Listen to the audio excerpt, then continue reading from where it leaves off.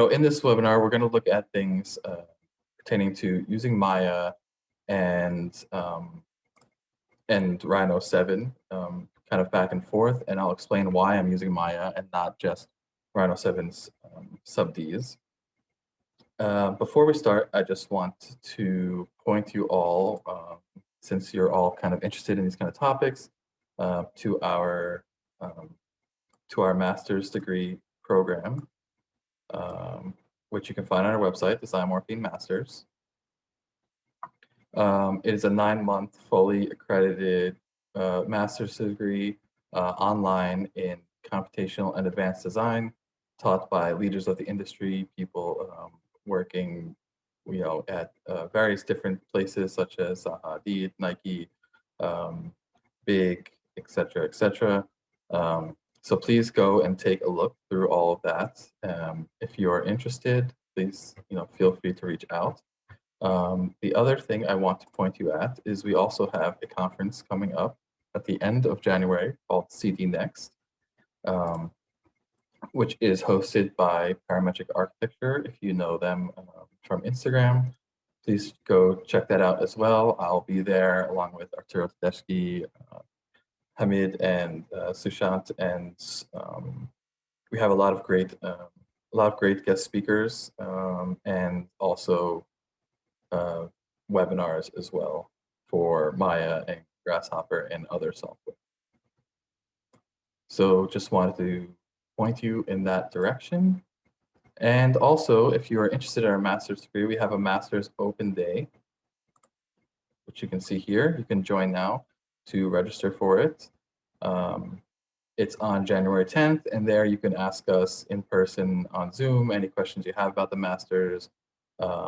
You'll learn about the masters from the tutors and have a presentation.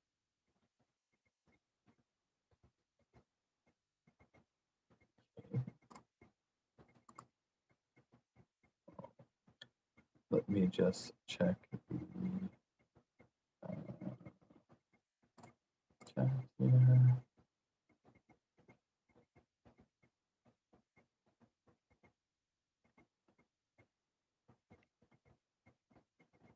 For those of you that can't hear me, I'm not sure why, because everyone else says they can hear me. Everyone's saying yes in the chat.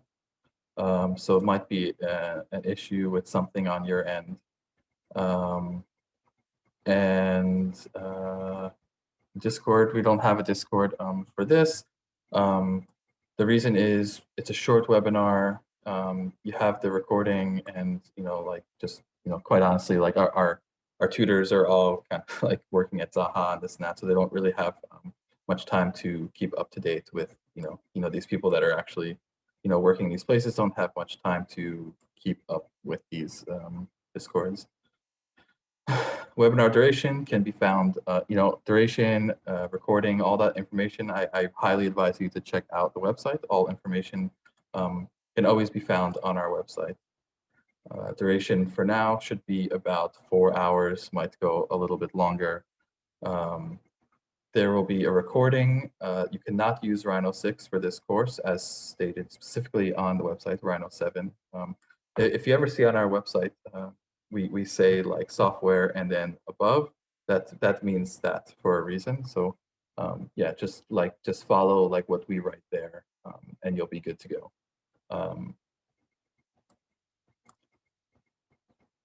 Yes, as mentioned on the website, you'll get access to the recording. Please always just check the website, and everything will be good. You'll have all the information there. Okay, so let me just check this. I have lower version of Maya 2.13 and Rhino 6. Will I be able to follow? Probably not. As we said, you need Maya 2.18 or above, and Rhino 7. Rhino 6 does not have the sub-D tools in Grasshopper that we need. Can you tell us our previous university? You will need a bachelor's degree to attend a master's degree. Recording will be shared after for 30 days as stated on the website. And let's get this thing going. So firstly, I just want to open up Maya And I just want to explain really quickly why I'm using, why I'm using Maya instead of Rhino 7 in this case. So let me just go here.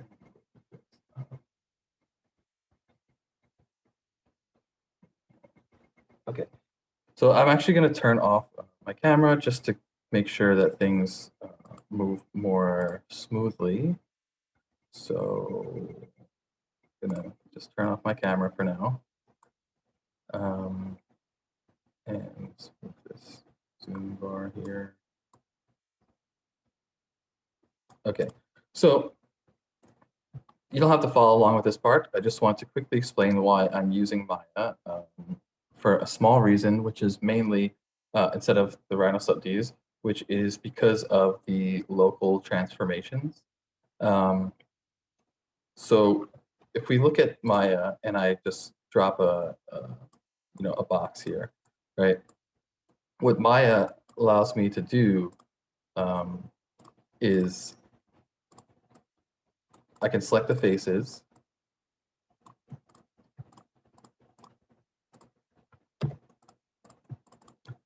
Right, and when I extrude them,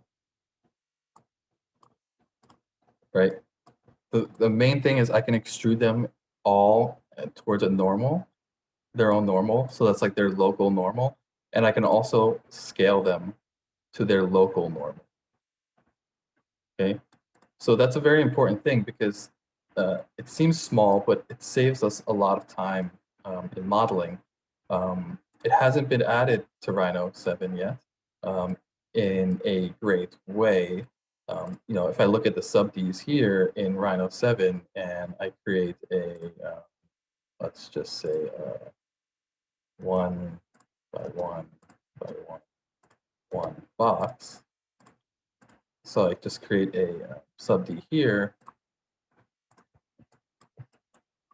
and go tab.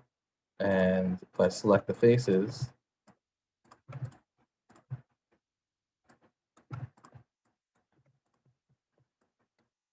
and then do like, first of all, I can't like pull it to its normal, so that's annoying. So I have to do them like kind of separately.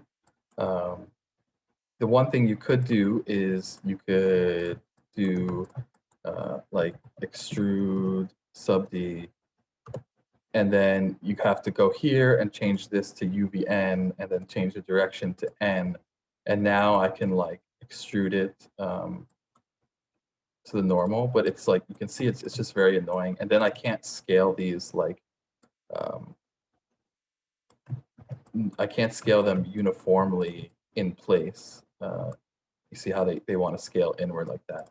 So that's like the main kind of reason why I'm still using Maya, because it just hasn't, the functionality just isn't there yet. I can do things one at a time like this, but it's just very inconvenient.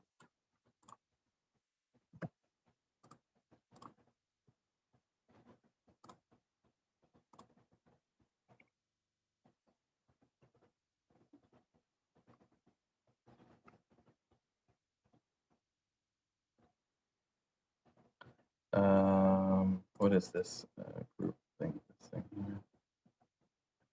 Okay. Sure. So let's get started with some Maya stuff. So have your Maya open, and I'll just go over like super basic UI before getting started. Remember, if you can't keep up or you can't remember something, it will be in the video. There's plenty of like intro to Maya videos online. So scroll wheel to zoom in and out. Alt plus right mouse button. Alt plus right mouse button, and moving the mouse lets you like zoom in and out. Alt plus left mouse button lets you orbit.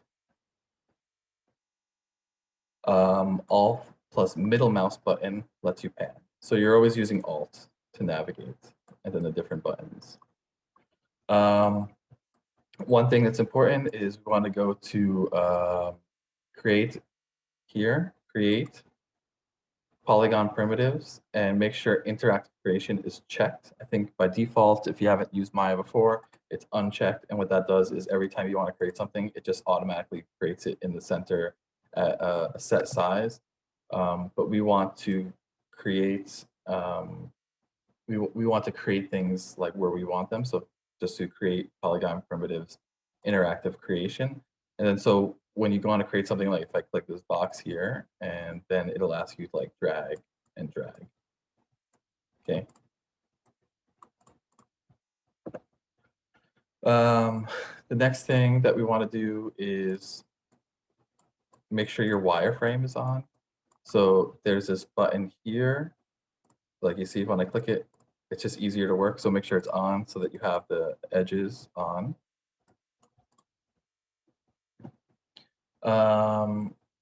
If you want to change your background color, you just press Alt and B, and it will let you cycle Maya's background colors. I like to use the gradient. You know, if we get a cube here, once you have a cube, if you go here on the right side to your channel box, so there's tabs here. This one's called channel box.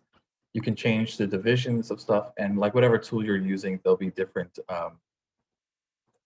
options there. And basically what you do is you can just select which ones you want to do. You can type a number, or you can just select them and then hold down the middle mouse button and drag. And you'll see it adds divisions. Okay. And then another way you can do it is also in the attribute editor, which is here on the side here. If you select the object, you can go to that, which is polycube 1 in this case, and you can change those with a slider. So here's a slider. So there's multiple places and locations to change different things.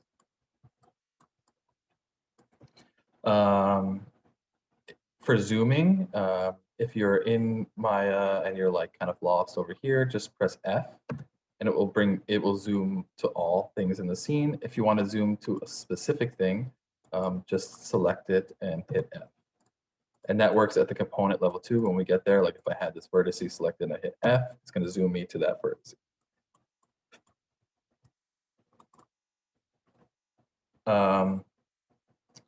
So the shortcut there, so the basic like kind of tools for manipulation are move, rotate, scale, which are you can find here on the side. There's the move tool, rotate, scale, but the shortcuts are W, E, and R. So if I select something and press W, you'll get the move gizmo.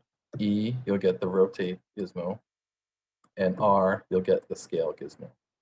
And then to quit quit transformation or whatever kind of command you're in, just press Q, and it will bring you out into object mode. You can also do that by clicking this this arrow, the selection tool. That will also get you out. So if we want to talk about the menu for Maya, if you select something and then you so basically select it and hold down the right mouse button, you get this menu. All right, and this menu basically, how this works is you hold down the right mouse button, and don't let go of it. And you can move this little line around, and then you just let go of it on the thing you want to do. So mostly in this right menu, you'll either be going to edge, vertex, or face, and that's the mode you'll be in. So if I wanted to select faces, I would select this object, hold down right mouse button, and then bring this line to face, and then just let go. Okay, now I'm in face mode. Now I can select faces. If I wanted to go to vertice, hold down my button, go to vertex. Now I can select vertices. It takes a little bit getting used to, but once you get used to it, it's actually pretty efficient to, when your muscle memory gets there, to just like switch between these different modes. And then to leave, again, you can press, you go here and you go with object mode. And that will bring you like to the full object selection mode. Now, when you're in a component, so if I go to face and select a face, if you do now, if you hold Shift plus right mouse button, you'll get the commands for that that thing. So if I go here and for that face or vertice or edge for that component type, you'll get the commands there. So like now that I'm in face, if I do Shift right click with faces selected, I can do things like extrude a face, poke a face, bevel a face, add divisions, you know, all the things that have to do with faces. And again, you just let go of the right mouse button on the command you want to enter.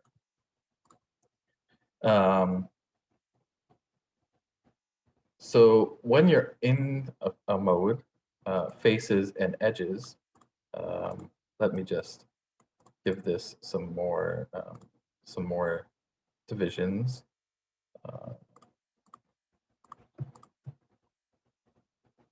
Okay, so when you're in a type, so faces, for instance, you can do loop-based selections, and the way that works is you select a face, and then double-click on a face next to that face, and you'll select the entire loop. You can also start and stop a selection by selecting a face and then double-clicking where you want to end in that loop. It has to be in the loop. It can't be up here. Like, so if I go here, it's going to select from that face to that face in the loop. Not if I did like something like that, it's just going to select the whole thing because they're not in the loop. That works the same with edges as well. So if I click an edge and then double click on an edge next to it, I'll get the entire loop. If I select an edge and then double click another edge further away, I'll select just the edges there in that loop. When we're working, an important thing to know is that a shortcut for repeating commands is G. So you don't have to keep going to this menu every time if you're doing something repeatedly. So for instance, if I were to Shift, right click, right mouse, extrude face, if I were to extrude this and I wanted to extrude it again, I don't have to go back to the menu. I can just press G and drag again, G, drag again, G, drag again. Right, so that's what that does. It just repeats the command, even if you leave the selection. Okay, so G will always be like your last used command. Another little hidden thing, or maybe not so obvious, is if you want to scale things uniformly, just select and then press R to use scale. The center one is going to be your uniform scale, the little cyan box. And when you're extruding, actually, there's a trick that if I extrude, you can extrude, and then without leaving the extrude command, if you click on one of the scale block, like if I can just scale like this, it'll just scale that way. But if you actually click on it, you see a cyan one appears, and then you can get your uniform scaling. And as I mentioned before, that works with normals. So I can even do like, I don't know, these two, extrude them, and then click, and you see I have a local scale transformation. Okay. So another thing that I want to mention is soft selection. Again, so we're just going to go over some basics, and then we'll get into the exercises. But this is just very basic stuff here. And a lot of this you can just find online, and you'll have this video recording. It takes some getting used to Maya's UI and the way that the menus work, especially this menu. but I'm telling you, it's faster even than Rhino. Like once you get used to it and you're just like, your muscle memory knows where to drag, you kind of don't even really need to look at it anymore. So if we go to vertex mode, so we're just going to right click and vertex mode, you can move vertices around. So select vertice, press W, you get the move tool. But another thing you can do is soft selection. Now, if you select this and you go to the modeling tools menu here, so if you go to the modeling tools menu here, you'll see that there's a soft selection dropdown. So that's your soft selection menu. You can select it, turn it on like that.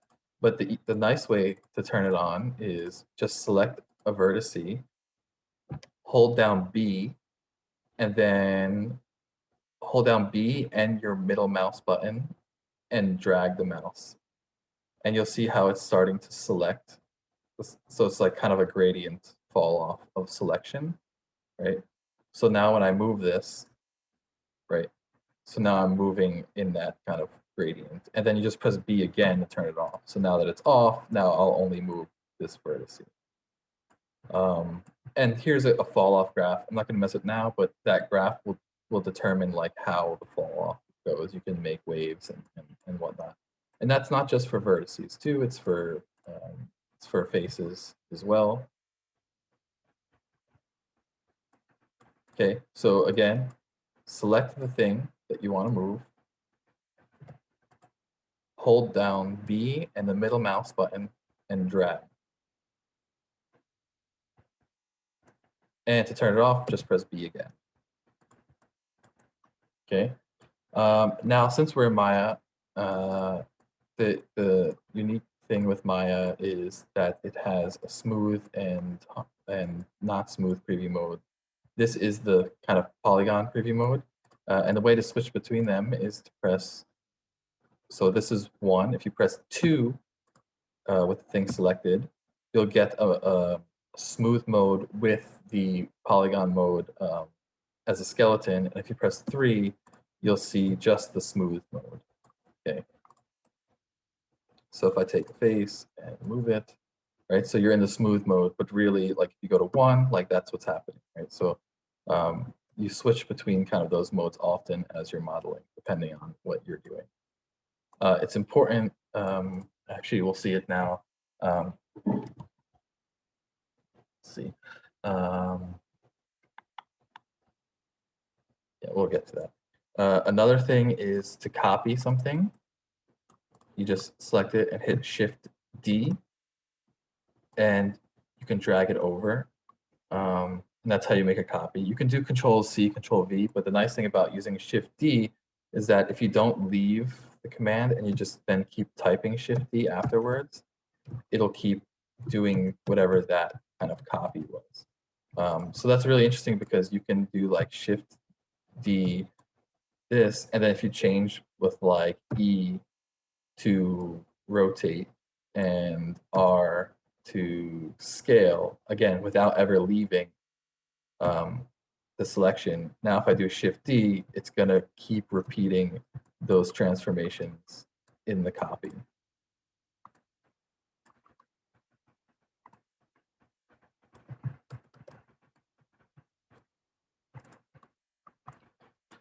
Okay. If you wanted to hide something, say I had 2 of these. If you want to hide something, just select it and hit H. And the way to get it back is in your outliner here on the left, or it might be somewhere else on yours. Here's all the things that like have been created. And if I go here, if it's like turned off like this, that means it's hidden. So you just select it and hit H again, and it will bring it back. So select the object, hit H to hide, and then select it in the outliner, hit H to unhide. Now it's important to note that this object is not really smooth. This is just a preview of smooth. If I were to export this, as an OBJ, it would export. Oh, I have things on top of each other. There we go. It would export like this, right? This is just a preview and the way things to go fast. If you actually wanted to export a smooth mode geometry, what you need to do is select it in smooth mode. It has to be in smooth mode, and you go to modify, convert, and then smooth mesh preview to polygon. So modify, convert, smooth mesh preview to polygons, and you'll see like that you'll get a bunch more faces. So now that's actually, so if I export that, it's going to export like this, because now it's this, that's how the real geometry is. For the most part, you don't do that unless you need to export. You wouldn't really work in that way. It's too many faces. So if you want to export something smooth, that's the only time that you would do that.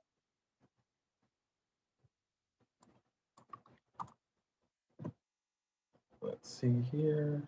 Okay, so I'm just gonna, now if you're making something like a box, I'll select it here. If you hold Shift while you create it, you can create a uniform sized box. So hold Shift, and then as you're moving your mouse back and forth, you'll create a unisized form sized box.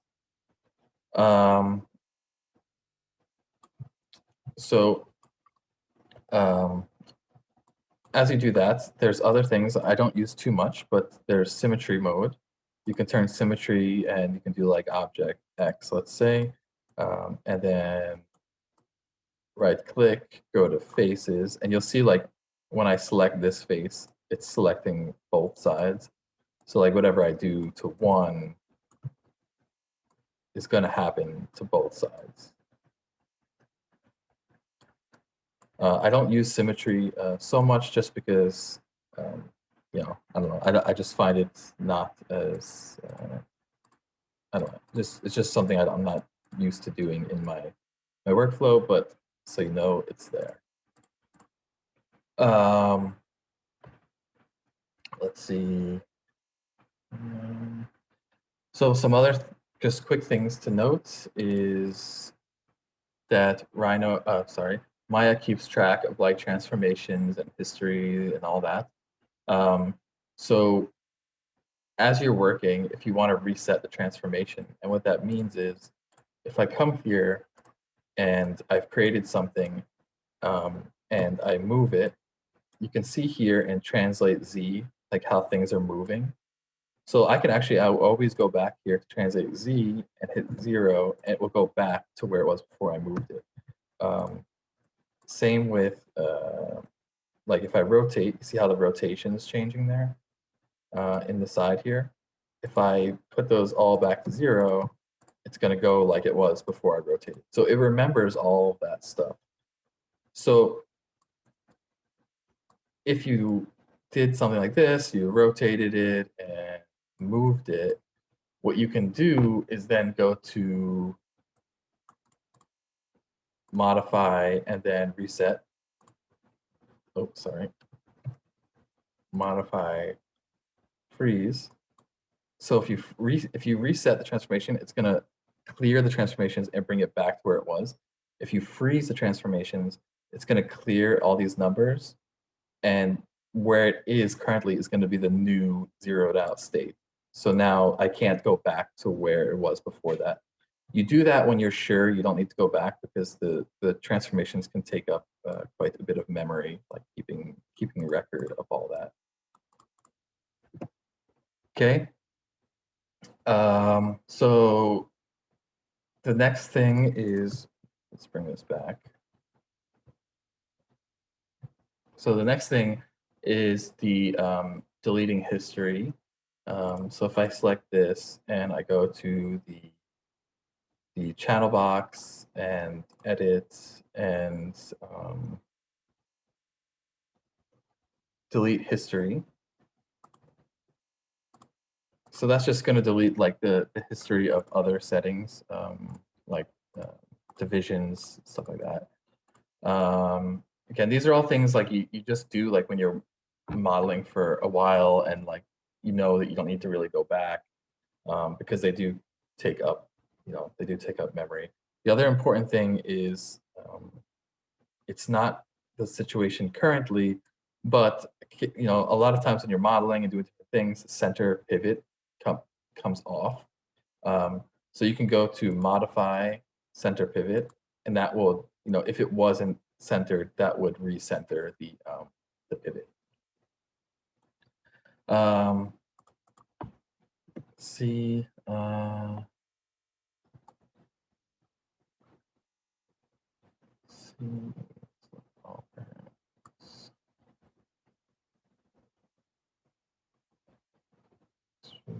Let me just check the chat.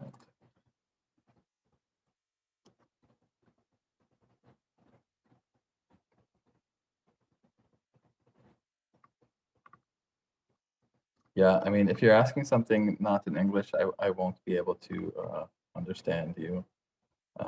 So sorry for that.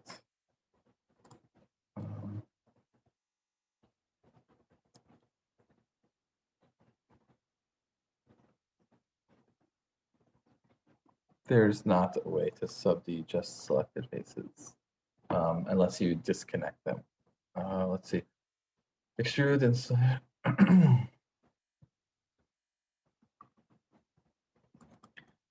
yeah, so that's just kind of like some basics to get you into like just some stuff there about buttons, selection, and whatnot.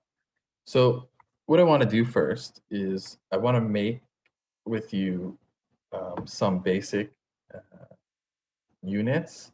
Basically, the workflow of the webinar will be like, we'll make these units in Maya, and then with Rhino Grasshopper, we will, with Pufferfish and whatnot, we'll look at different ways to like propagate these units onto different objects.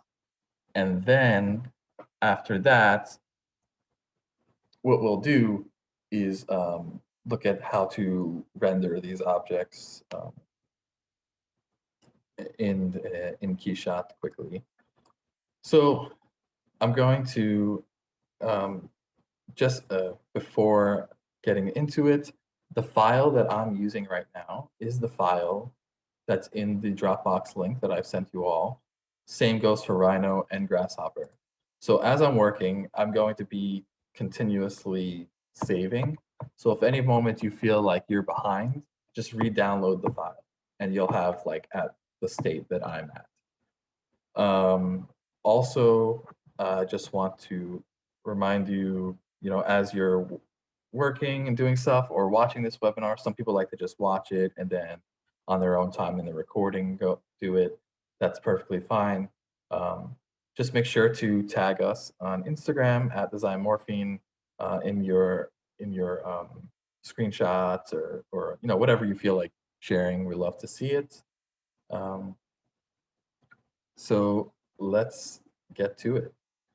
So the first thing that I want to do is I want to get a box here. So I'll get a polygon cube. And I'm going to hold Shift and drag. The scale doesn't matter, so just whatever size, as long as it's uniform. And then we have our polygon cube. And I'll select it and hit F just to focus on it. And what I'm going to do is I'm going to hold down the right mouse button, go to face mode, and then I'm going to select, and then double click to select all the faces around. And I'm going to do Shift, right click, and extrude face. And the blue arrow in this case, because these are normal directions, these are not world directions, even though it looks like world. The blue arrow in this case is always going to be the normal of the face, right? So if I start dragging out, you see how it all drags out. If you drag in, things start to get weird. Don't do that. So we'll just drag outward like so. And you'll see that everything's connected. Now, if you see on the extrude menu here that pops up, there's this keep faces together option. I'm going to turn that off so that we can extrude without keeping the faces together. Okay, so on, off. Makes sense? So we'll just drag that all out. Let me, for some reason, everything got selected. So let me just, okay. So drag these out. And then what you want to do is click on any one of these scales icons, the blue one, the red one, or the green one, to get this centered cyan box. Left click on the sandbox, hold, and then drag the mouse left or right, and we'll get something that looks like this.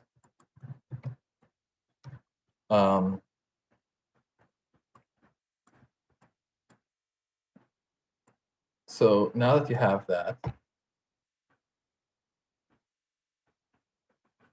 what we'll do now is I kind of want to make this like, and I'm kind of freestyling a bit here too, so you know things might not be perfect. You know, just kind of going with it. It's kind of the way to do it. So now what I'll do is I'll select this top face and this bottom face, and I'll press R, go into scale mode, and I'll scale those uniformly in, you know, something like that. Just, you know, just to make it like a thin kind of X shape. Okay. And the next step is we're going to add some kind of inward divisions to this face. And we can, you know, so what you do is you select it, shift, right click, extrude face, but don't actually pull up. With extrude, you can extrude inward too by directly going to scale. So just select on one of the scales, select the cyan, and you'll see like we can extrude the faces just like inward on the place there. And then we'll press G, and we'll just do it in the G, G, G. So you get something like that, okay?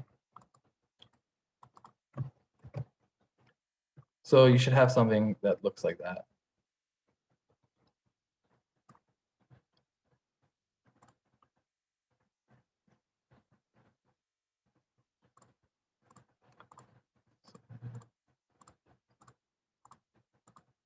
Okay, so now you have something that looks like that.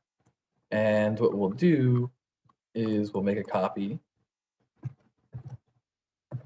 with Shift D, and then just drag over a copy, because we need two of these objects, because we'll be blending them in Grasshopper. And this is like going to be my like test object. So it's a more simple object than the next object we'll make. I like to make one of these because it's a little bit lighter in polygon count, so we can see what's going on in Grasshopper. And then when we like kind of the way things are working, we can switch to the kind of more complex Grasshopper component. So just take the faces. So what we're gonna do is we're just gonna play with like extruding this thing. Sorry, not extruding anymore. Now we're just gonna be like just modeling. So what I'm gonna do is I'm gonna select a face and double click to select the whole loop. And I'll just select all this. Oops, don't wanna, if you press hold control and select, you can unselect. Okay. And you see I accidentally selected some stuff down there somehow. That happens sometimes. And we'll just drag this up. And let's see here. Again, like I'm just modeling freely here. So let's do this up. And then maybe we can bring these faces out. And now I'll switch to edge mode and select these edges around here and hit R, and I just kind of want to like give this thing some, it might look weird for a second, but actually better to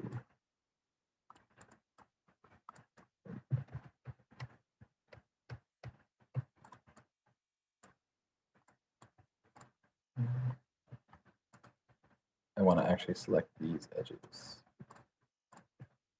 We'll just select edge, double click, and we'll just scale it out, scale uniformly, and then select these edges, drag them up. Just trying to create like some kind of bigger shape. Actually, if we switch to 3 mode, we can see like how it would look. Oops. There we go.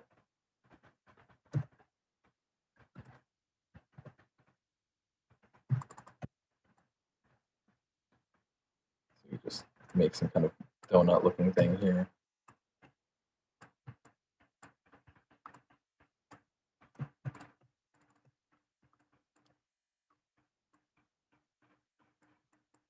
I like these kind of like, I don't know, mushroomy shapes, like just to view how things are working. When we start doing the scaling. It's important like to make sure to also view it in 1 mode, because we don't want to really go past these connections, let's say. So we'll just do it like that.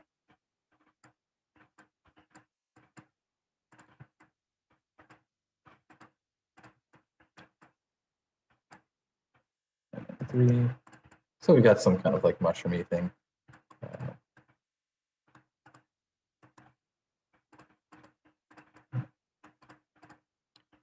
And actually, what we want to do is also go to face mode. So right click face, and I just want to delete these faces.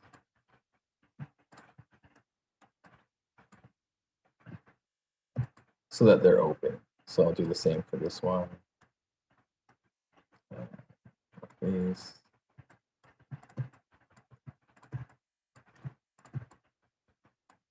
Delete.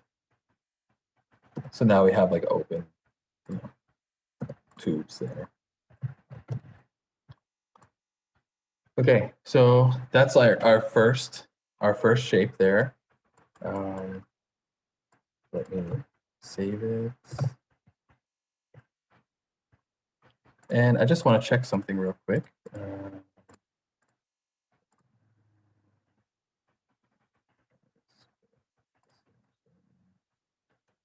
We'll go to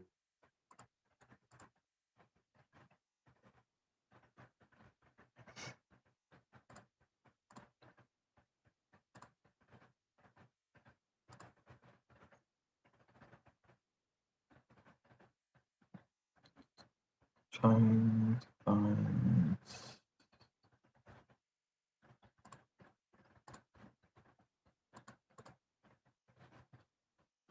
very weird. Okay. I'm just going to export these real quick and put them into like that OBJ folder that we had. So let's say this is unit A-1 and export as OBJ. I'm just going to put it on my desktop and then file, export selection, and then unit A-2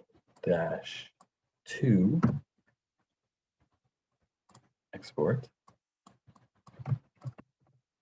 Okay, so let me drop that in the folder for you.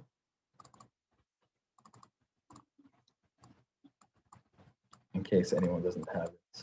I don't need the materials files that Maya creates, so that's in there. And I actually just want to show you what happens when you bring those in Rhino, just as I was talking about before.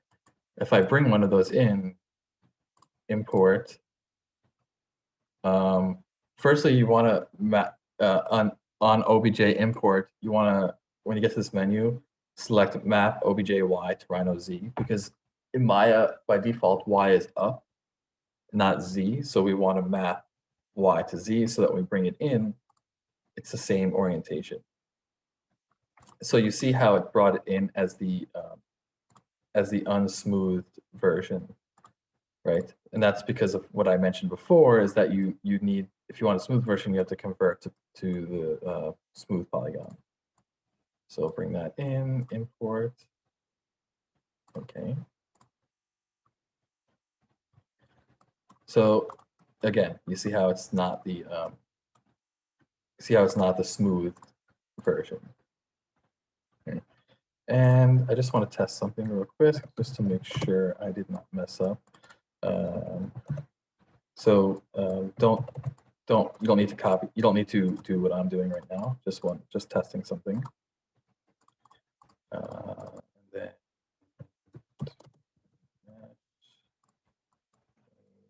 okay, good.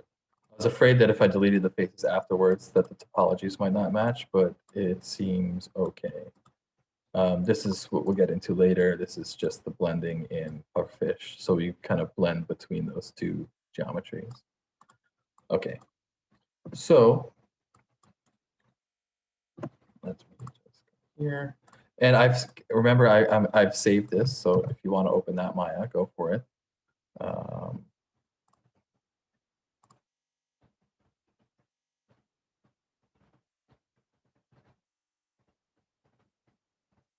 Short key plugin. I don't have a short key plugin, but I'll say them above.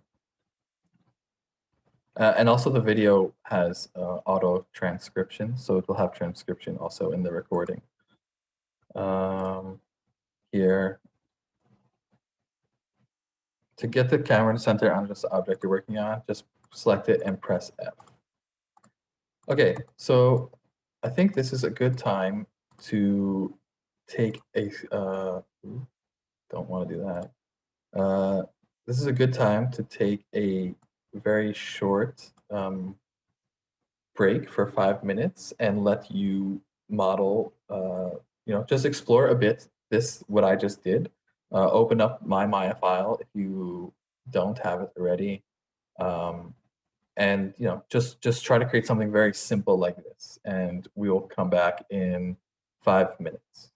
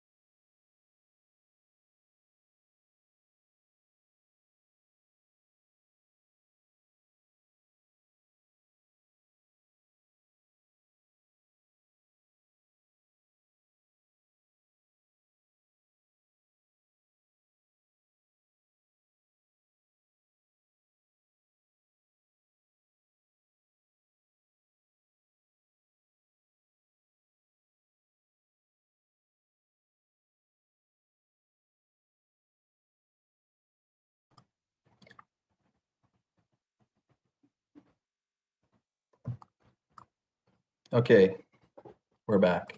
Video did not freeze. As we mentioned, we're going on a break.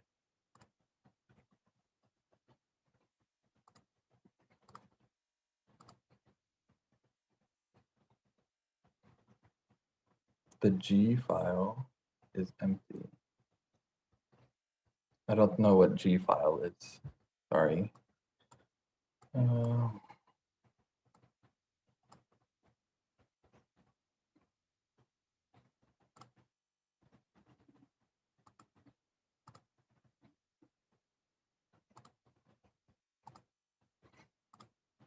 Let's see the chat.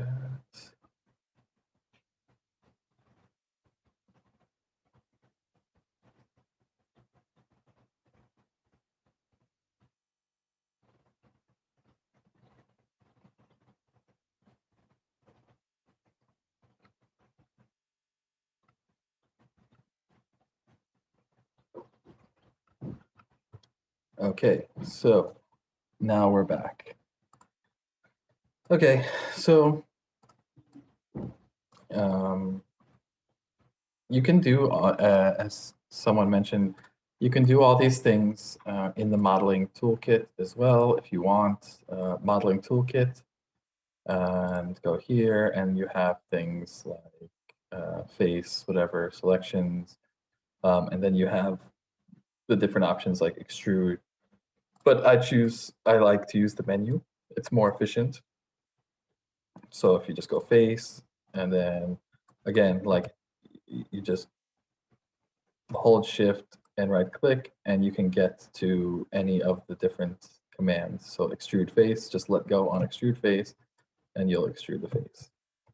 But we don't want to do that right now. So these two, keep them. We'll use them later. And so now let's move on to a more complex, geometry. So let me just check this again. There are a lot of monochrome. Is there a more suitable one power sign? Oh, we have to learn them all. Learn as many as you can. That's my suggestion. They're not so difficult. Once you know one, the rest kind of follow suit. It's modeling in one thing is pretty similar to modeling in another thing. Inner ring edge loop. To select edge loops, just go to edge. Again, there has to be a loop. So if you can just select it and then double click. In this case, I think I broke it. So here should be, and then you just double click and you can select the whole edge loop. The way that I did that, I'll just do it again on this face here. Just select the face, shift, right mouse, extrude. Don't pull up, but just click one of these scale buttons to get the cyan scale, and then just scale it inward. And you can just press G to repeat, and then repeat the same thing. Select one of these, use a cyan. G, select one of these, use a cyan. So that's how you do those kind of inward face extrusions. Okay, so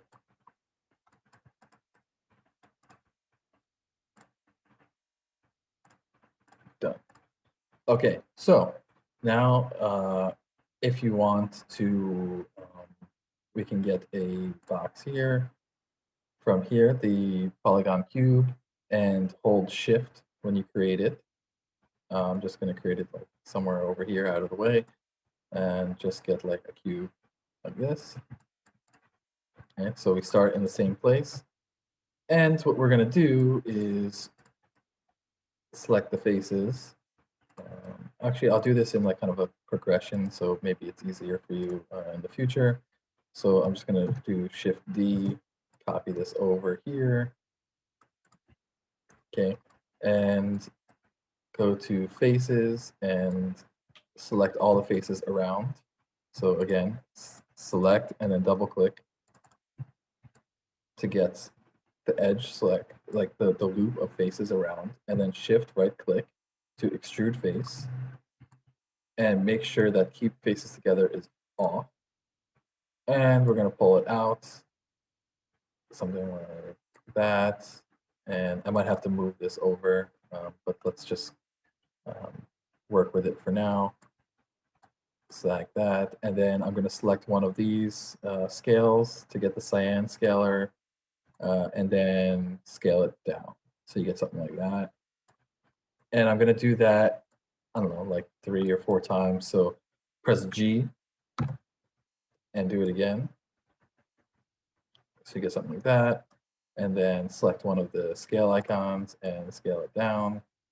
Press G. Do it again.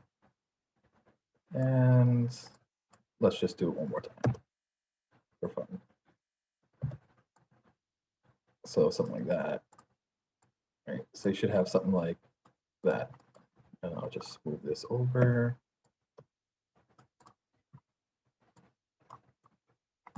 Save. And let's just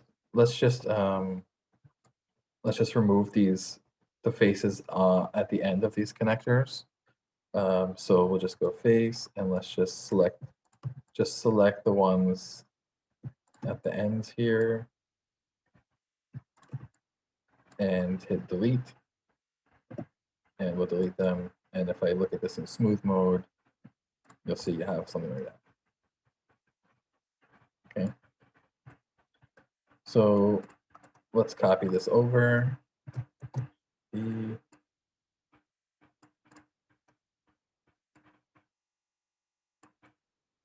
Now, what we'll do is we'll add like just a little bit of detail. I'm not going to be able to get into like crazy amounts of detail because obviously that takes time, but we'll add a little bit of detail just so our unit looks a bit more interesting than this test unit here.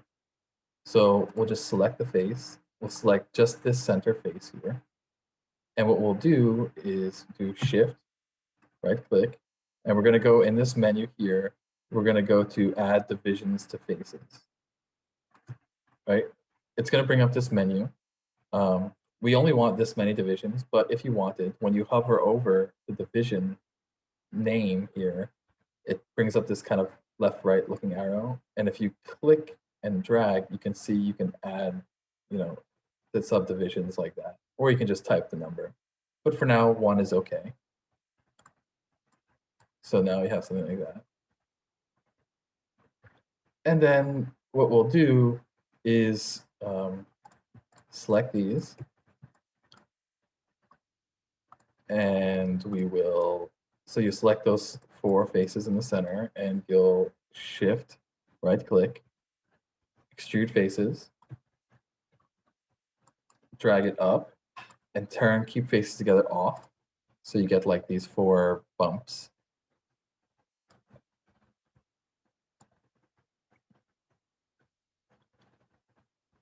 Okay, so I'll just go back, press 1 to go into this mode here.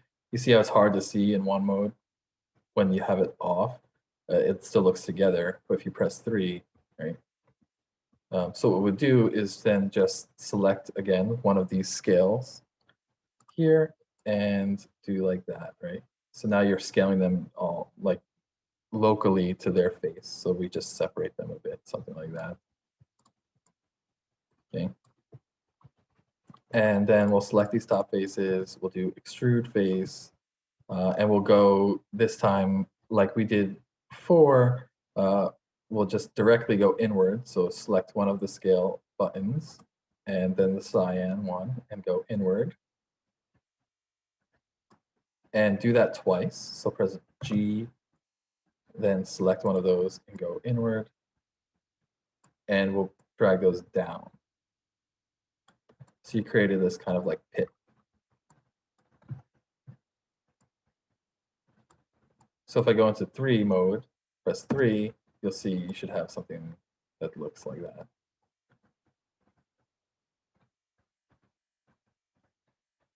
And of course, you can add more edge loops to the edge if you wanted that to be tighter. But for now, I want to stay as minimal as we can, just for the sake of when we get the Grasshopper, like, we don't want things to be too heavy. So something like that will suffice. Just remember, I'm saving as I'm going.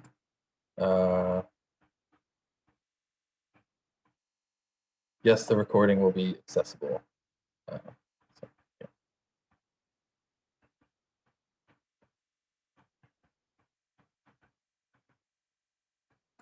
Yep. So if you guys could stop using the raise hands button, we'll use raise hands later when we want to do like a live chat. But if you have any question, just type it in the Q&A for now. Okay, so now you have something like that.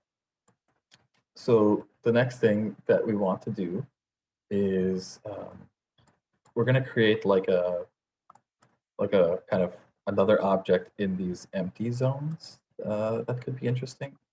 So go to object mode, and I'm going to just Shift D because I just want you guys to have like the progression here, so you can see the steps. So I'll just copy. It's good to do that anyway in case you your history gets messed up, or it's good to make copies.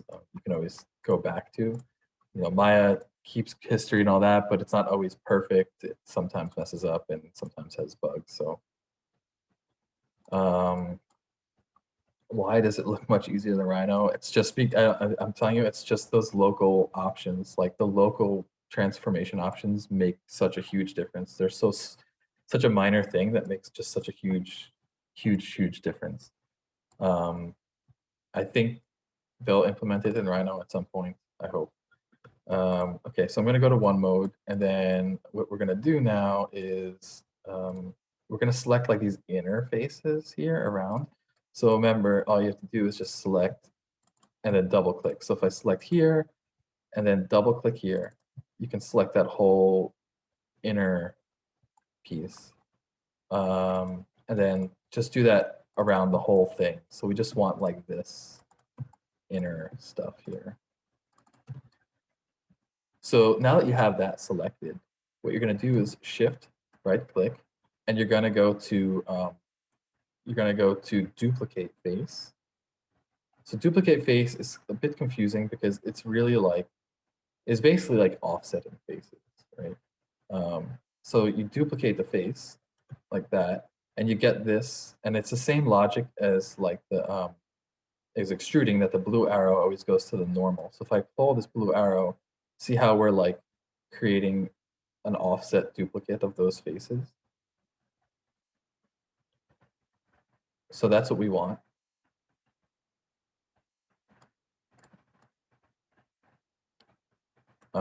Yeah, something like that.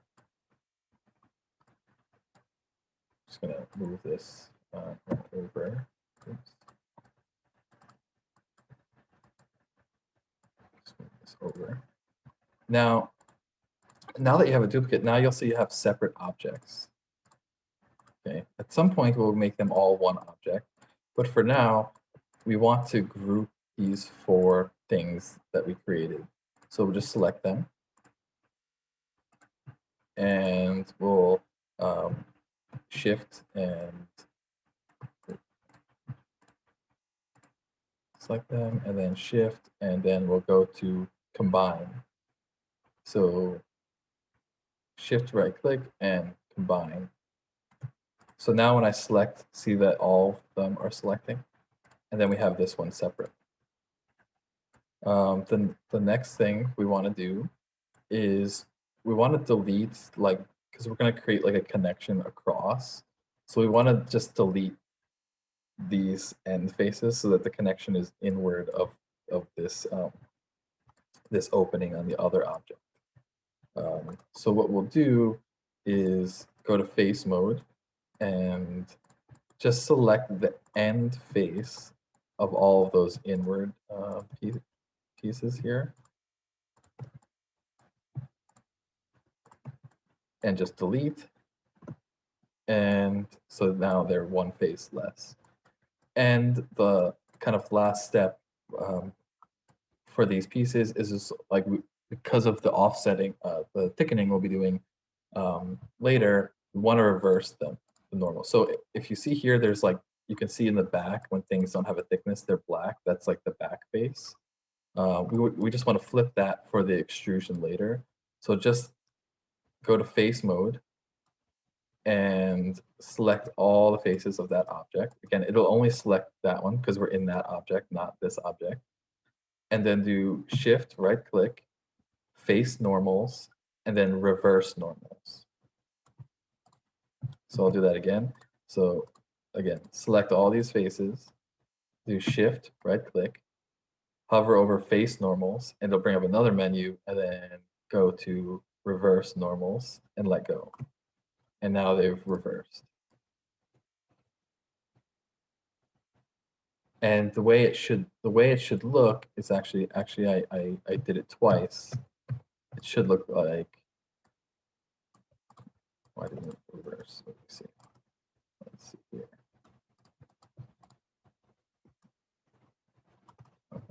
Face, and then face normals, reverse. There we go. That's how we want it to look. So we want the dark edge, dark faces in. Here. Okay. And then I'm going to make a copy here. So let's just select both of these, do Shift D, and just bring over a copy. So the next thing I want to do is I want to close up these inward faces. So I'm going to go to edge mode.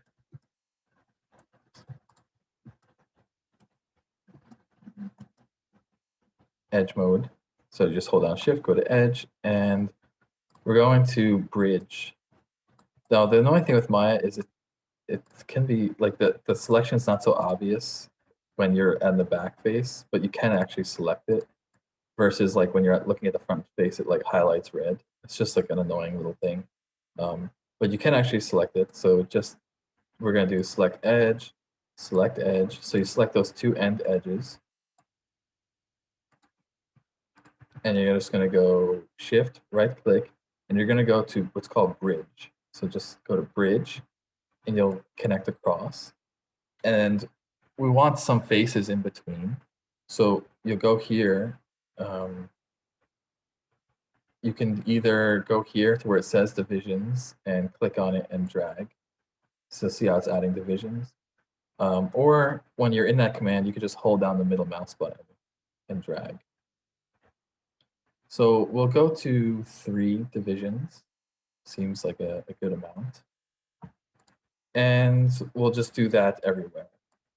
So we'll go back here now and we'll do that here.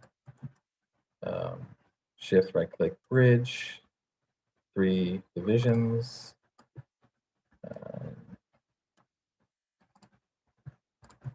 Shift, right click, bridge, 3 divisions, and then Shift, right click, bridge, 3 divisions. Okay, so now you have your 3 divisions everywhere.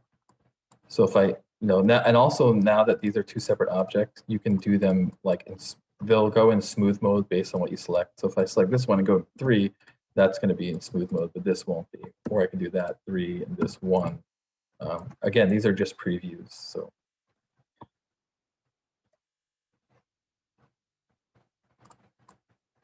okay, so I'll just go back to, and we can go to 3. It's fine, whatever.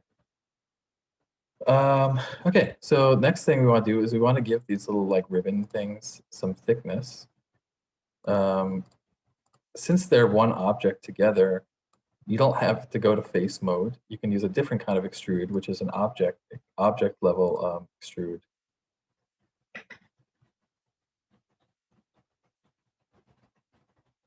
Would it making this geometry in Grasshopper be faster? No, and not as editable. And Dropbox link here. Dropbox link is in the chat a few times, all the way at the top of the chat, and also in your email. And someone has shared it with you. Thank you, Arjun.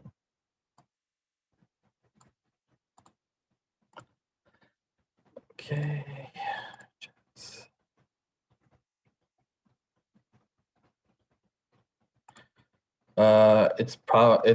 I mean, I don't know 3D Max so much, but I imagine it's similar since they're both Autodesk. I just, I prefer to work in Maya. Okay. So now just select this outer object and shift right click. First, make sure you're in object mode. So just go to object mode, right click object mode, select the object, shift right click, and you'll see in object mode, there's an extrude, right? So that's like a solid extruder of objects. So if I select that and then drag this, you extrude it. And I want to extrude outward so that we're like kind of closer to this piece here. So we get like a smaller kind of like looking gap there. It'd be interesting. Okay. So now that you have that, the next thing that I want to do is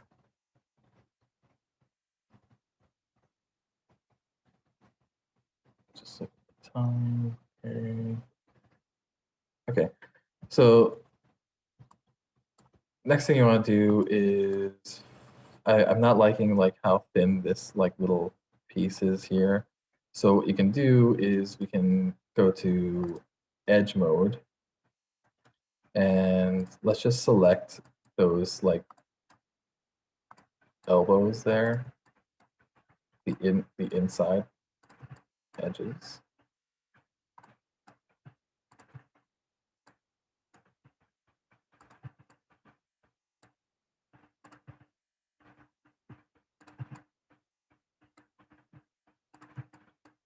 And we'll go into scale, and I'm just going to scale those like kind of in just to like thicken them a bit with the uniform scaler. And I think I just want to like thicken. I think I want to bring all these ones in a bit too. So I'm just going to select all the rings in the inner rings and select top and scale and just like bring that. Kind of want it like something like that, let's say.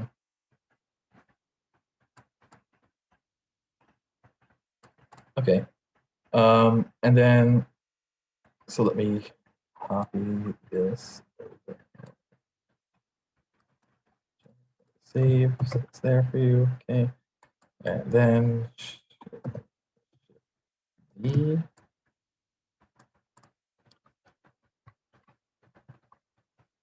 So now you have this kind of thing like this. Next thing I want to do is just start to like sculpt a bit, and you can do whatever you want. You don't even have to be symmetrical. I just like the symmetry. The only thing to make sure is just make sure you don't change these ends of this object. You can change anything in the middle or anything with these, just don't change those ends because later on they'll need to connect to other units. So I'll just sculpt a bit. So I'll just go to edge and select edge, select edge, select edge, select edge. So I'm just selecting those inner edges there. Go to scale and I'll like just thicken them up a bit. Kind of like how that's looking. And then I'll select this whole loop here around.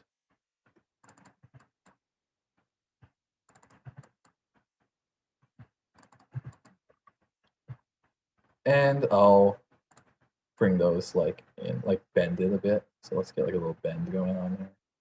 Be cool.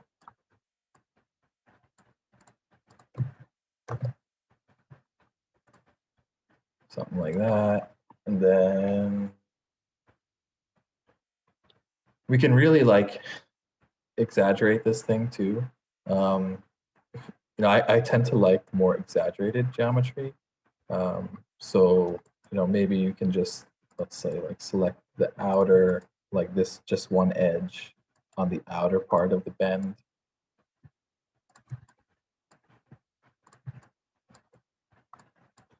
And do like this, like just bring that like out like something like that. And we can go to vertex mode, and you can select like the top and bottom of these end vertices.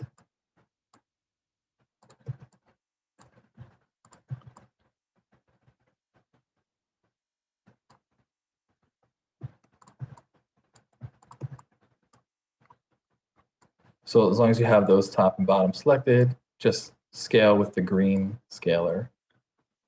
Just to like kind of, I don't know, like inflate them a bit. Let's get weird with it a bit. It's nice to be a little like, just a little weird. So, you know, something like that looks interesting to me.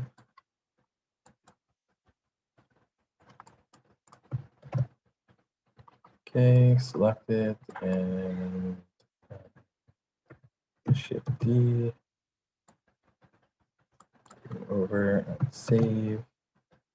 And I think I want to add like a bit more detail to this object here.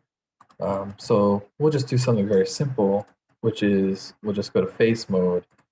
We'll select these faces around, and we'll do add divisions to faces. So shift right click, add divisions to faces. And so now you have those faces there that look like that. Now, the easiest way to use Maya is to not exit the selection. So see how it's still selected? I don't want to exit that selection, or else it's just going to be annoying to select all those faces again. So while they're still selected, I'm going to do Shift, right click, extrude, and keep faces together off, and just pull them up and get like a little kind of like bumpy kind of texture there. And remember, when you go to one mode, how they're like kind of like look like they're still together. That could be a problem when we do things like welding in Grasshopper and Rhino. So what you want to do is, again, like click this little thing up here and scale them inwards, something like that. And if we go to 3, something like that. So you got this really like bumpy looking texture there. And of course, you know, if you had a lot of time, you can make this thing look really, really cool and super detailed. But you know, for the time we have, and that's why I suggest like to explore it a bit yourself too when you're checking out the videos and whatnot. Objects. It's just going to save. Okay, so here's where we'll create now from this unit. What we'll do is we'll create like two different units, and then those will be the units that we'll like morph with. Okay. So now that I have this, what we can do now at this point is we can just combine them together into one object. So again, combine just means that they're like considered as one object. It's not actually physically combining them. So just select them both, shift, right click, and combine.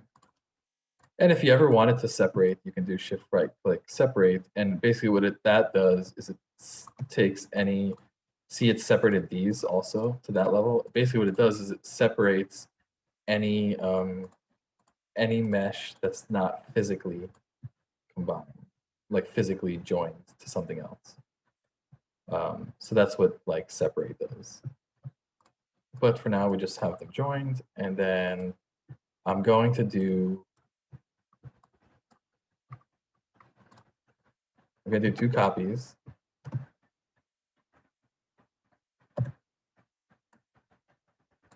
So I'm going to copy one here, And I'll just move it a little bit away, and I'm going to copy, I'll do that.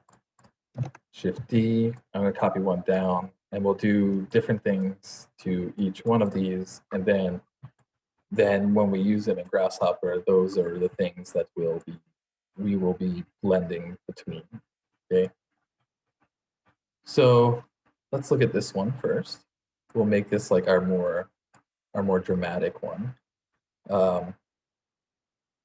So what I'll do is I'll look at it kind of like from the top, and I'll go into vertex mode. So vertex, and I'm going to select this middle vertex, hold down B and the middle mouse button and drag. So we get our smooth transformer. And we want the fall off to be, let's say it's like something like that, something like there. And then I'm going to go to scale, and I'm going to scale it uniformly, and you'll see how it's like kind of it's almost like inflated. So we'll just kind of like puff that up to get like this kind of more puffy thing here.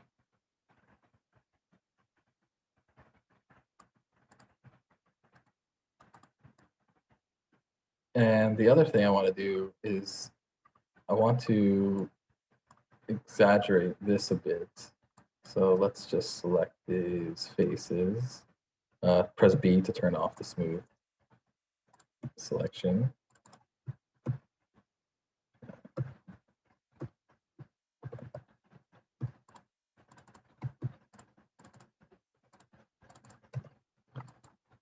And we'll just like move these up, and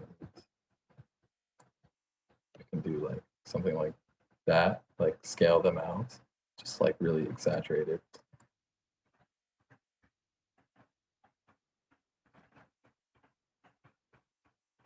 And then we'll grab this edge here, say like something like this. Again, I'm just kind of somewhat making this up along as I go. Feel free to take liberties into what you want to do with it.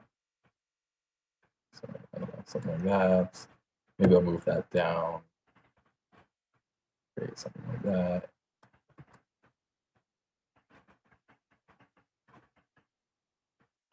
This like more kind of flowery looking thing. Then we can take this edge here.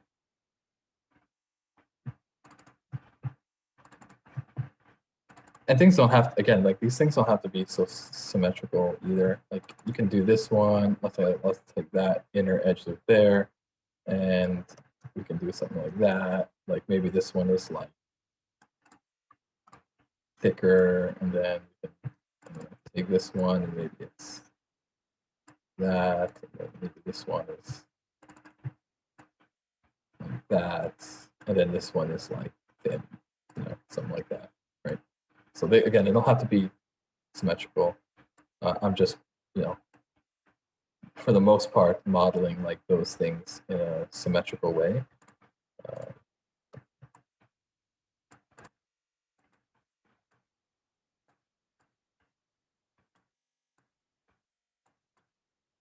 If you see something like this, like you see how it turned black there, that means that your faces are intersecting each other. You want to avoid that.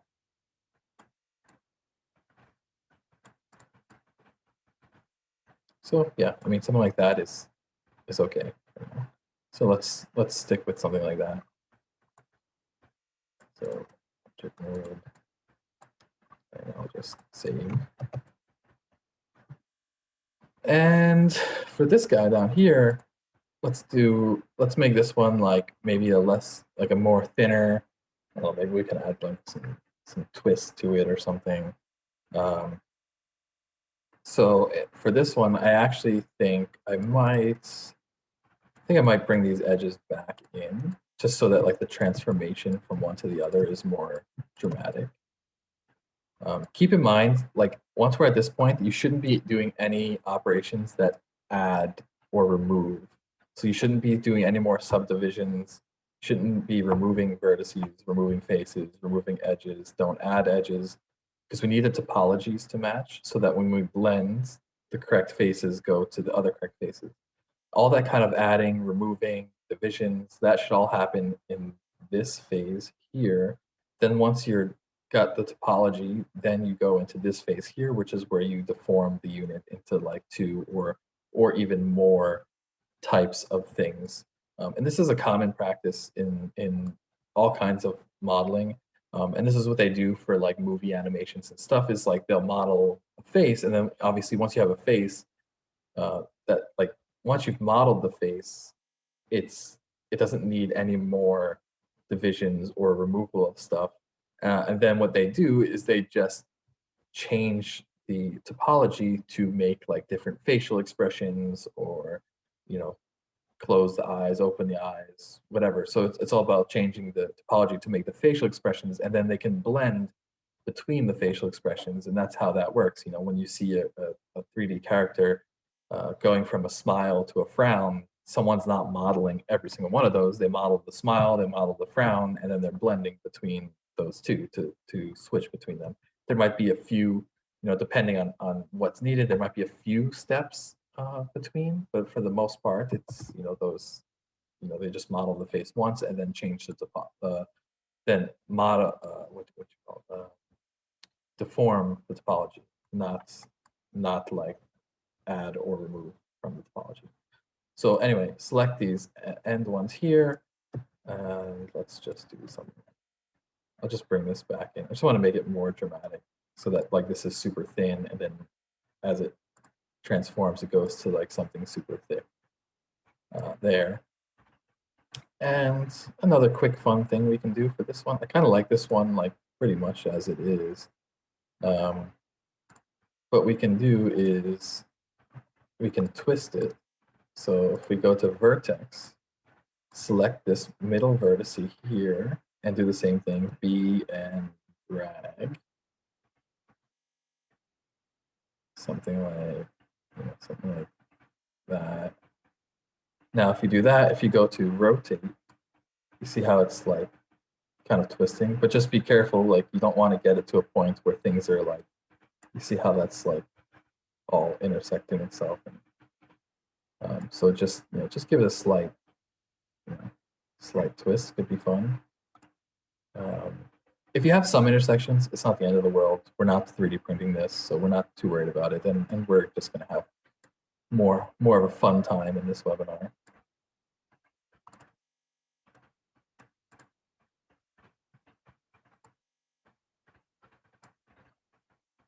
So that's our 2 units.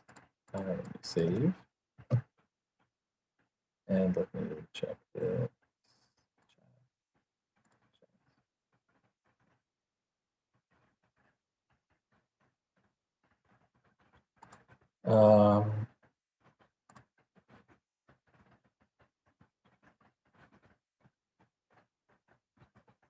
If your window doesn't appear for extrude, then you can do, if I go here, if I do shift control click, let's see, extrude,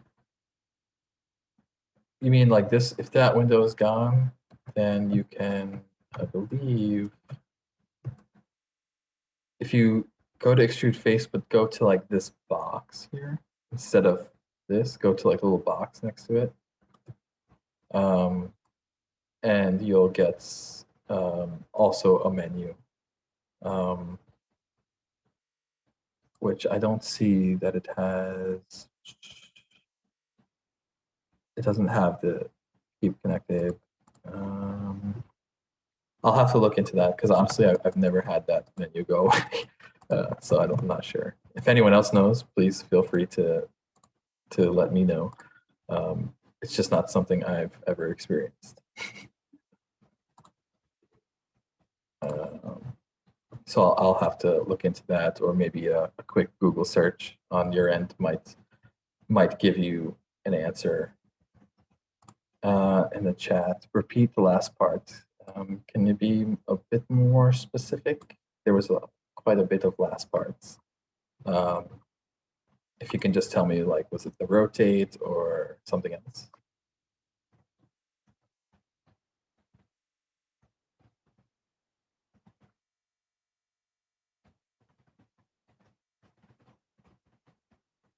Okay, the rotate. All right.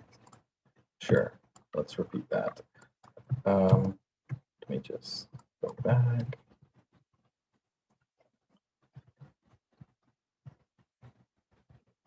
Okay, so go into vertice mode. So if I go here, just go click the object, go vertex, and then select just the middle vertice, and then hold B and the middle mouse button. So hold them both down, and while they're both held down, move the mouse to the right or to the left to change like the scope of the fall off. And now you have a gradient selection. Then press E to go into the rotation gizmo and rotate.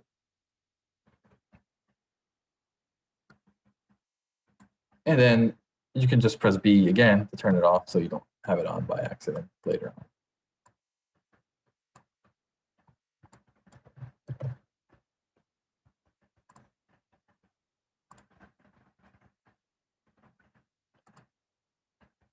And I'll just point you guys to this soft selection graph here. If you let's look at that for a second. If I select something like a vertice, like here, once you're in soft selection by pressing B and something like that, you can change the graph, and you can see how the colors change on the mesh. Right, so that's like going to be like a wave.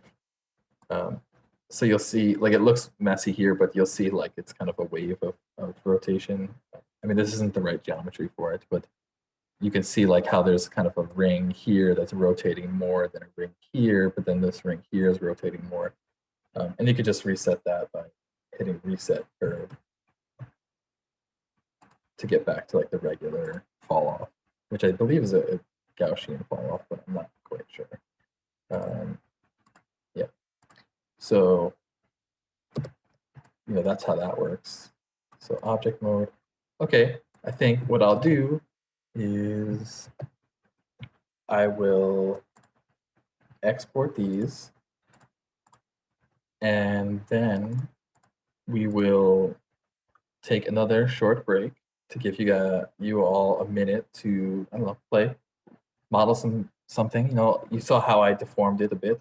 Just like super important things to look out for. Try to look out for things that are intersecting themselves, and absolutely do not change these openings, the 4 openings at the end for both of these objects, because they need to connect to each other later on.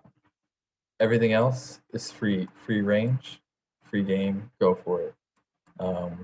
Have some fun with it, and remember also, don't add or delete things.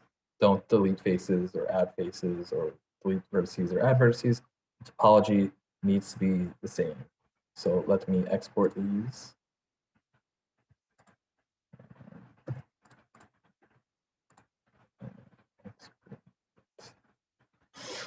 Export selection.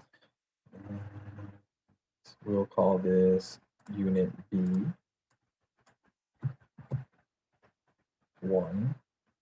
Actually, I'm going to call the bigger one 2, because that's what we did before. We called the bigger one 2, so I'll call this 2. Unit B2, export, and then this one too, also file, export selection. We'll call this the thinner one. I'm going to call unit B1. So let me save so that you all have it, and let me put these objects here.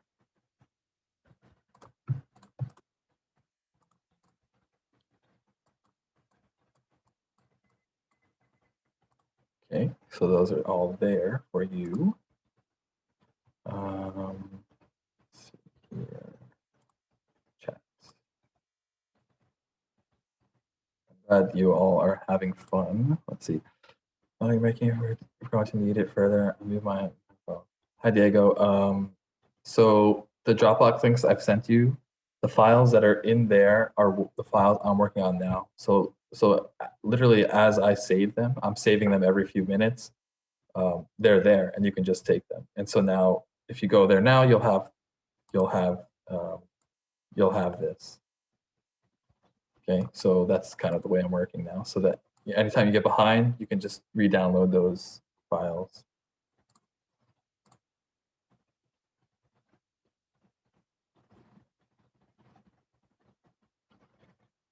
You should export without converting to smooth mesh, because in Grasshopper, we're going to be using the low poly meshes, and we'll be smoothing it in Grasshopper. If we weren't smoothing in Grasshopper and you just wanted to bring this in somewhere smooth, like KeyShot or something, then you would need to do that, which is to go to, you would need to go to select it and go to modify, convert, smooth mesh preview to polygons. And so now it'll look like that, and then it'll export like that. But for our purposes, we need the low poly version. It's just too heavy to morph and propagates high poly stuff. And then we need them to connect together, and then so that when we smooth them, they're smooth together as well, which you'll see. Okay, so again, the screen's not frozen. We're taking a break, so ready here, 5-minute break.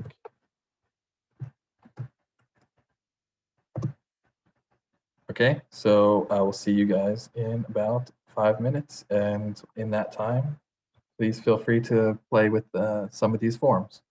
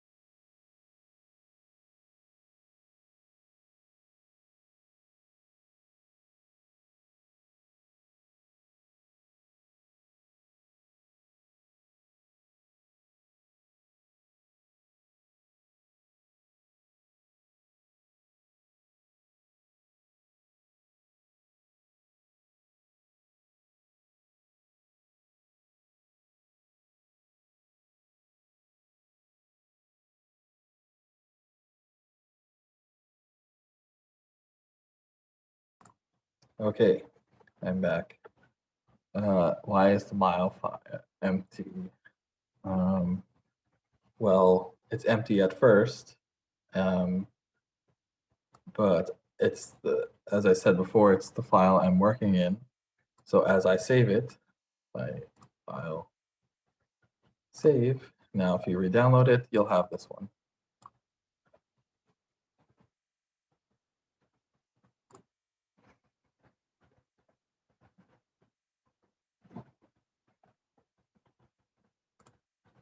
Let's see.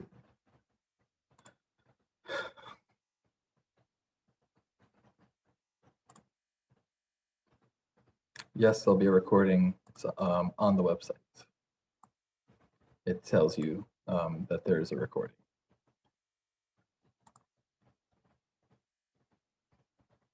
Is there a way to export the mesh by retaining the creased edges?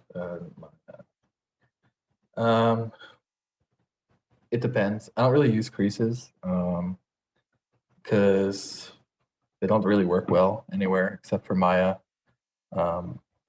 Same thing with like Rhino creases. Like creases tend to be like very software specific. They don't really translate well because a crease is like a different kind of thing. But if you bring it into Rhino, I don't know, it should be a welded edge. I'm not sure. My personal opinion is that creases aren't the way to go. I never use them. You know, like the real way to, I'll just show real quick. You know, if you had a box here, I'll just bring a box here real quick. And I went into, let's say, smooth mode, and then select this edge here, edge like this. And if I did like crease, if you go to crease tool and then drag the middle mouse button, you can like sharpen that. So what you can do is things like this, right? But the creasing is kind of, I don't know, it's kind of cheating in a way. Again, it just doesn't really translate well into other software. What you usually do is like the kind of edge loop bundling. That's kind of like that's what a lot of like the real modelers do that are doing this for like, I don't know, movies and games and stuff like that, which is like you would just you can do, let's see, like insert edge loop, and you would basically do something like that, right? So as you can see, as I do that, see it starts to tighten. So you kind of just like, see, so that's the same result without having to use a crease. And then that's actually like real topology that will translate into other software. So hope that answers your question about creasing. Creasing is, like, if you're just staying in Maya, then you should crease. If you are going to be working across many softwares, creasing likely won't be your friend.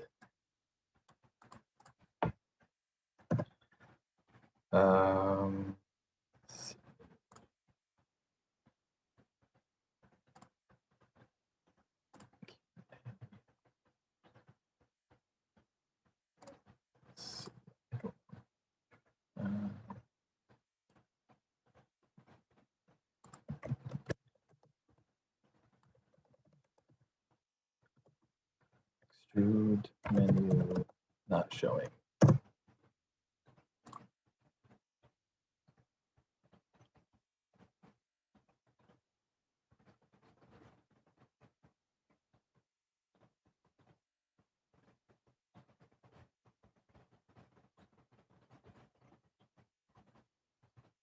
Yeah, I don't know. Yeah, I have to look up like how to get that menu back.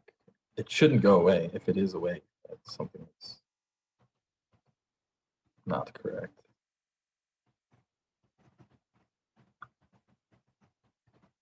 It seems here like says like it can go away if you have symmetry on. So make sure you have symmetry off. Okay. Let's see here. Q&A. So check if you have symmetry on. You might have symmetry on, which is here. Make sure that's off, because that's saying that menu won't show up if symmetry is on.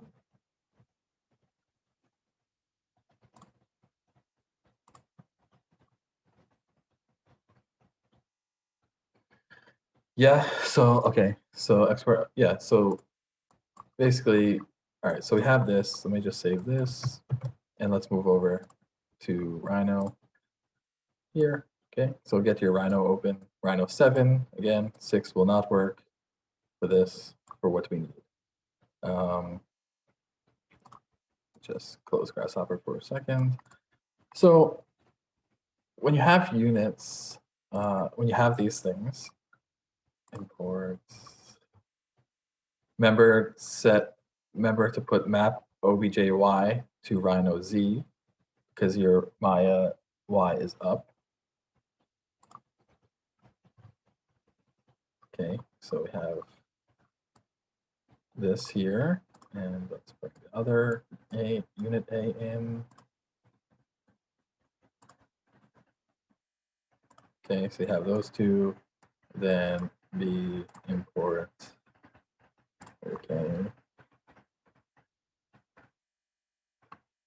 that's way over there, whatever. Okay. No, I'm just gonna bring these over here. So if you wanted to bring this, if you want to go, it's really simple. If you have these meshes, I mean, we're not gonna do that, but basically what you do is you just click here, and you can just go like to sub D, and that will convert to sub D. So there is a creases option. Maybe it keeps the creases from Maya. I don't know. Like I said, I don't use creases so much. So now if I get our sub D here, so that's the sub D object. And in Rhino, when you want to switch between low poly and smooth, you just press tab. Okay, so let's see that. So that's how you would get the sub D. This, and because of sub D, you keep the faces, you keep like the bigger faces, and that's just much better for this than the smooth to mesh preview polygons, because that's going to create a lot of faces. So that's, you know, and tab in Rhino, what that does is it smooths all sub Ds in the scene. Like there isn't a way to smooth one and not the others, it just smooths everything. So again, that's just like 2 sub D. So if I select this one and do 2 sub D, enter, and then I'll just grab the sub D here. So that's the sub D of that one. Okay. Let me see. Answer that. And in the chat.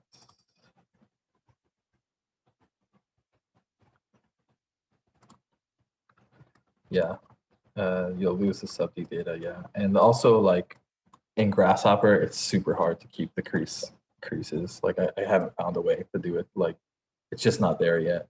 When we need to like weld things together, the creases just end up getting lost. So, okay, so we have our objects, and I actually just want to, I'm just gonna put these, I just have these like names, whatever. Again, I'm also working in the Rhino file in the Dropbox. So if I save and you want to use that one, you'll have that one as well. Let me just put this onto its, I just want to put them on different layers. Layer name, I'm usually more organized, but for now, they're supposed to be layer 1, layer 2, 3, 4, etc., etc. So let me zoom in here and save. So that's saved there for you. And the same thing for Grasshopper. This Grasshopper file will be the one that's in Dropbox. So as I save it, you will also have it. Okay. So you saw sub-D. We'll just, we're not going to do too much sub-D modeling in Rhino today, but just a quick thing. We'll just look at this one's fun. Let's look at this one. So we'll do to sub-D, enter, and I'll just grab the sub-D, bring it out here, just so we can look at it. If you see me orbiting on accident, it's because like the thing with me is all the software has different. So I keep trying to orbit the way you orbit in Maya, and it's like, you just like when you're going between these and they have different commands, it's different ways of navigation. So the cool thing is when you have a sub-D in Maya, in Rhino, two important things. One, if you have the sub-D, you want to go back to the original mesh, not a mesh version of the sub-D, which would be smooth, like the smooth mesh preview to polygons.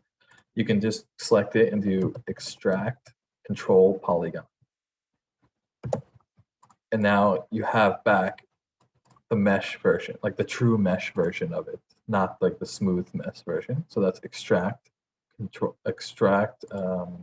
control, polygon. And the really nice thing about sub-Ds is that you can go to NURBS. So if you just select this and went to NURBS, right? So now you have this really nice poly surface of the NURBS, and it tries to combine, like there's different options, but it tries to combine it into less faces too. So you'll see like in the sub-D, I have like 1, 2, 3, 4 faces here. And in this case, it was able to make this entire thing only as 2. So there's 1 NURBS and 2 NURBS surfaces. That's pretty good. But there are some cases where things can get a bit challenging like this, right? Where it has to be like more patchy. And then there's different options that exist also within, within the settings there.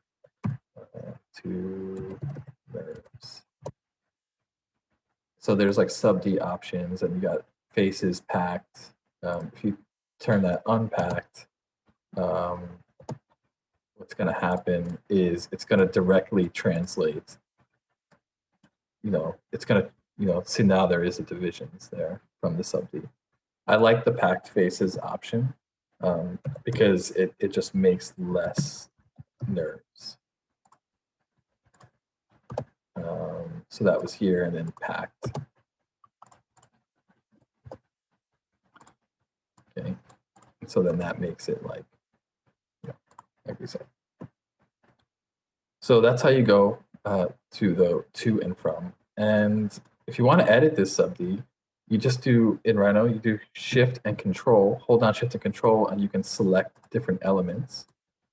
You can select edges, or you can select faces, and just just drag them. Do whatever you want to do with them. And then if you have a face, so Shift, if you drag a face and without letting go, hit Control, just tap it, it will switch to like extrude mode, and you have to hold it to keep an extrusion. Okay. We're not going to go too in depth of sub-D modeling, but if you have Rhino 7, just go to the sub-D tools, and you'll have all the sub-D tools to play with and experiment with.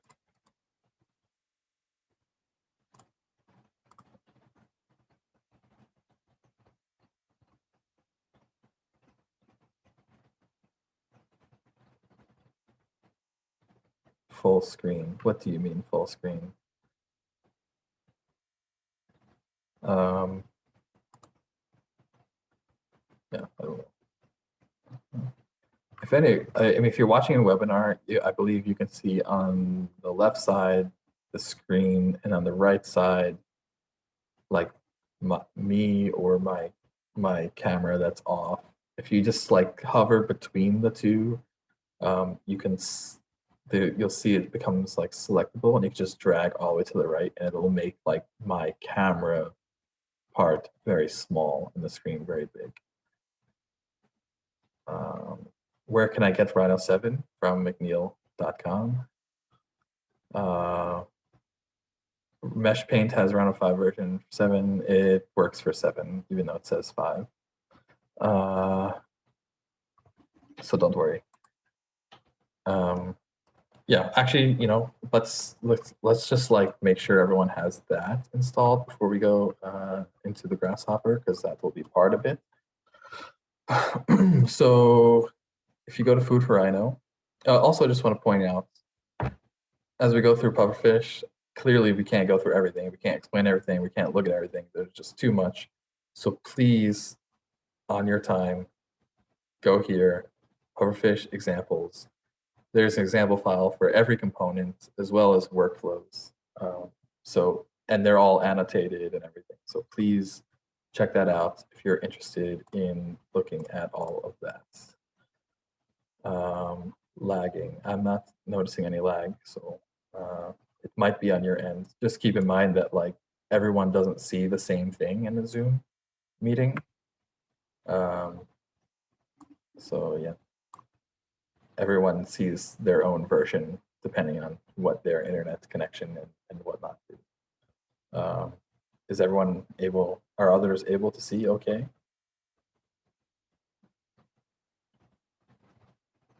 If you could just write a yes, yeah. So, I mean, if it's lagging, just check your internet connections. Okay, so if we go to Mesh Paint,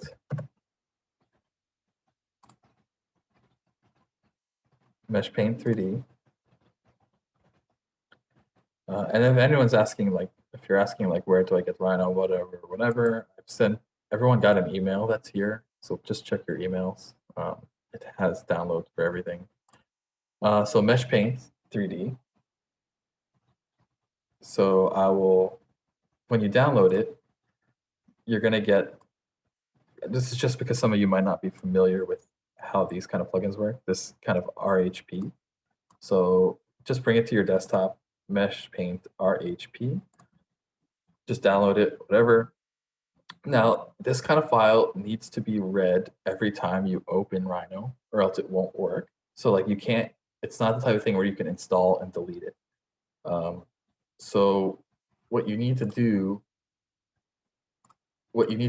is to, or what I like to do is I like to put this in a place that I know I'm not going to delete it. So where I usually put it is I put it where Rhino puts its other RHPs. So if you go to like your C drive and then program files, and then you go to Rhino 7, and then plugins, you can just drop it in there. So you'll see, like, if I go to M, I have it here, Mesh Paint. But you could also put it anywhere. You can put it in your documents. You can leave it on your desktop. The important thing is wherever you put it, don't delete it, or else it won't work anymore. And then all you do is once you have it here, so if you have it here, Mesh Paint, just drag it into the Rhino window. I've already done it. I don't know what happens if I do it again. Whatever, just reloaded it. But yeah, so you just drag it into Rhino window and you'll see this loaded plugin, blah, blah, blah, Mesh Paint. And the way you'll know it works is if you get Mesh Paint command. So it should show up Mesh Paint. Okay? We won't use it right now, but we will get to it. So just keep that in mind. If I had dragged that from my desktop and then deleted it, I won't have the command anymore. So very important to remember.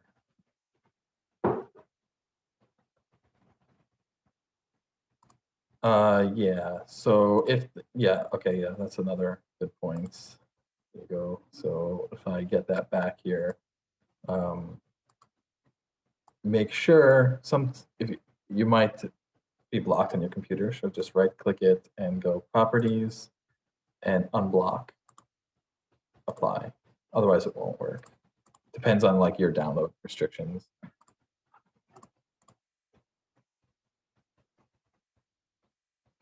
Yes, unblock and then drag it again.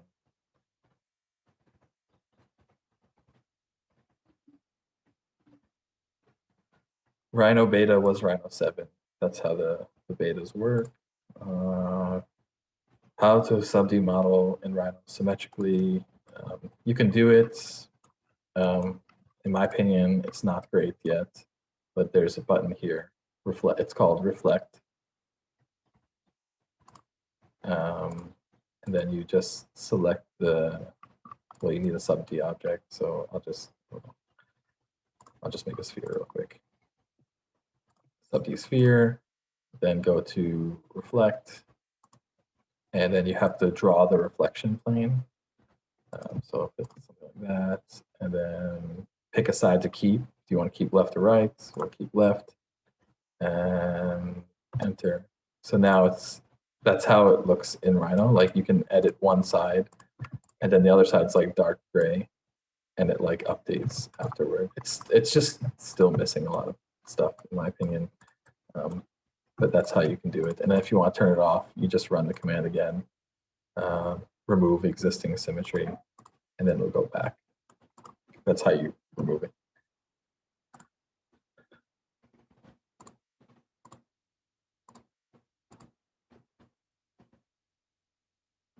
Mac version of Rhino, I don't know.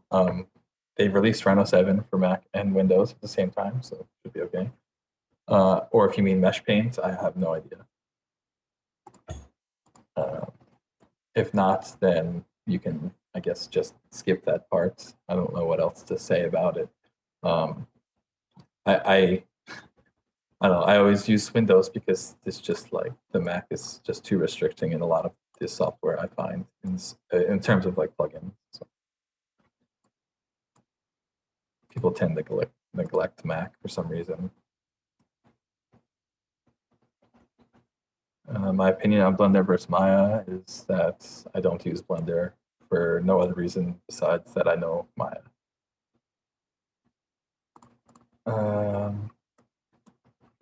So, okay, let's move on. Let's actually get into this thing. So I will open Grasshopper.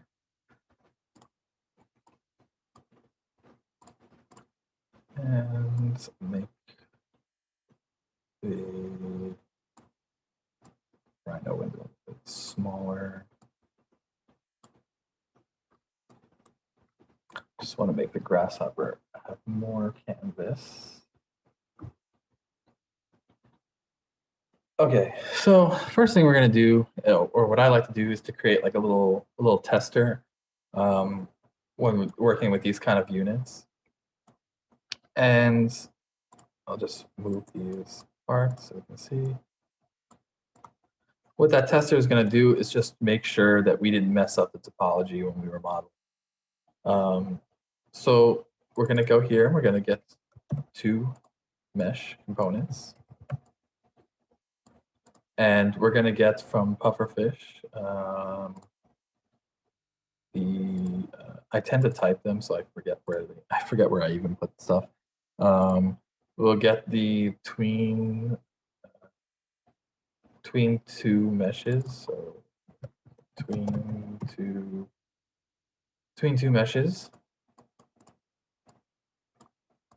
So that'd be mesh A, mesh B, and then I'm just going to select.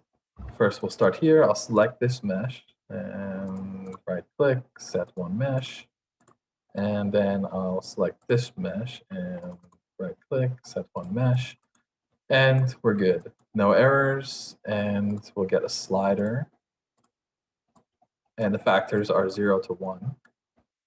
And as you see, we're blending.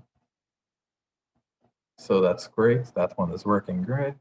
And color, we're not using colors on these meshes, so we can ignore that option. So this is just a little tester before we get started. So let's test this one now. Set one mesh. So you see it failed because I still have this one connected, and it's telling us that they don't have the same topology. And then select this one, set one mesh, and beautiful. Things are going our way today. There you go. So the blends are working. So just turn it off. Chats. Greats. Okay. Q&A.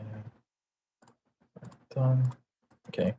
Okay, so we blended those, and we know that it works. So let's look at, we'll look at for a couple of my favorite ways to create these twisted boxes, or just some ways in general, but there are so many in Pufferfish. And then we'll look at putting them on like different kind of sub-Ds and blending them in different ways. So the first one I'll just point you to is if you go to Pufferfish and you go to the Twisted Box tab, there's a lot. And all these things are different ways to create twisted boxes. If you don't know what a twisted box is, you'll see in a minute, but it's basically a deformable box that you can morph objects into. And these are all different ways to create it, and there's just no way create and modify. There's just no way we can go through all of them. So let's look at a very simple one, which is called the twisted box surface, which will just make a set of twisted boxes on a surface. So what I'll do here is I will just I'll just make a surface in Rhino. Just make a rectangle. So if you just type plane, you'll just make something like this. So you just have a surface there. Okay, and what I'll do is I'll rebuild, and I'll just give it more point counts, 5, 5, whatever. And we'll turn the points on with F10 or by typing points on. And I'll just like, I don't know, just give this thing some random, just so we have like a bit of difference in the shape of the thing, you know? Okay, so set a surface in now.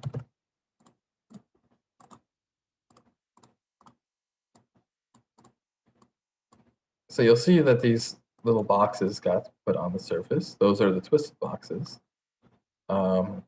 And we have settings here such as thickness.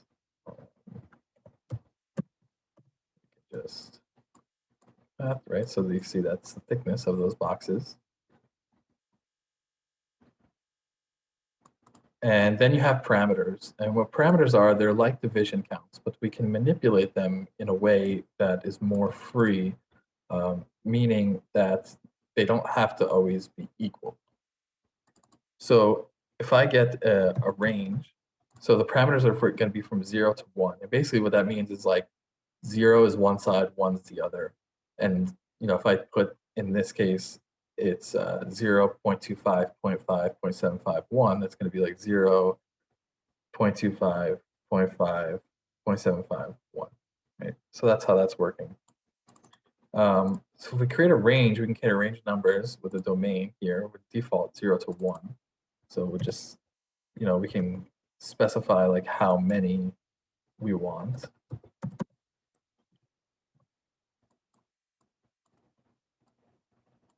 Right. So you see how that's working, right? But it's still equally divided, like a lot of things that Grasshopper does. What Pufferfish does different is uses a parameter there so that you can use things like graph mappers, let's say. So if I get a graph mapper, right click, graph types, Bezier, and then put that in here. What I can do is now I can, if you look here, if I put a graph on those numbers, you can see how the spacing of those things changes. Or if I bring this up, I can even bring that whole thing inward or whatever. So I'll just go to default for now. And we will copy that, and we can use that for the V direction as well. So you see the V direction. And there's W. We're not going to play with W in this webinar because the things we're doing are just connecting like to their sides, not to the tops. But W would give you twisted boxes in the thickness. Save. Save. Okay, so that will just give you in the thickness there. But, you know, a little hack in Pufferfish is if you just want one, you can just get a slider, or you can just write the number 1.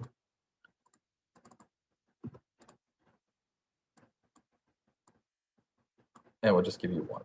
And that actually works for everything too. Like if I wanted just 1 in the V, it would just, you know, looks weird, but it would just go like that. So that's like a little secret there. We don't need to worry about refit and point sample. If you're interested in those things, like in more complex ways, definitely look at the example files. They're all kind of described there. So for those of you not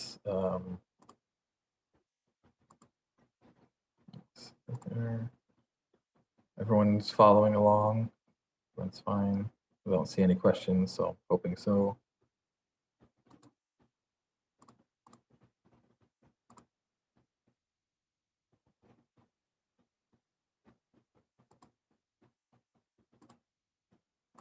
Okay, so save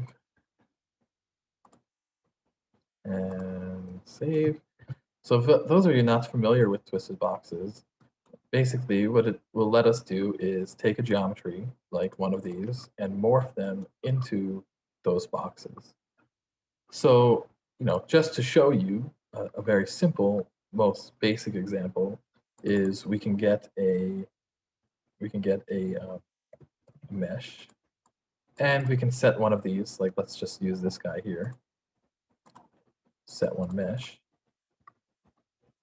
And we need a reference box, and what we're gonna do is we're gonna use Pufferfish's transform morph to twisted box. Grasshopper has the box morph. That's mine again.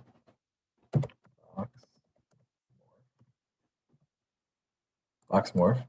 But the difference is, the only difference is they work the same way. It's just that the Pufferfish one is multi-threaded, so it's quite a bit faster. So that's why I use it and why I made it. So we'll just get the geometry into G, geometries.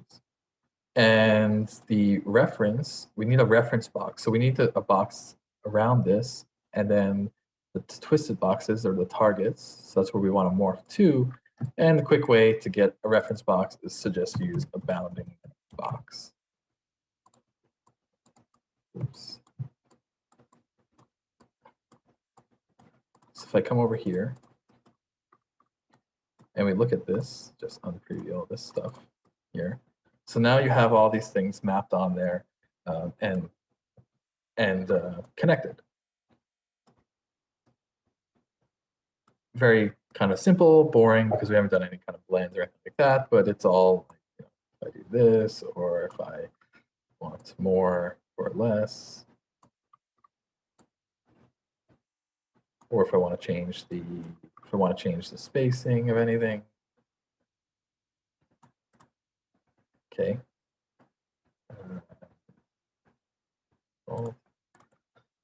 And so what it's doing is it's looking at this box here, and it's saying, okay, the way that it fits in this box, make it fit in those boxes. And that's the deformation that's happening there. And also, you know, as you go, you can change also the host object too. Like if I did something like that, it'll update.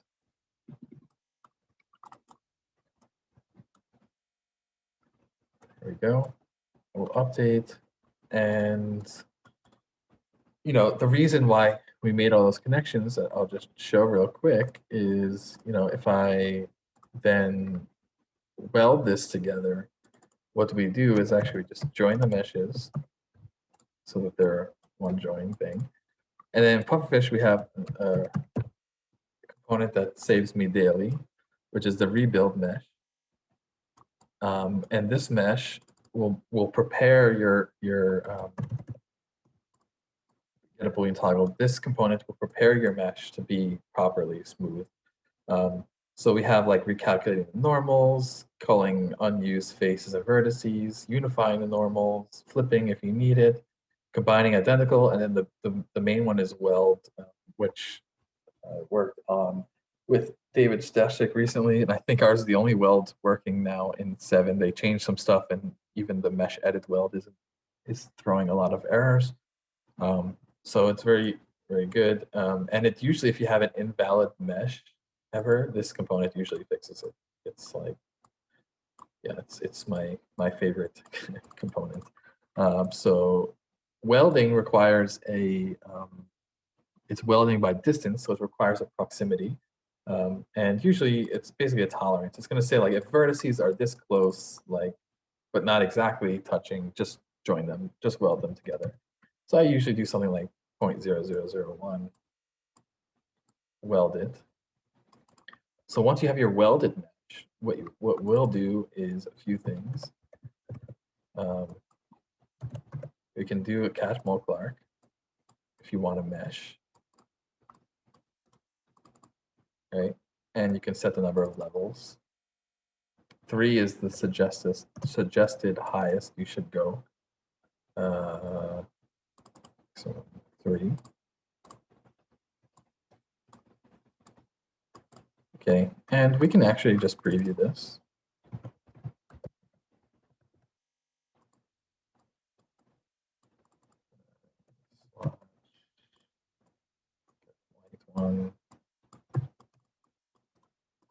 And in Rhino, you can actually even just do like a Arctic, and you can see it very, very well there. So you see everything's like smooth together. So that's why we need the low poly, so we can do stuff like that.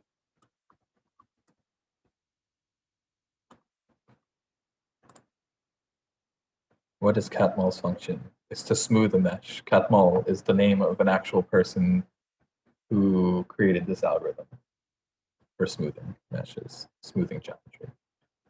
Was back in the day of maybe Pixar or something.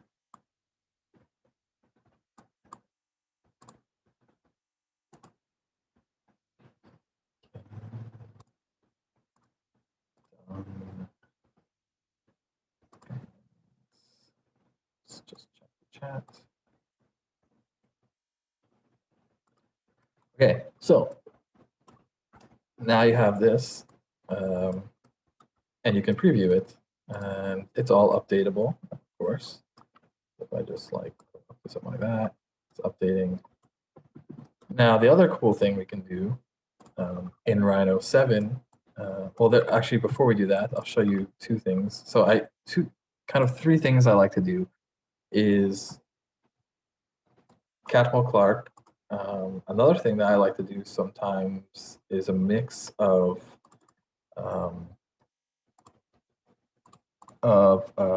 constant quads. So you do a constant quads. So what that does is it gives it more faces before smoothing, so that if you do smooth it, you can smooth it. You don't have to smooth it to 3. You can smooth it to like 2. And what that does is it gives you like a more of a hard edged smooth.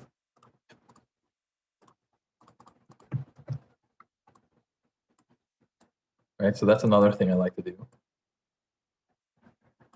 So that's like a more hard edge smoothing because you had more faces and then you smoothed it.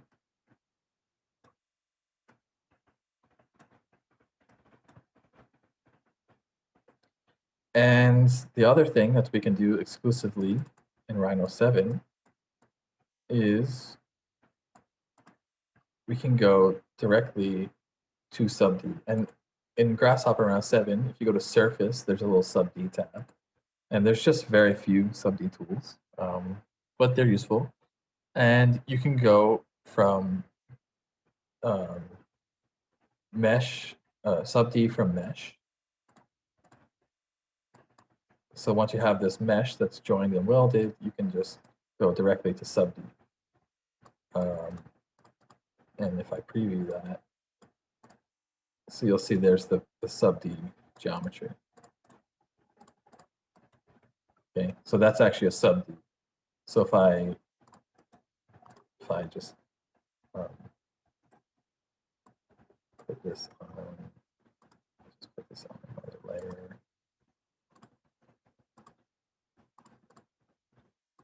So if I actually bake this,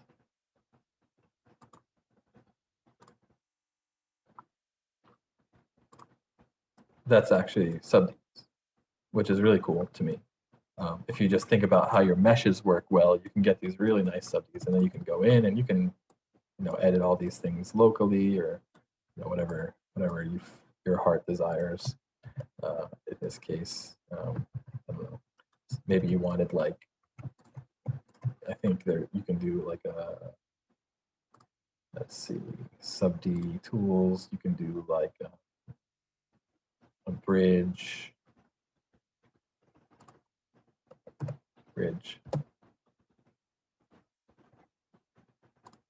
So now I just like bridge those together.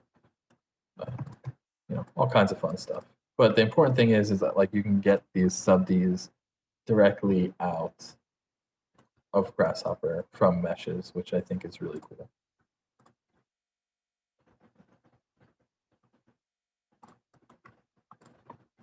And that is why, that's the reason, that's kind of stuff why we need Rhino 7, because this sub-D, this doesn't exist in Rhino 6.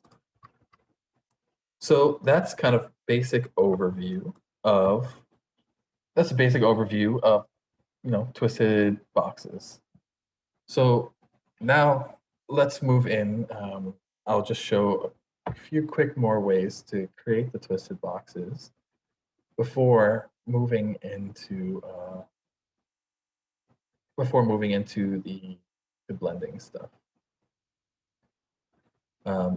Basically, I'll just look at like some of my favorite. There's like two different ways. There's this also for meshes. So we just want to save this here at the top.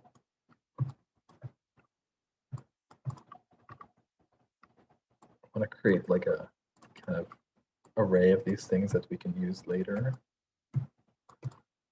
So we'll just keep this one at top as like, that was like kind of the study, and we'll bring this one down so that we can use it for something later. And we'll know that it's outputting twisted boxes. I like to put these containers. I like to put these containers at the ends, just so I have it nice and clean what the thing is actually outputting. Now, the other thing I can do is on a mesh.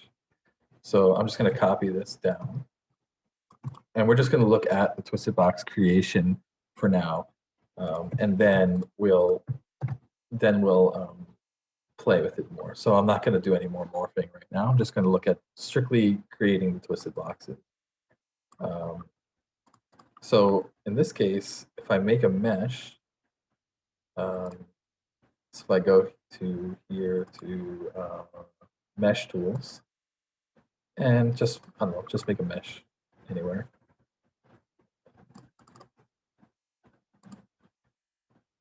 Something like that. And set one. So get a mesh, set one mesh. And we need the twisted box mesh.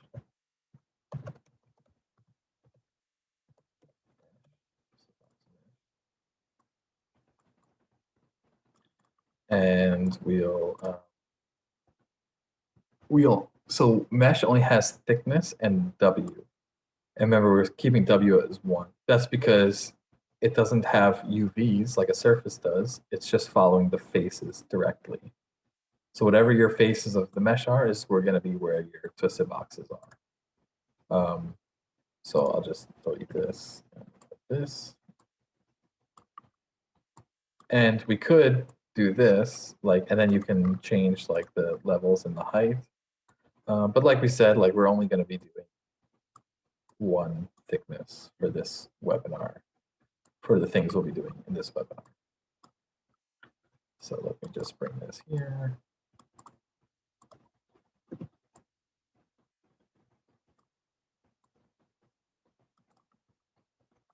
So that's how it looks on a mesh.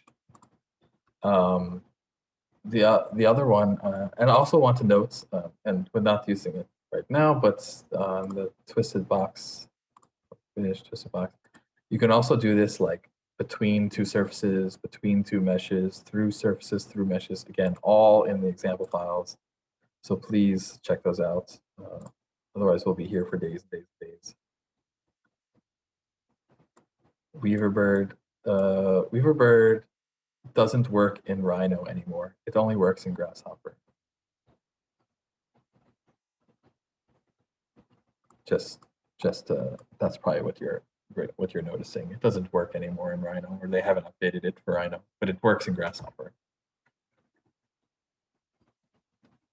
And the way to install it is just to go to their website, open the Grasshopper file that they have there to download in Grasshopper, and Grasshopper will automatically install it.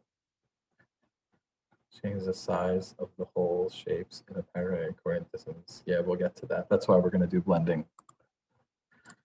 The main reason to tell me Pufferfish so that I can work easier and use the tools I want to use and not have to do things such a long way. And some of this stuff just doesn't exist in the way I want to use it. Okay. So the next one that I like a lot is the twisted boxes through curves. So I'm just going to lay down a few curves here. Just draw like 3 curves for fun. Just some squiggly curves. And what you do with those curves is bring them in here. So curve and set multiple, and then select them in order, left to right or right to left, but don't do like middle left then right or something. And then twisted box through curves.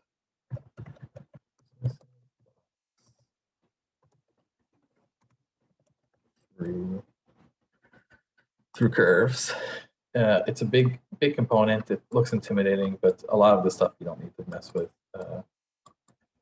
But basically, it does as it says, puts a piece of twisted boxes through curves. And I just find this like a really easy way to play with this thing, because to me, it's easier than editing surfaces. You have the thickness again.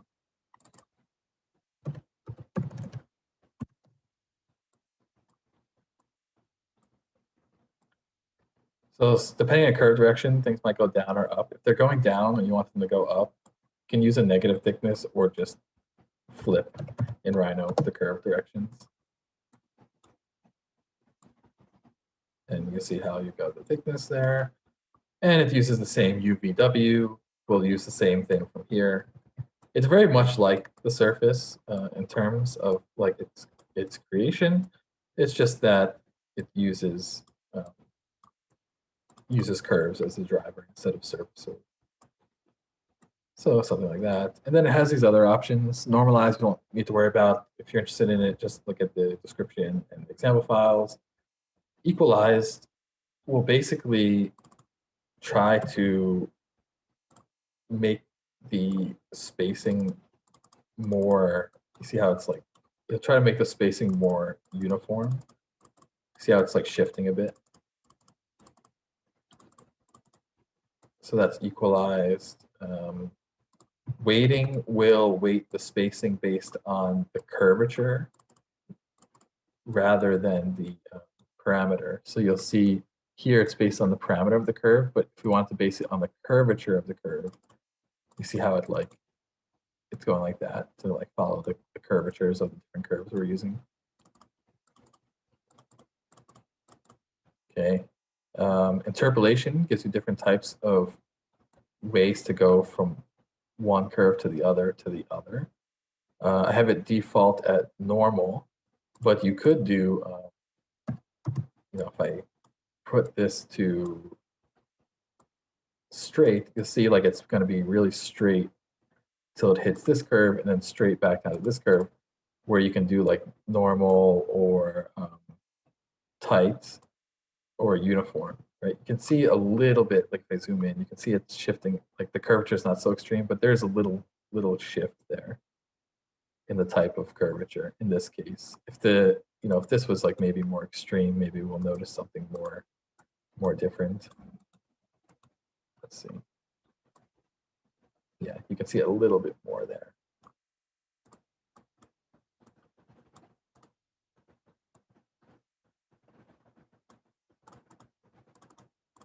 Okay, so just different options to play with. That's all. So that's another way to create twisted boxes that I really like.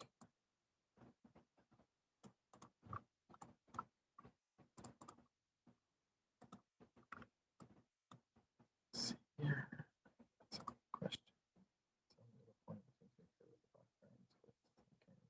That means that you have one of your curves in a different direction than the others. So you need to either flip one or just make sure you draw them in all in the same direction. Basically, what's happening is if I flip this curve, flip means the curve direction, it's going to do like that, right? They have to, like the starts and the ends need to be the same.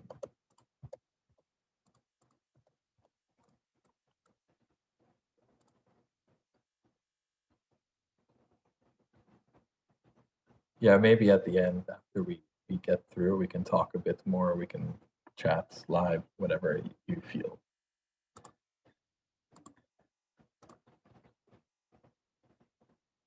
Okay, check the chat.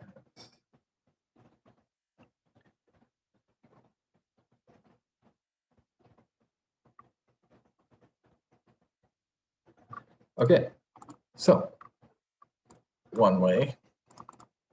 And again, like the reason I'm just kind of going through these is just like to see the different data types, but there's just so many ways. I mean, if you look at the twisted box for, like if you look at meshes or surfaces, you can do surface like we did. We also do it through surfaces. You can do it between two surfaces. You can do it consecutively between surfaces. I mean, they're all different kinds of things that are just really, really fun to play with. You know, actually, if I went back here real quick, just to show you what I mean, if you're not familiar, if I did like twisted box two surfaces, right? Like then there's no more thickness because the second surface would actually become the thickness. So if I brought another surface up here, just bring all this down. We'll have that as another example for you there.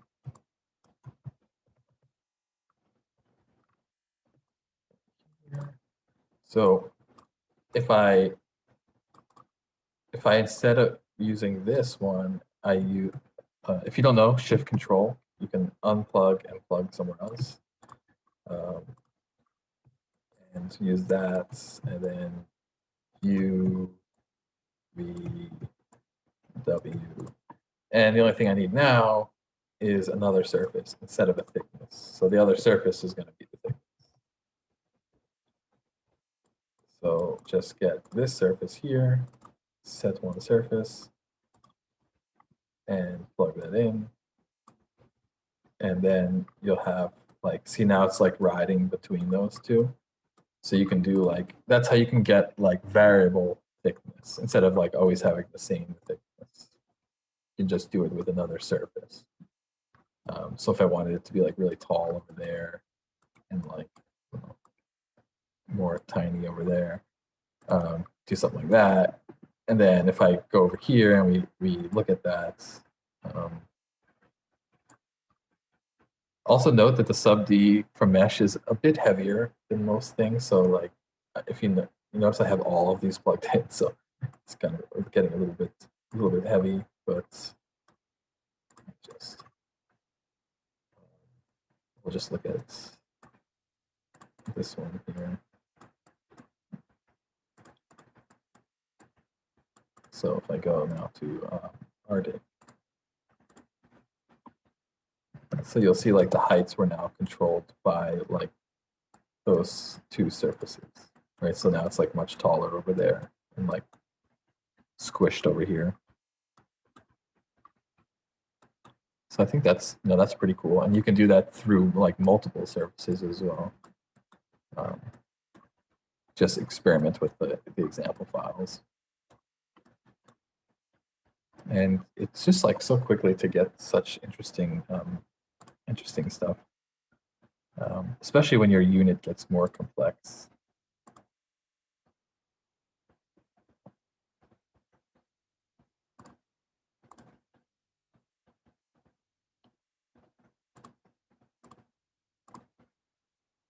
So I think that's cool. I mean, that's very nice. So that's what that is. So like that, just keep in mind when you're going through it and you see things like that, like through like two meshes, two curves, or these are all possible things. It's just impossible to cover right now. So we'll just keep those at the top. Let me do a quick save. Shaded.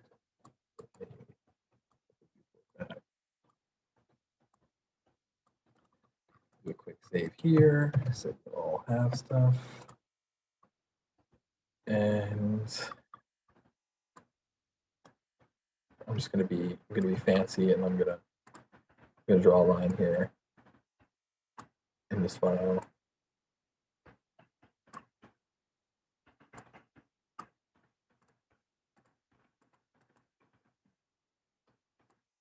So this was just like just to show the example of the actual morphing.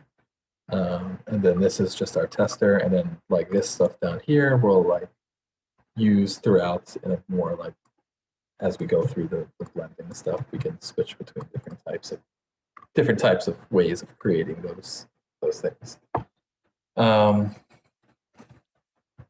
So the last one before we move into the sub D creation stuff, and then the blending that I want to get into is the twisted box tube variable, which I think is a lot of fun.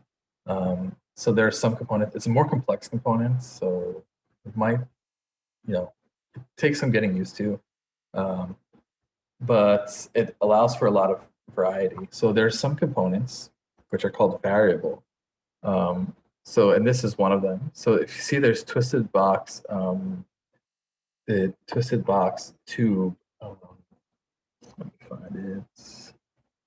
Yeah, so there's twisted box tube, which is just like everything's kind of the same size, and it's creating this twisted box tube. But then there's the twisted box variable, and what that does is it lets you put parameters for like everything, and this creates a lot of flexibility, but it just takes more setup. And we'll just draw a curve. That will be our guide of our tube. So just get curve, set one curve,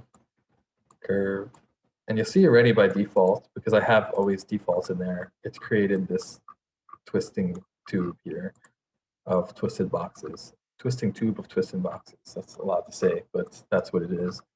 Let's see. Yes, we can have different meshes, and that's exactly what we're going to do. We've made two, but essentially you can make as many as you want. Like we'll blend between the two. That's what we're going to do. And you can do 3, 4, whatever, like however many you want.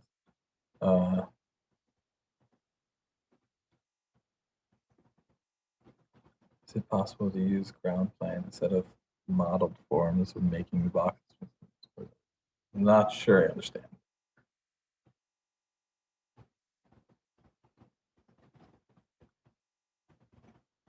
I'm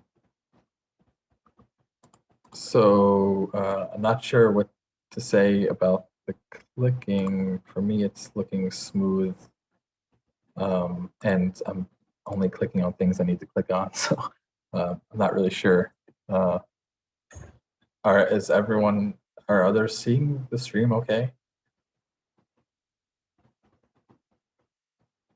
Yeah, I mean, there's plenty of people saying it's okay, so I would suggest it could be, well, it could be your internet connection, but the recording should pick up mine, so it should be okay, I hope.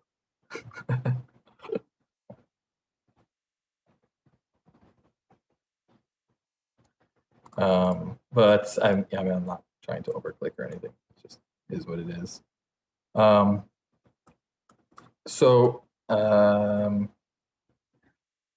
Basically, we have all these things, and we need ranges for them. And the setup is pretty much like this, just ranges. And we can use them for everything. And we can intervene with graph mappers also wherever we want. Now it's going to give me an error because it's saying like the radius can't be 0. So what I'm actually going to do is, I think I'll just use a series instead. And in that series, what I'll do is I will, let me see here. Yeah. So in the series, instead of range, so we want to start at 0.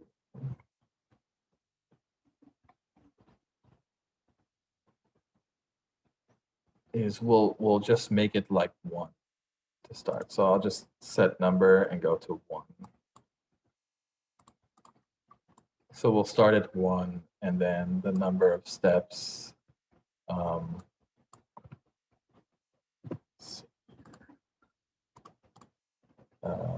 Step size, and then also we want the count to be like, it should be based on the U parameter. So again, like I said, like this is all explained much better in my example files, but because these things all need to be, because you're dealing with so many complex lists of things, they all need to be like working together. So we need, let's work with the U first. So U can be a series, a range.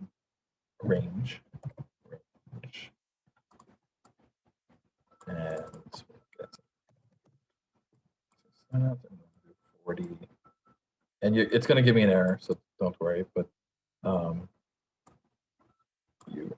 guess not. There you go.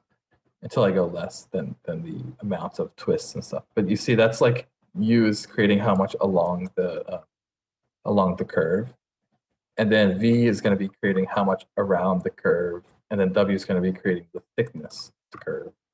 Okay.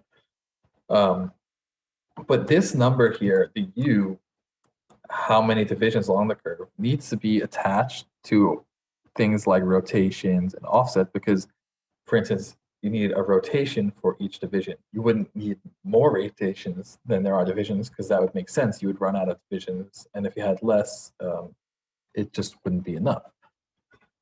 So what we do is we can get the V, we can get a V range also. V is like this.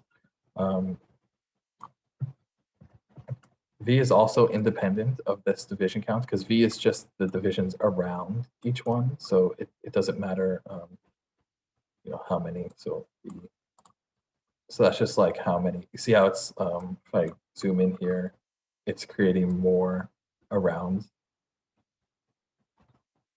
there. And what's interesting with that, what we'll look at is you can use like a graph mapper.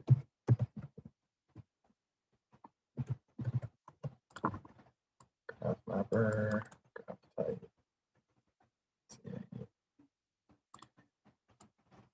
And you can actually like open this thing up if you like drag these.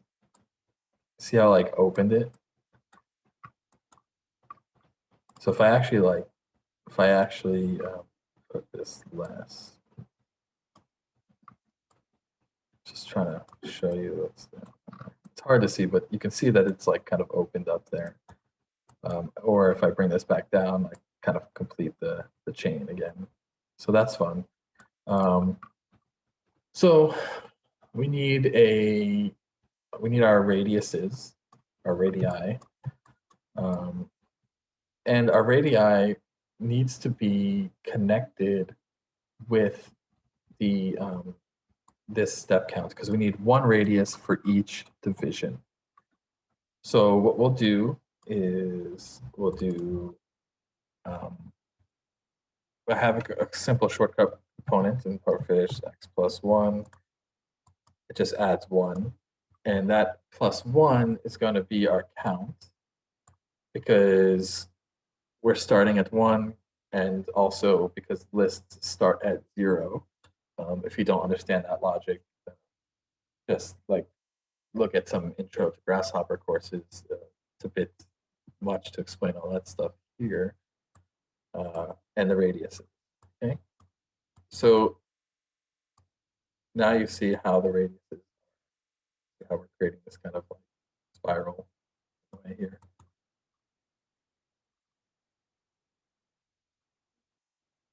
And then division count.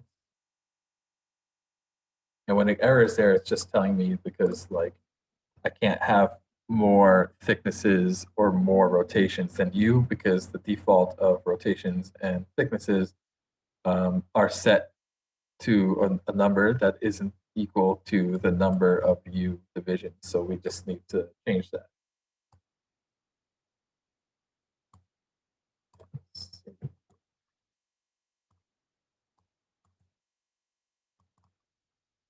Save, and then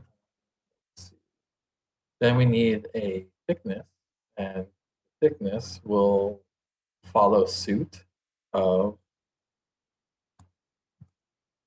the radius. So we can just copy this, paste it down.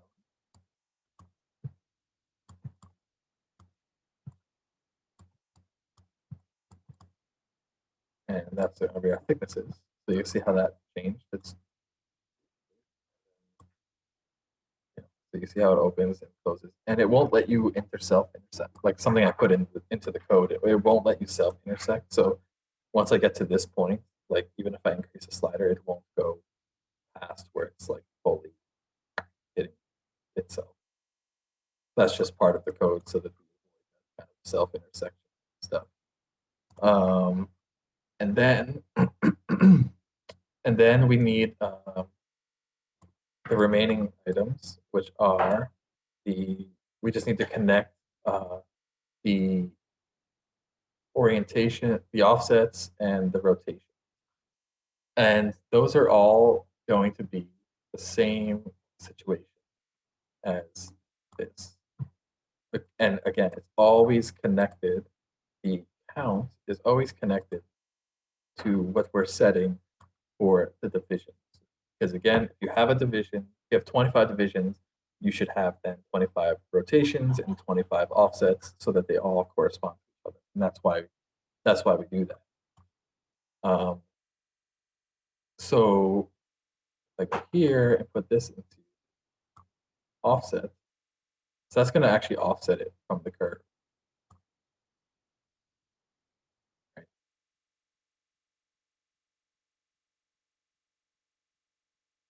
So that's offset. We don't necessarily need an offset. And then we can get the rotations. Rotations we can get, and we should make this value. It's degrees, so let's say 360, and rotation.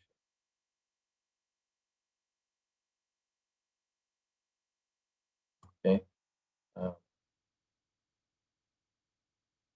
So you can see how like and again, it's rotation like from um, 0. Well, I think we have it set to 1. I think we could make it 0.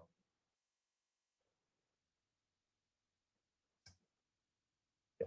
I mean, it's 1 now, but it could be 0. It doesn't matter. It's not so much. But you can see how that's. So it's putting one of those degrees to each one of those things there. 321 degrees. So this is basically what this slider is like how it's like the degree interval. So like if I put it to 2, then each one is getting 2. So it'd be like 2 degrees, 4 degrees, whatever, until it reaches the end. In this case, 81 degrees, because that's like 2.111 times the 39. And same thing for the other rotation. So rotation 1 rotates. Let me make this. I just need a smaller interval to control it easier.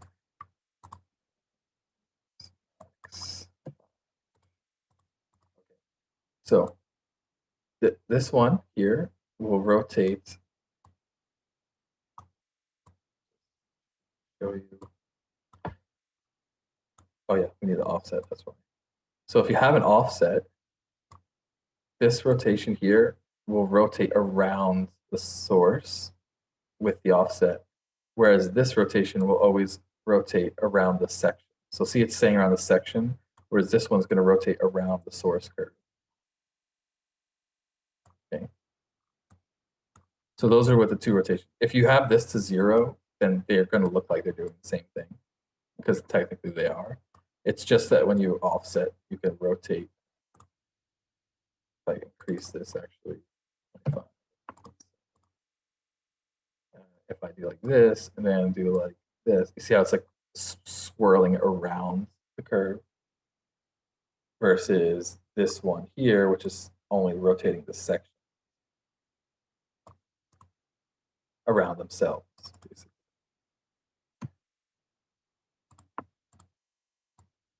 So around themselves and around the curve.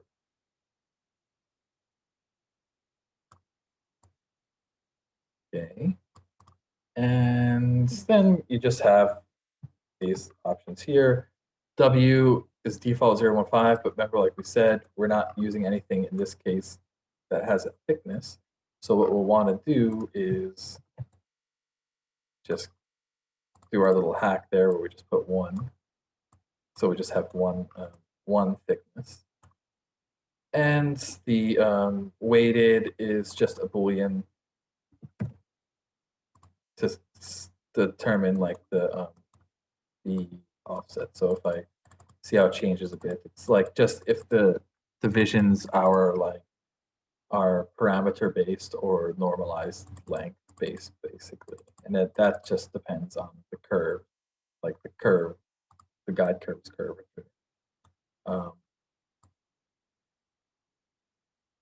So you can just, and again, you can connect all this stuff in really interesting ways, and like there's some good example files of different ways of like connecting these things. And right now, the way I have it connected, it like shrinks as I add divisions, which is kind of cool.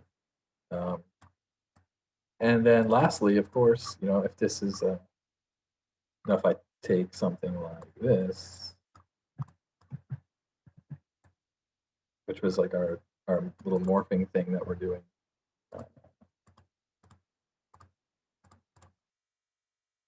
See, and then put these twisted boxes into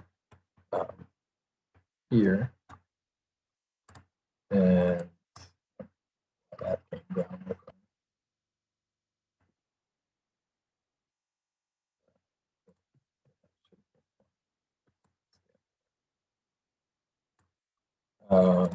If I turn this on,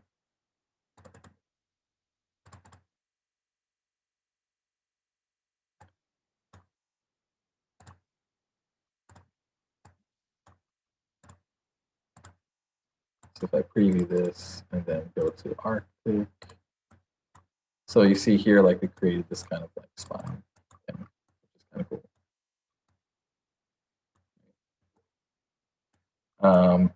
And if I play with it like this, you can do all kinds of weird stuff. Let's see, where's the thickness? It's here. So that's the thickness.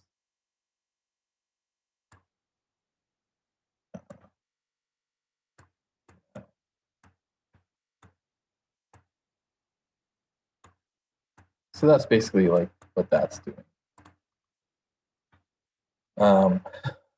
Well, again, you could just replace that with the twisted boxes. So we'll get twisted box.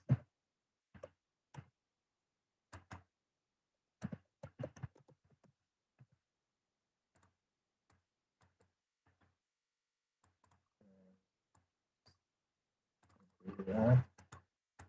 Save file, save.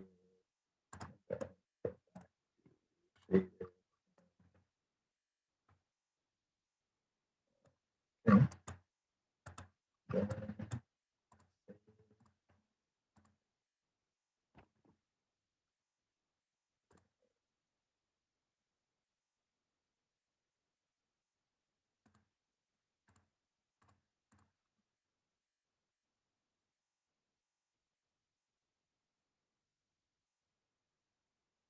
Yeah, so D can smooth the same way Mesh does.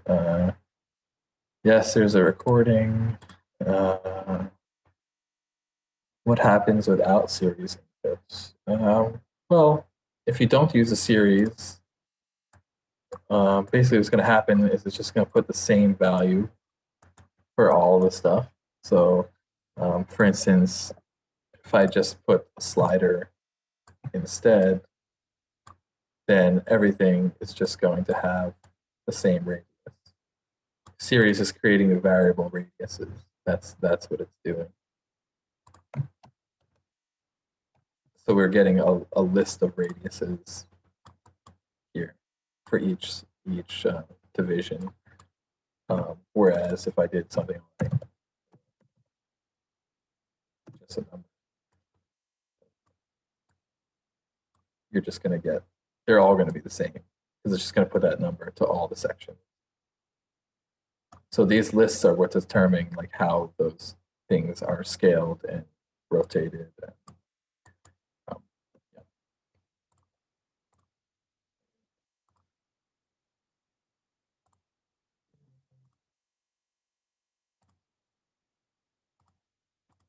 How long will it take until we finish? As long as it takes.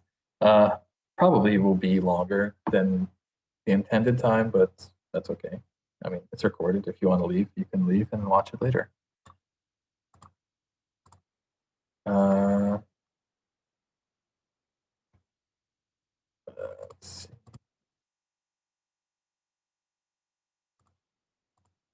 Why not domain? The reason I use this because I wanted to. I mean, you could do it with a domain, or not domain. Sorry, range. You can do these also. These also take where is it? Like the offsets can take a domain, and then you can offset differently. But it's just a bit more complex for what I wanted to show right now. But it is in the example file. And the reason I use series instead of range for these is because they conveniently have this count input that I wanted to link to the number of division. And I can control like easily like the step size and stuff like that. Whereas with the range, I could do some math to get the number of steps and then do a construct domain to say like where it's between. It's just a different setup. I just found the series more convenient right now. But it can be, as any way that you find it working. Between two triangles on a twisted box itself, by the time they are more surface. I want to learn more about where can I? If you want to learn more about Pufferfish, go to Food for Rhino, Pufferfish, search, go to Pufferfish, and go to example files. There's a lot of examples.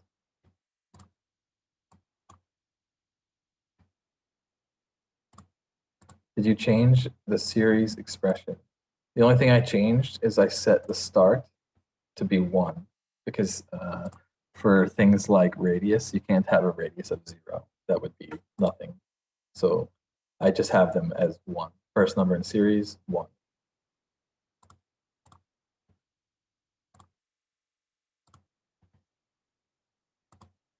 I'm not sure I understand this one. How can you tween two geometries along the subaxis itself by the time they are morphed on surface? That's what we're going to do. Just keep watching. Okay, and let me just check here. Check the chat. Where to set the degree. Degree is basically this. This number here for the rotation is the degree interval. So every section is going to be rotated another, in this case, 1.936 degrees.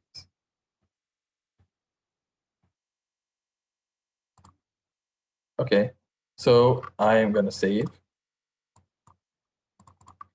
So I'll save.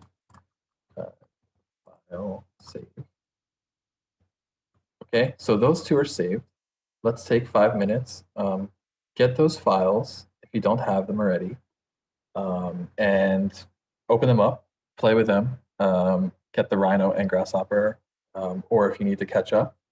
And when we come back, we will head on into the tail end of this webinar, which is going to be about morphing onto sub-Ds, blending the units that we've made together and morphing the blended units, et cetera, and then we'll do a quick KeyShot render.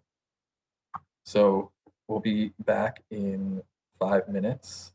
Make sure you get the files and play a little bit with the sliders.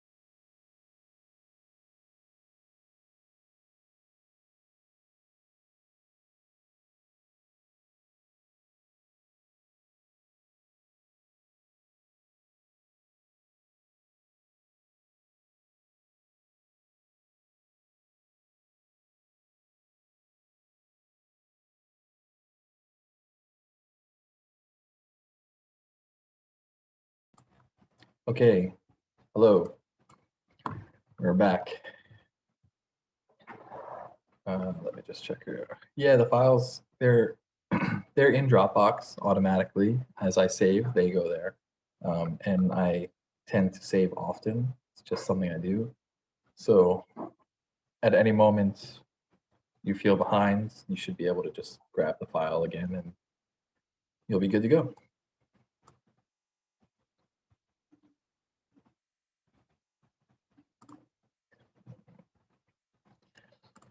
So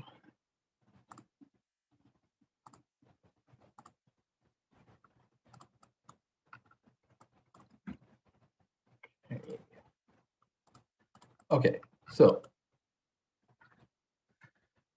first thing we're gonna do is we are going to create a sub-D, and then we're going to make the twisted boxes on just one sub-D for now.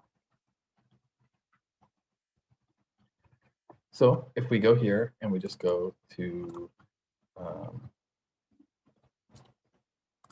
in Pufferfish, there's a sub-D tab, which was they're actually the user objects. I had to do this a little bit of a hacky way because sub-Ds aren't so much in Rhino Common yet to code them specifically. So those user objects, when you download Pufferfish, that's what these are. These sub-Ds. So just make sure you have the sub-D menu. If you don't, it means you didn't put the user objects. And that's explained in the instructions. When you download, it'll tell you like how to do that. Okay, so go here. We'll just do twisted box sub-D. And it needs a sub-D, a thickness, and then levels is because you can, with sub-Ds, you can do division levels. And it needs a W parameters. So for now, we're just going to make a simple sub-D. We'll work on a simple sub-D, and then at the very end, we'll make like a cool sub-D to morph onto. But for now, just for the sake of learning, we'll just make a sub-D plane, something like 5 by 5 will do, and just draw that sub-D somewhere like that. And then get a sub-D parameter, which again only exists in Rhino 7. If you're using 6, you won't have this sub-D parameter. And you'll see we have our twisted boxes on the sub-Ds. So let's just let's unpreview this so we get rid of that ugly thing. So what we'll do now is we need a thickness.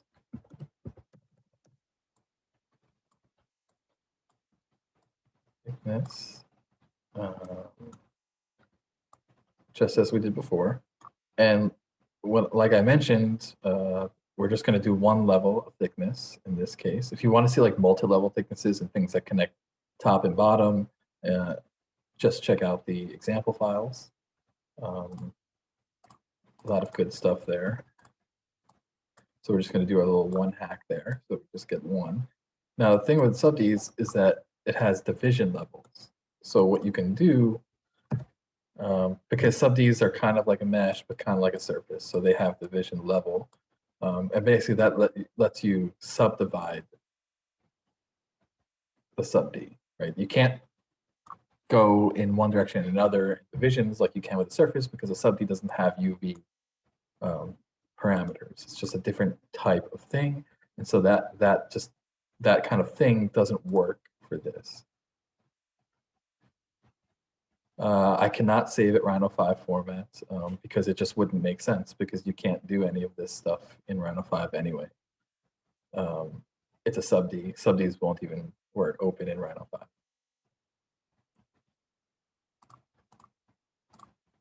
And so then So some interesting things to note about subds is if you press F10 or points on, you get the points, and of course we can do as we know. But the cool thing that I like about subds is you can actually like delete points. If I just click it and delete, and you get like these really interesting subd patterns. It's kind of like a little hacky way to get like these star patterns in your subds, which I find really interesting, especially when you start bringing like the levels higher.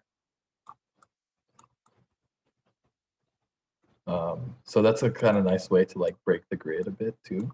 So I find that to be really fun. Just keep it regular for now.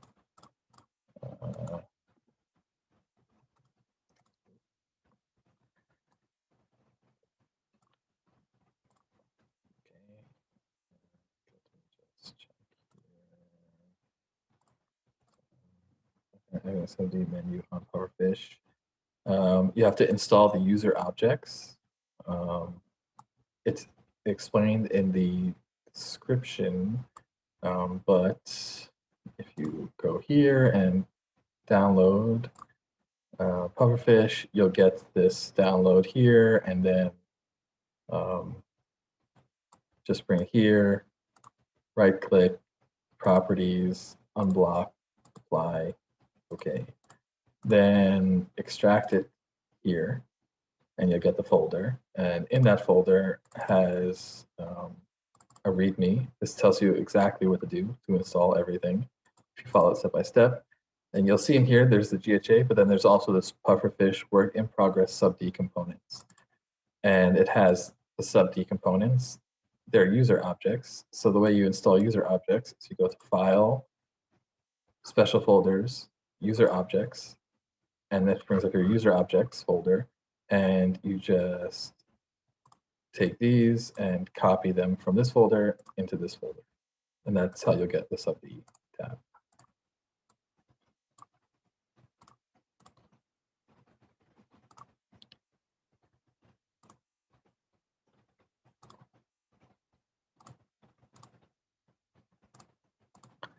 Okay, so I think that's, so then we just go to twisted box output.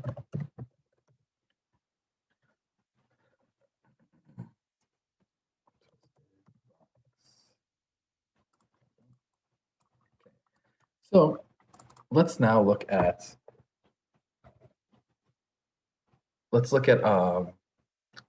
our first example of blending units with an attractor. So we're going to look at blending units with an attractor, blending units with paint, and then a special one which is called Sporf, and it doesn't use twisted boxes, but I think it's really cool and is only possible now because of the subds. So those are the three things we'll look at. We'll probably go over time, but who cares? As long as we learn some cool stuff, that's what matters. And if you don't want to stay, feel free to go, and you'll have recording. Yeah,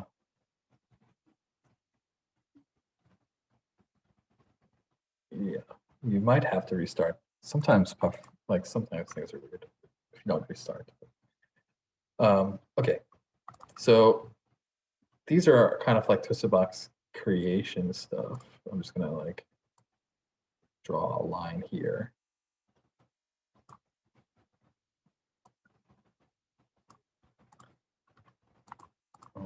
Simplify. Then so we'll make like the other stuff here. So first thing we need is to get our units into Grasshopper. So we'll get a mesh input mesh. Okay. Now this is a very important step.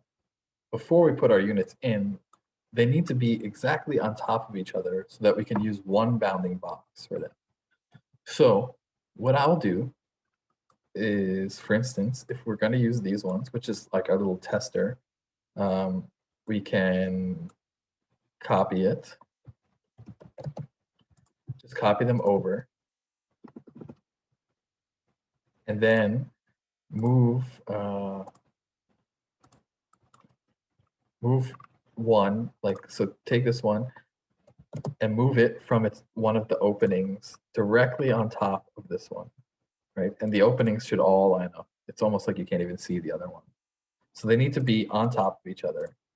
This way we can use one bounding box and save a lot on calculation time in the blends.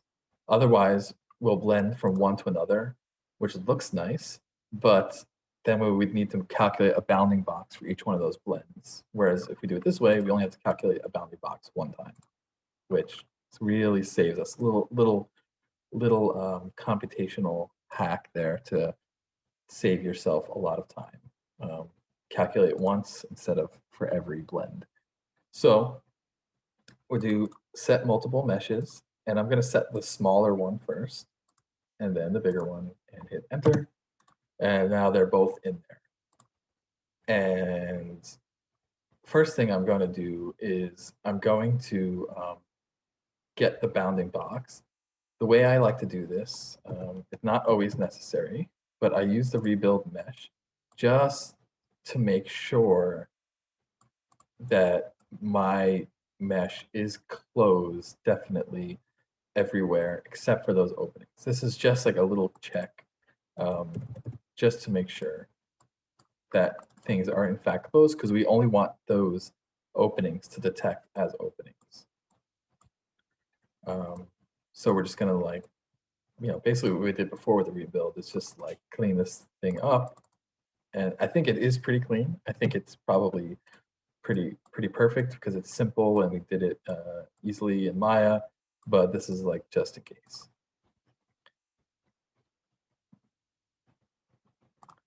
Okay. So what we're going to do now is, with Weaverbird, it has a component called naked edges, Weaverbird's naked boundary. So what that's going to do for us is it's going to give us the open parts of the mesh. So you see here, like, it's highlighted the open parts. And what we're going to do is we want to get a bounding box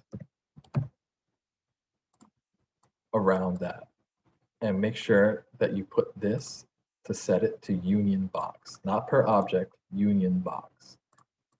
So now we have a bounding box around those. That's what we want. We don't want a bounding box around the whole thing, because if this is taller than this one, which it is, and you have two different bounding boxes, or if this one sticks out further than the openings, basically what's going to happen is these won't line up when we morph to connect. So we know if we make the bounding box always around the openings, that no matter what we do, no matter what I do to this thing, like if I did something like this, where I wanted to like overhang, the bounding box wouldn't get screwed up. If I did this, now the bounding box is like this, and if I morph this, this will never connect to anything, because the next unit is going to start outside of that, right, in the next twisted box, and there'll never be a connection there. So that's why we just use the openings, just to make sure that we're always, referencing something that's consistent. And the next thing we're going to do is we'll get a twisted box input, twisted box parameter. So this will be like where we plug our twisted boxes in. And it could be any twisted box that we've made, right? That's why I put them over here. Let's see. Union box, right click and select union box. So just right click and then check union box.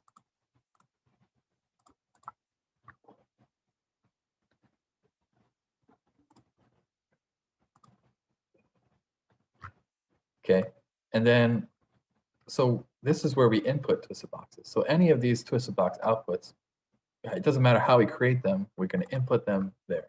So in this case, we're using this sub D one, and I'm just going to drag it all the way up there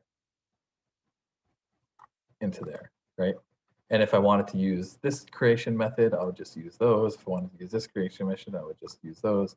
Doesn't matter how we make twisted boxes, as long as we make them. And in this case, we're going to use the sub D one. So plug that all the way up there. And I'll just bring this up like this a bit, just for easier viewing. Okay, so now we need to make an attractor.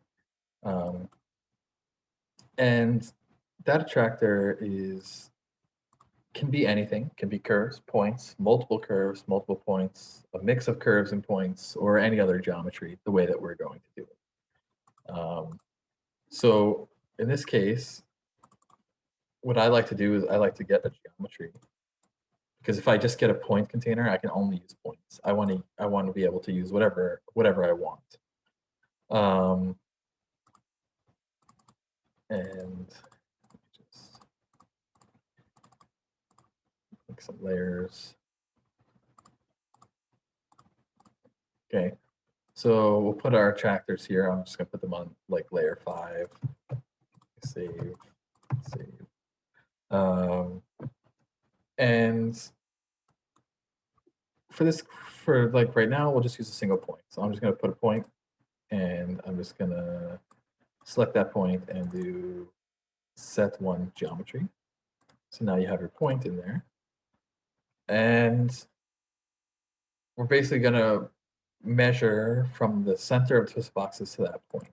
So Pufferfish has a twisted box center, twisted box centers component, and you put that in. It gives you all the centers in a very quick calculation, quicker than a volume or something like that. But be careful with this component because it outputs always as a list. There's some components of Grasshopper that do that. The reason is because there's also the option here to do edge line centers and face polylines. So the output is set to be as a data tree. So for instance, if I set this to like 1, it's going to give me the edge, like the center of every edge of every twisted box grouped together. So there's 12 centers per twisted box. Or I can do like the center of every face of every twisted box. So there would be 6. So there's like 6 points per twisted box. But in this case, we just need the center of every twisted box, but it still be like this. So just make sure that you flatten it. Right click on the C and flatten. And you'll know it's flattened if there's an arrow facing downward. Don't graft. If it's grafted, you're gonna not enjoy the rest of this exercise. So what we're gonna do now is pull point. And we're going to pull these points to this geometry, which is in this case also a point. And that's going to give us a bunch of distances. The reason we use pull point instead of distance is because pull point will calculate correctly if you use multiple geometries, which is really nice. It does that for you automatically. And what we need to do now is we want to get these numbers to be in a range between 0 and 1. You can remap, but I like to use the one I made for Pufferfish, which is called reparameterize numbers. Right, and it will just automatically make them 0 to 1. And the nice thing is it has a little Boolean toggle that can flip that to be 1 to 0. So you can like invert the attractor very easily. Right, so if you look at our numbers here, they're between 0 and 1 now. And that's because we're going to use that 0 and 1 as tween factors for the mesh units. So another thing we'll get in here, just for fun, is a graph, because graphs are always fun and they let us, make more interesting types of blends. So we get like a benzene, and then yeah. So then we just need the tween through meshes. And what you need is your 2 units that you've set here, and your factors between 0 and 1 are actually going to be here. And because we're measuring from a attractor to the centers of the twisted boxes, that factor is going to correspond with the actual twisted box that we put it in. So if the distance from this one to like this far one ends up being a value of 1, then that's the blend that's going to be in that box, a blend of factor 1. Okay, So if we go over here, you can't really see anything, right? Because they're on top of each other. But if I did like move them, you would see all the blends happening. The reason we don't do that is because, again, when we morph, we don't want to put a bounding box. If I had like 1,000 blends, I don't want to make 1,000 bounding boxes, right? I just want to make one. That's the little speed hack there. Okay, and then what we're gonna do is we're gonna morph. So you do a morph to twisted box. So we get this, our morphs. We get our mesh morphs here, and we put those into the geometry. And the bounding box is just one box, but because it's bounding the same spot, the opening of all the blends, because we never change the opening between the two blends, we only need one. That's the reference. And then the twisted boxes are going to be from here.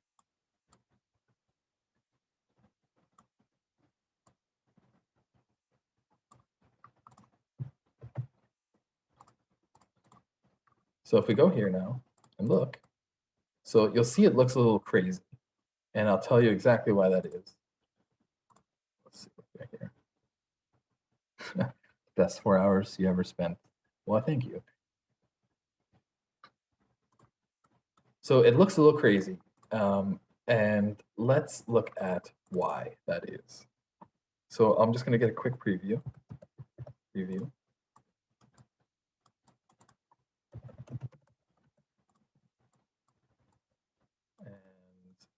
go into Arctic. I like to look at things in Arctic mode. They just look cooler, I think. So that's what we're going to do. Okay. So why is it like that? Well, it's like that. First of all, that looks pretty awesome. I'm going to say like that looks pretty cool. I might save that at some point. But the reason is because remember the relationship, the way things morph into twisted boxes is the relationship of the bounding box to the twisted box. So since our bounding box here is only around the openings, it's going to morph into here, into these boxes in the same relationship. And so you see these are very tall, and you can see that's the opening. This is a very long thing there. And then the relationship above is being kept consistent. And that's why things look humongous. And so what we need, the logic that we need to follow in this case is that we just need to make these shorter, because now they don't represent the entire object. They represent just the connecting parts of the object.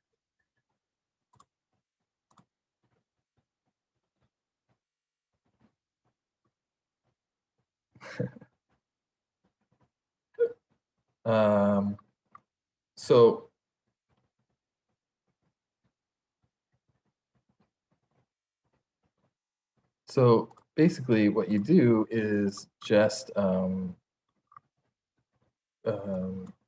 down here to wherever your creation, in this case, we created it with the sub Ds, and just change the thickness, right? So make the thickness a little bit like more appropriate, like something like that, right? So now it looks correct.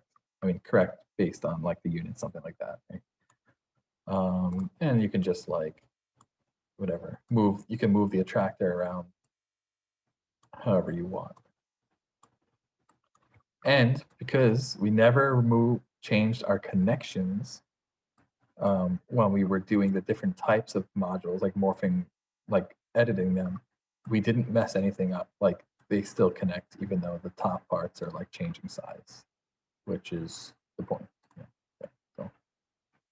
So, can you have multiple attractors? Of course. So that's the beauty of the pull point component, is it can do anything. I mean, it can, you want multiple points, we can just set them in and set multiple, and now you have 3, right? So now you have 3 attractors. And you can get some really fun stuff that way.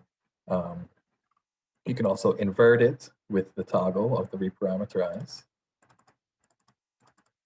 And you can also have fun with the graph to change like the different kinds of fall offs. And if you want to get really crazy, You can switch it to like a sine wave. You just go crazy with it.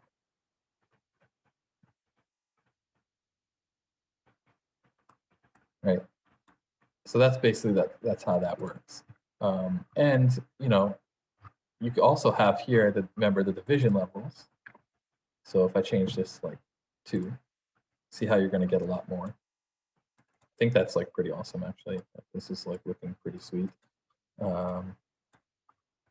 Very like torture-y kind of, in a way, which is kind of funny. Just trying to see where is. It's here. I just want to turn that off. There we go. There you go. So that's like pretty awesome, right? I think that's pretty cool. And then again, you can invert.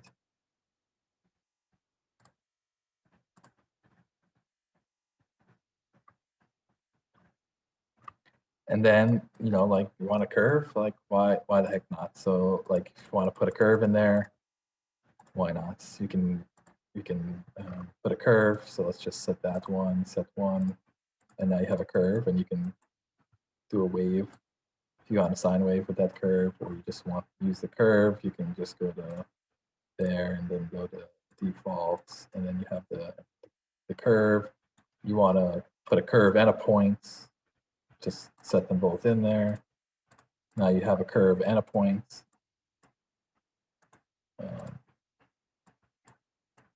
Like that. You want to use a box? Let's go for it. You put a box in there. Set 1 box. Now the box is the attractor. I hide it. Now that box is the attractor. So you can mix and match and do whatever you want. It's all fun in that way.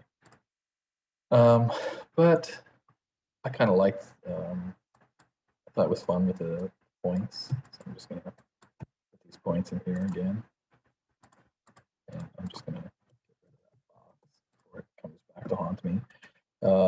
Okay. So yeah, have fun with that. Like just like play with these kind of things and different graphs. You can even like add graphs together. If you like add, you can like add them and then reparameterize them again. If you wanted to do like one as a sine wave mixed with like a curvature graph like this. So lots of potential for fun stuff.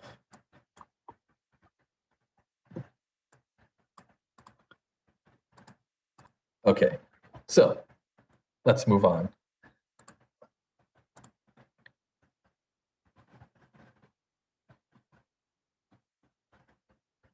I don't know, for architecture, I'm sure you can find some fun ways. I mean, this can be an experience or something. I mean, I'm sure you can think of something, maybe columns, structure, I don't know. Facades, obviously.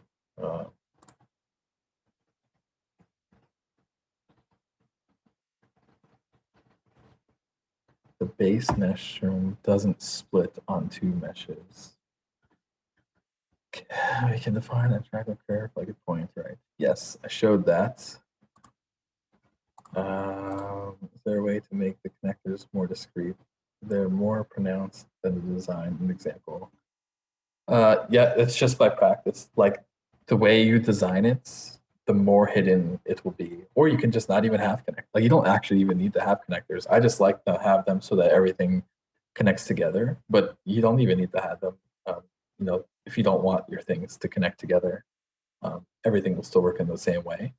But yeah, like the discreteness of those connectors is really exactly by design. I'm not sure about this one. Doesn't split on 2 meshes. The base room doesn't split on 2 meshes. We'll have to come back, but you can always open these files if you want. I'm saving them now. Save. Okay, let's look at now the smoothing. So important steps once you've done that is to join the meshes, join mesh,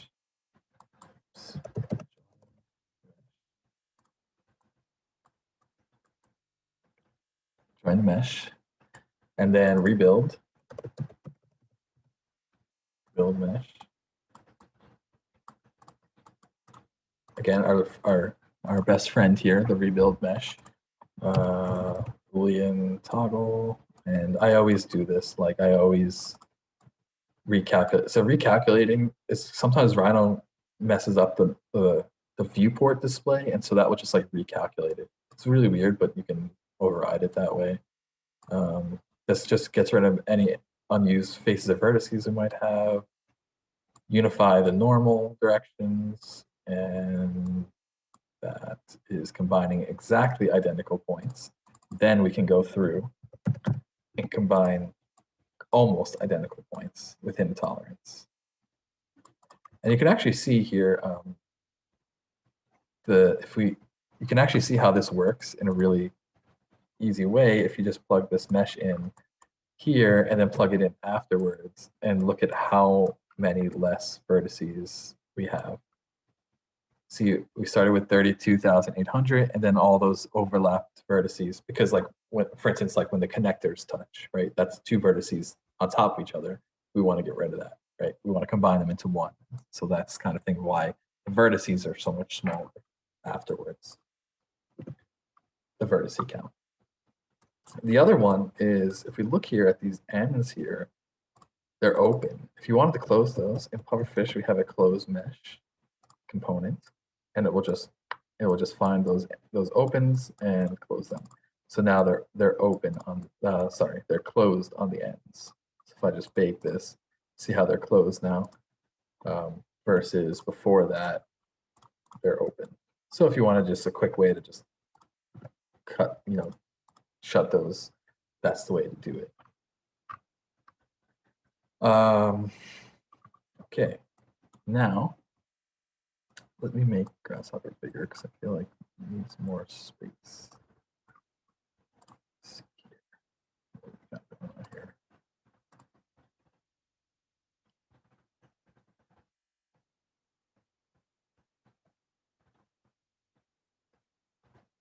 The Facebook group. Yeah, we'll look at that later. Okay, so now the next thing I want to do is, if you remember, I had those like different and like smoothing methods. I want to like group them in a way that I can interchange. And what I like to do is I like to use a stream gate. I'll stream gate, and we'll have to 3. So just get this value maximum 3. And come here, and that's the stream. That's going to be the stream. And I'll explain what this does in a second. And that's the gate. Oops. Oh, because I don't have enough, right? 3, 0, 1, 2, 3. There you go. So if you zoom in, you can add more. So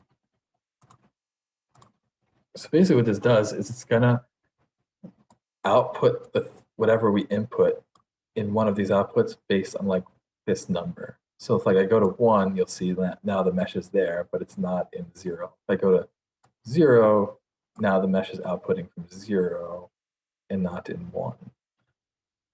And then what we'll do is we'll make different preview types. So we'll say 0 is just like the regular mesh that's not heavy.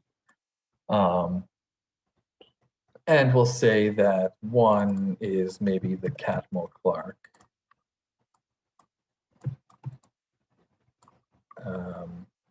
Set to something like 2, because sometimes 3 is too much.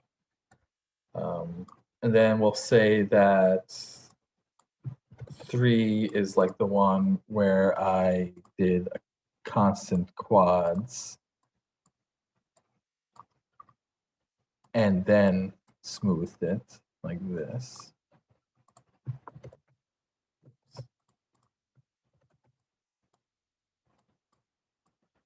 And we'll say 1 there, 2, maybe 1 and 1.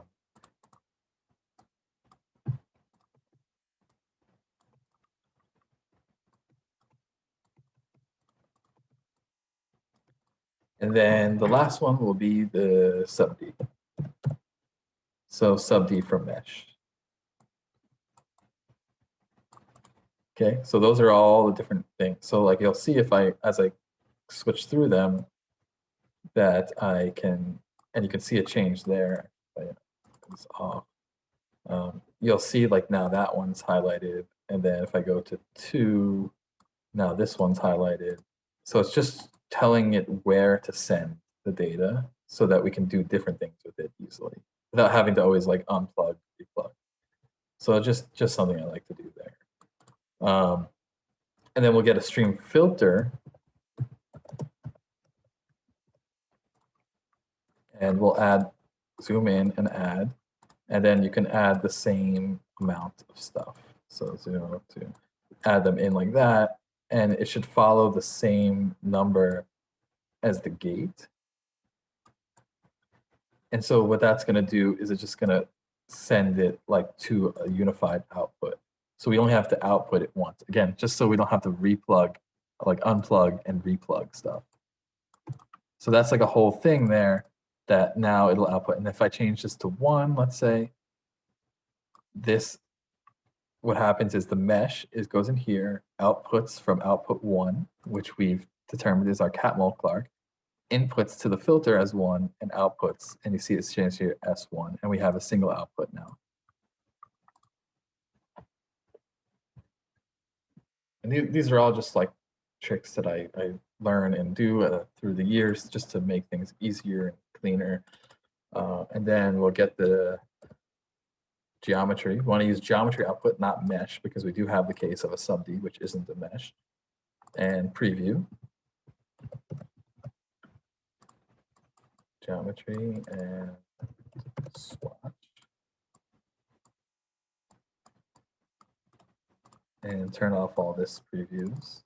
And there you go. So now, you know, that's the smooth one. If I go to like the quick preview, that was like the one we were looking at before. I can go to the Catmull version. I can go to the like kind of hard edged and smooth version, or I can go to the save. I can go to the sub D version. I just go like that. That's the sub D version. So it's just a way to quickly switch between, and as you can see, it's closed up on the ends. It's kind of the kind of thing we're looking for.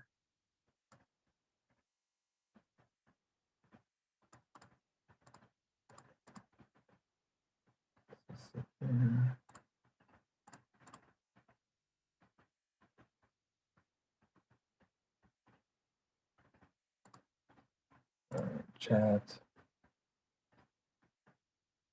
If I want to sub D my base mesh now, what should I do? Like the units, you can just do 2 sub D.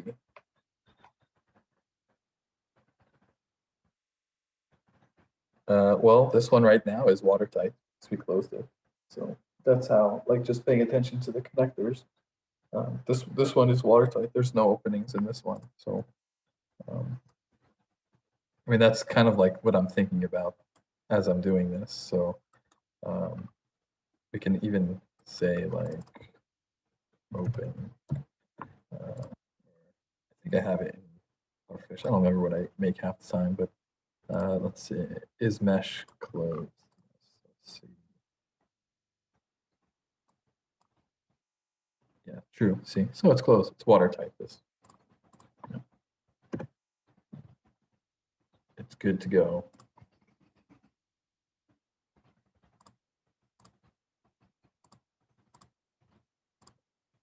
Okay.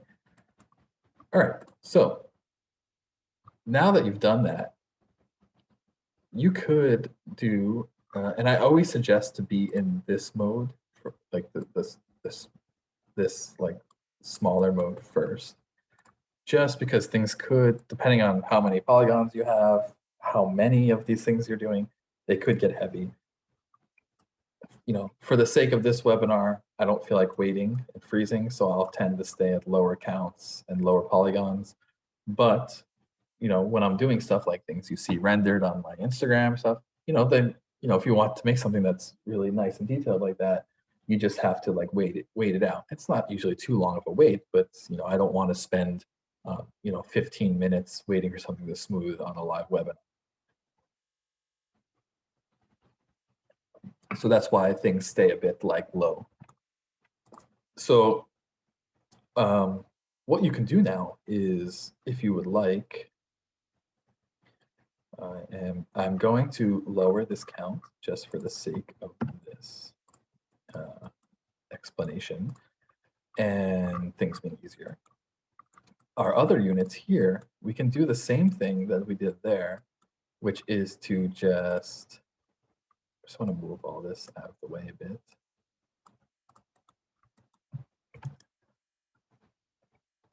If I go to shaded, is just copy them.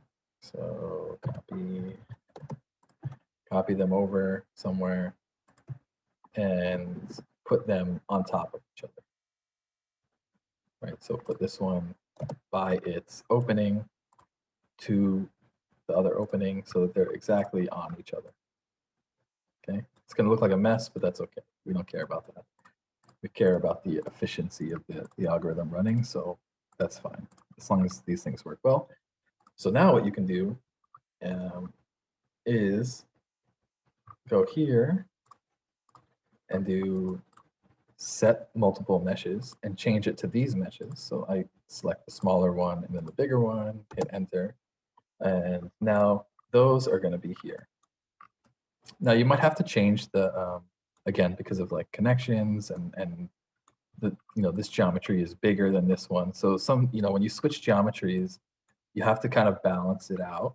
So if I go to Arctic, like you see here, like it just looks like humongous. It shouldn't look that humongous. So what that means is we got to go back to our sub D and just play with this number. I don't know, maybe like 0.25, just to get things looking proper. And you'll see that you have like you see how you have your like twisted ones there.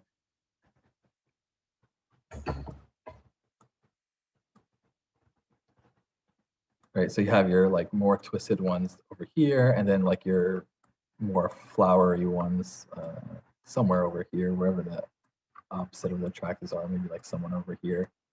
And then when you smooth that, if I go to 1, you'll see how that looks, right?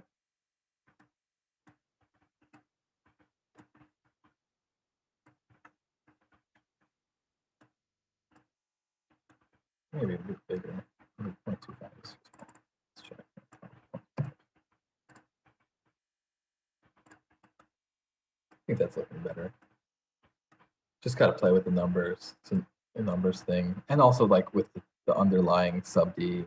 You know, just got to play with that.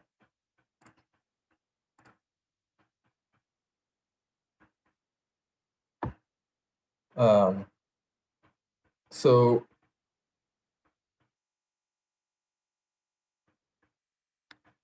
okay, so if you remember before when I was talking about the sub Ds, let's see here, that you could, if you know, play with this grid. Keep in mind it's conforming to the sub D, and you can see it's conforming to it. So if you wanted to do some other stuff, like you can I don't know, create some variation like this. You can do like something like that, and you'll get like a, see how it's kind of moving like that. Of course, you can go in the Z direction.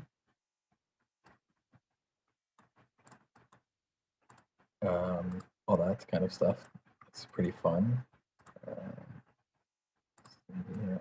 Yeah. So that's a lot of fun. And then the other thing is that you can remember when I said you can delete these? So if you delete them, you'll get like, you see how that like made a new kind of pattern there? I think that's like really interesting, like when these kind of conditions are really fun to play with. The other fun thing with sub-Ds is that you can keep modeling on the sub-D, and this thing will just like keep updating with it. So if I did Shift and Control and like selected a face and drag this face up and then held Control to like make an extrusion, it's going to automatically follow that. So if I go here, you see how it like followed that?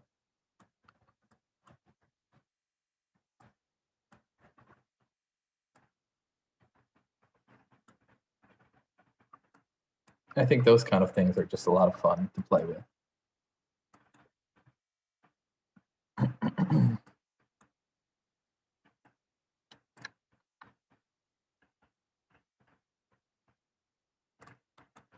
Okay, save. Save. Okay, so that is that. And actually, there's one more thing I want to show real quick before we move to the next thing, the next part.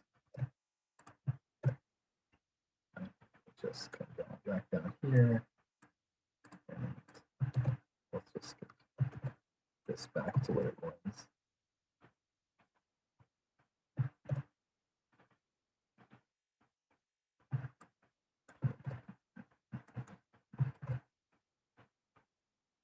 Okay, so the other thing that's really interesting, well, firstly, remember that you have these two to play with. So you can change. It'll be a little bit slower with this geometry, but like that looks cool. That's a nice one. I think that came out quite nice. Like just with like a little graph change, I think made it a lot better in terms of like the morphing. But the other thing that we didn't do here is we can do the twisted box 2 sub-Ds. So I'm just going to copy this down and do twisted box 2 sub-Ds. I think. Yeah, perfect. So we'll do 2 more twisted box creation types, and then we'll do the paint one, and then we'll be on our way to KeyShot. Okay, so we can do twisted box 2 sub-D, twisted box 2 sub-Ds. And just like I showed with the 2 mesh, it's just going to require 2 sub-Ds. So we can, where's my sub-D? We can firstly just copy this up. And then switch these out. So just put this sub-D here. We don't need thickness anymore because we're going to use the second sub-D. Levels, that was wrong. Levels to W, and then there goes to that. Okay. And we need another sub-D to be our thickness surface, basically. So get this one, set one sub-D, and put it there.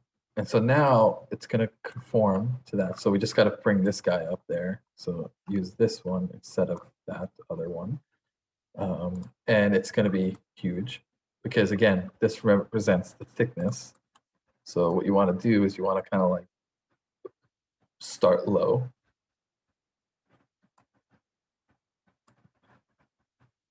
So we get our thing like that. So that, again, remember, this represents the thickness of the connector. And then you can just play with like the top sub-D here. So go 10, and I don't know, like if we wanted something a little bit taller here, can do like, I mean, that's a little crazy, but actually looks kind of cool. Let's see. mean, that's kind of cool, right? So that's another way to like get a more extreme. Instead of having uniform thickness, you would just have like this kind of thing. It just takes little changes when you're playing with like connectors, basically, you know.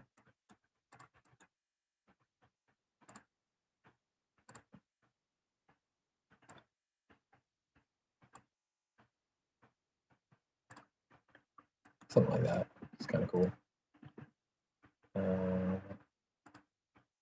So let me actually just undo this and save and save. Okay, so I think that's pretty cool. Pretty interesting, if you ask me. Of course, this whole thing doesn't even need to be flat; it can be different shapes. And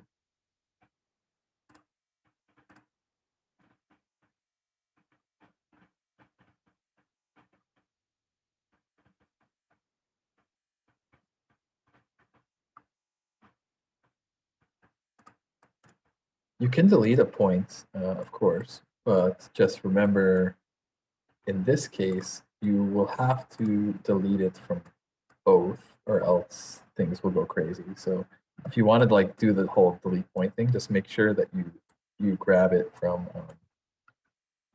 both. So maybe this is easier in wireframe, and I just turn easier, and then just select them both. Otherwise, things won't like match up properly.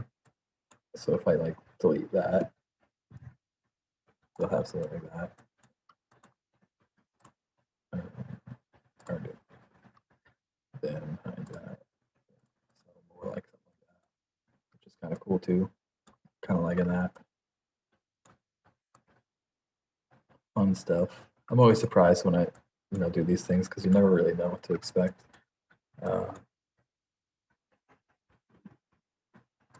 So if anyone wants to take an awesome screenshot, go for it. As I save.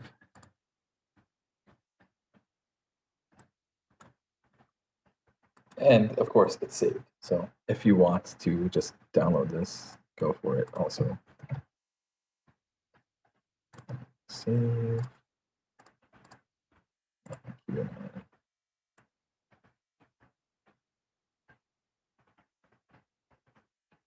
Instead of 2 sub D, my geometry. If you just use one, it's just going to be the same unit everywhere. Like it's not going to blend, but it will still work, of course.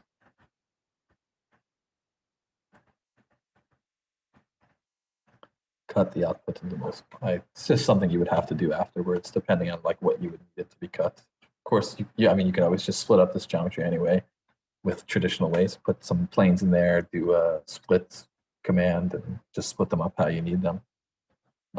It's just all about how you think about it, what you really. There's not one way. It's like what you really need.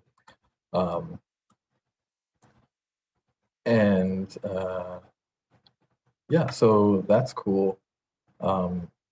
If you did one, it would just put the one. It would still deform them, but it wouldn't look like, like you see here. There's like if I look down, there's like the thinner one that we like twisted, and then there's like the thicker, more floral one, which is kind of cool too.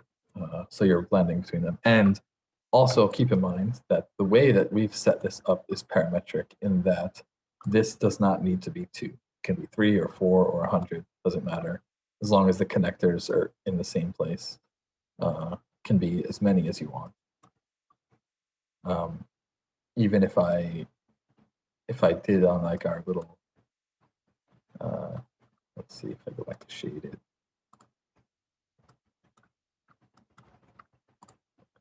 You can do even a test real quick if you just took these two and copy them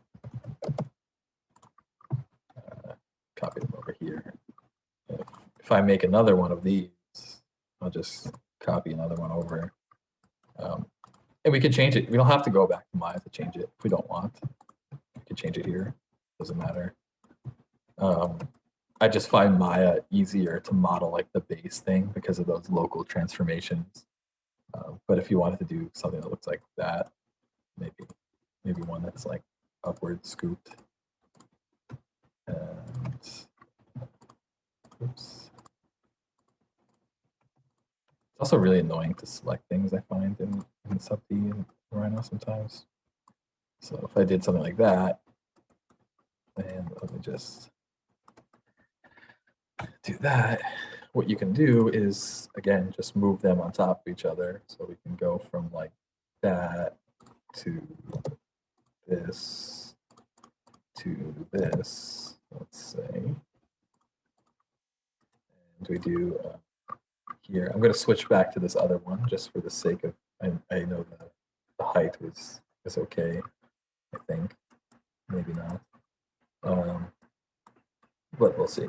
So then you just go here and set multiple meshes and then just select the 3. So like 1, 2, 3, enter, and it still works. So now you have here, I go to Arctic. So you have like, there's like the nothing going to like the mushroom going to like the cone shape one. Probably easier to see if I just go like, oh yeah, that's a little crazy. But you see it there. So it could be anything. As long as the topologies match and the connections match, you can use as many as you want. So I like this one, I like 2. The reason I didn't use 2 on the other one is just because I'll have to wait. I don't feel like waiting. So there you go. So that's cool. Okay. So while I have this one open, before we move to the paint is really simple. Like it's basically this definition that we're just going to copy and replace a few components. Instead of the attractor, we'll use the paint for that workflow. So let me just save. Save.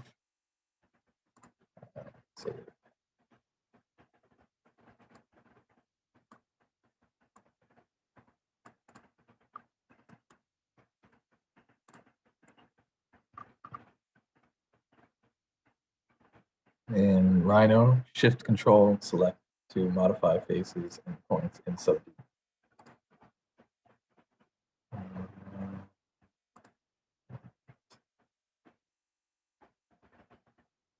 Yes, they are extruding very much because, as I mentioned, your bounding box is around only the connectors. So you have to imagine the top and bottom sub Ds as the connectors, not as the overall height. It's the height of the connectors.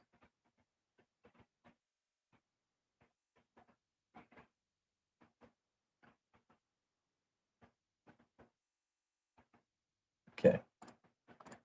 So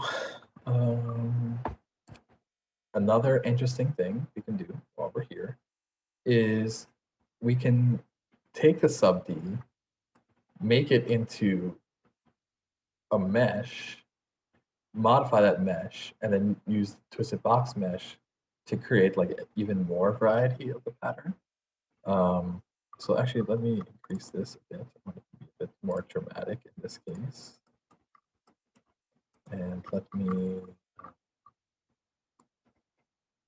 change this. And what do I have in here?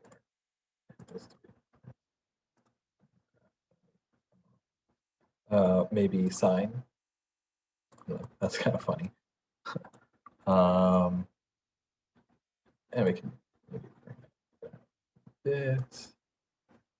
Yeah, I mean, that's kind of funny to me. So the other thing we can do is we can turn the sub D into a mesh. So I'll just grab this here. And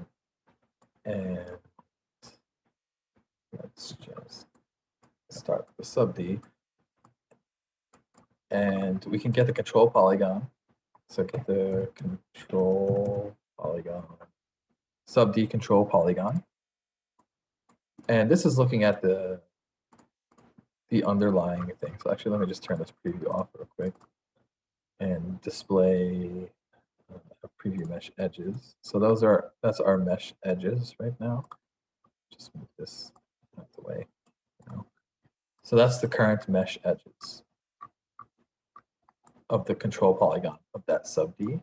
And what a cool trick you can do is you can triangulate it with triangulate mesh. So now you've triangulated that. And then you can Catmull-Clark it.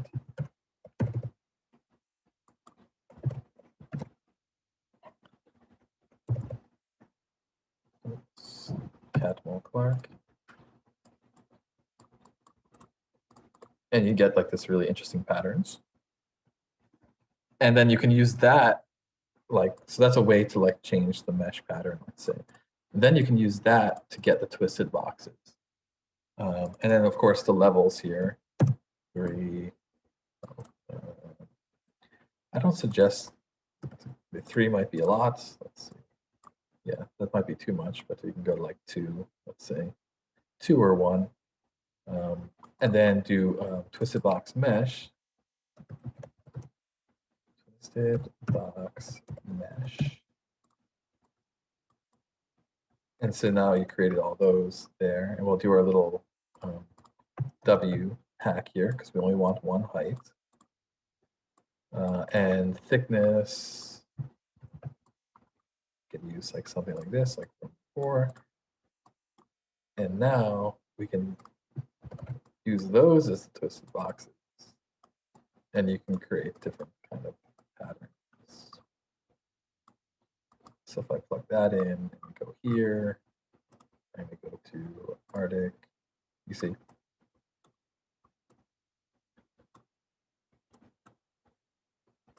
So, you know, by like deleting things, you know, triangulating things, subdividing things, you can really change the way that this whole thing works and looks like super quickly and very, very interestingly. If I go like here, 0, and I mean, that even looks cool, like the hard edge version looks cool to me too.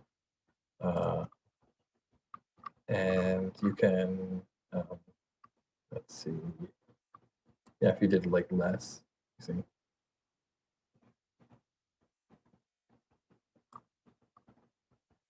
Or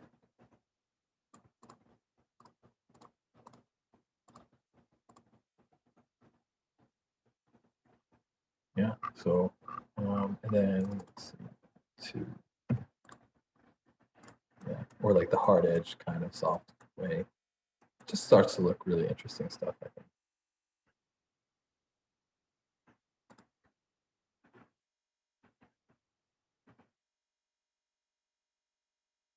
Yes, recording will be sent to your emails.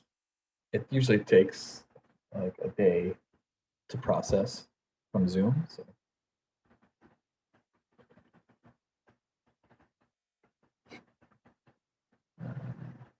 Yeah.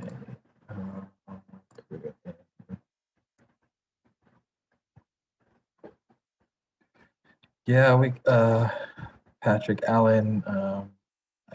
Basically, you should split the things up, and I'll show that to apply this different material to different OBJ. And then everything creating such a connection with metal. I don't know. I haven't done much metal work, so I'm not really sure what would be the process for that. But whatever would be required, I guess, is what you would have to do.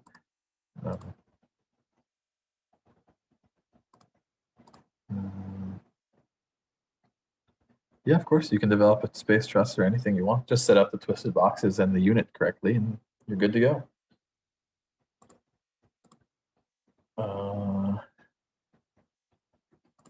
Let's see.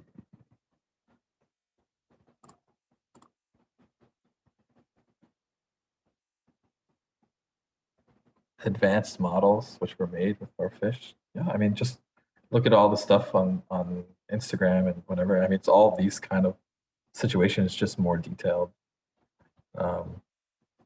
and this is a very similar kind of process to what we did with the lamp with our Autodesk also. So you just gotta always think about connections, the underlying kind of pattern, and different kind of attractors or gradients. Yes, horizon lamp is pretty. It's similar. I mean, but then there's a whole part after it for making the actual constructible thing, which requires things that are outside of Pufferfish, which are mesh thickening things and shelling and all kinds of stuff. So, but design process, yeah. Let's see. What would be an easy way to put this geometry onto a box? Probably with a sub-D, I think. Or a mesh, actually. Use a mesh box. That's how I would do it. Because then you'll get the corner condition to go correctly. Yeah, use a mesh box. And then use a twisted box mesh. Okay, moving on. So now we've learned sub-Ds, we've learned how to go between two sub-Ds, and we've learned how to edit the sub-D topology by mesh, which is cool. And definitely look at the different options. You have different options here too. You don't have to use Catmull Clark. There's other options too for different types of subdivision patterns instead of Catmull. But we don't have time to go over all of them. Okay. So let's leave that for now and move on. While we're here, actually, last thing I forgot to mention is, I'll go back to this one. Doesn't matter which one we use, but I just know I had the settings correct for this one. Where am I? There we go. If I switch back to these ones here, so let me just set multiple meshes, 1, 2, enter. So there was a question about like how to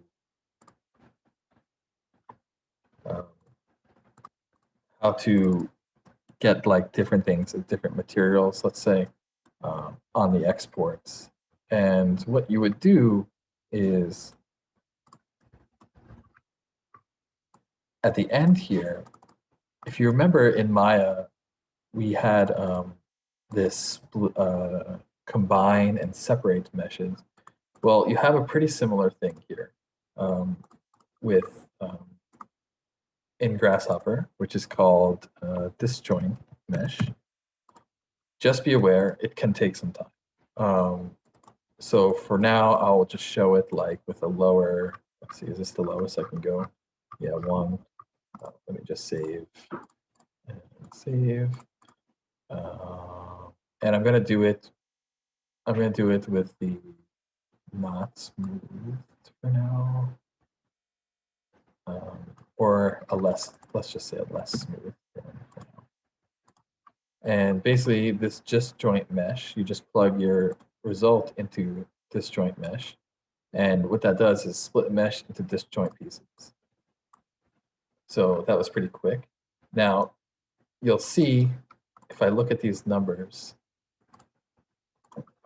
here, that there's one mesh that's obviously way bigger in vertices and faces than everything else. That's the mesh where everything's connected. And then there's the other mesh, which was like these little ones on the inside. They're not connected. So the way to do that, separate things by materials, is to like have them not connected necessarily in a way that they would join, so that now I can do list item.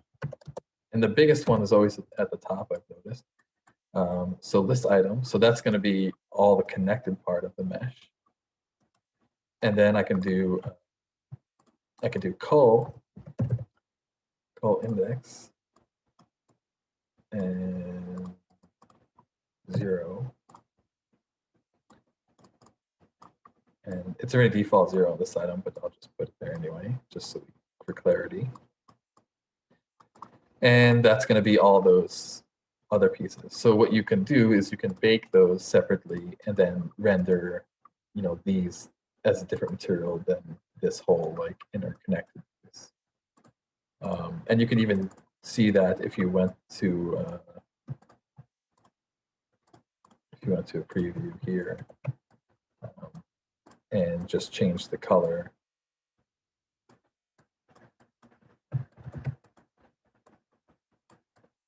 Of those, so I'll just go to Arctic, and I can just change this to something else.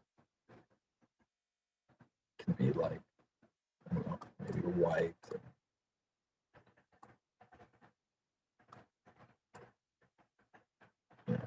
Whatever you want it to be. So that's how you would, start to separate out things to be different materials.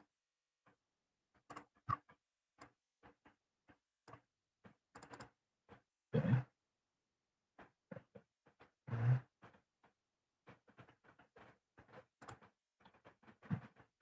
Okay. So now let's look at how to make this like paintable. So, go back to shading.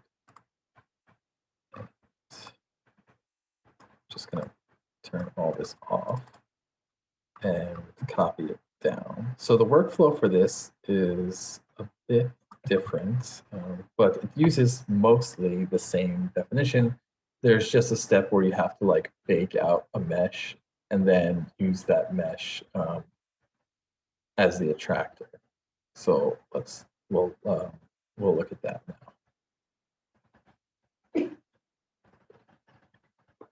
So first step is to just copy this all down.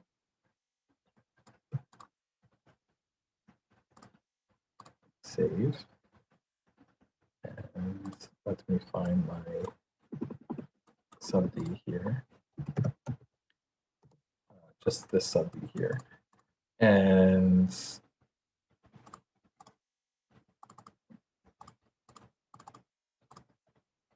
what I'm going to do is collect that sub D.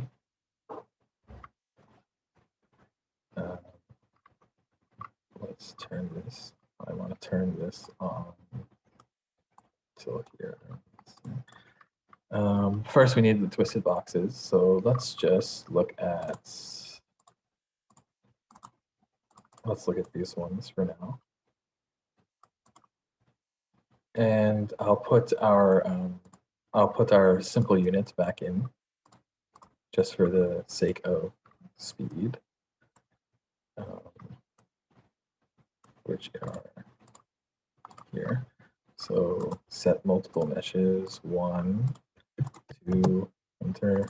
So we have our simple one there, and we will get this sub D.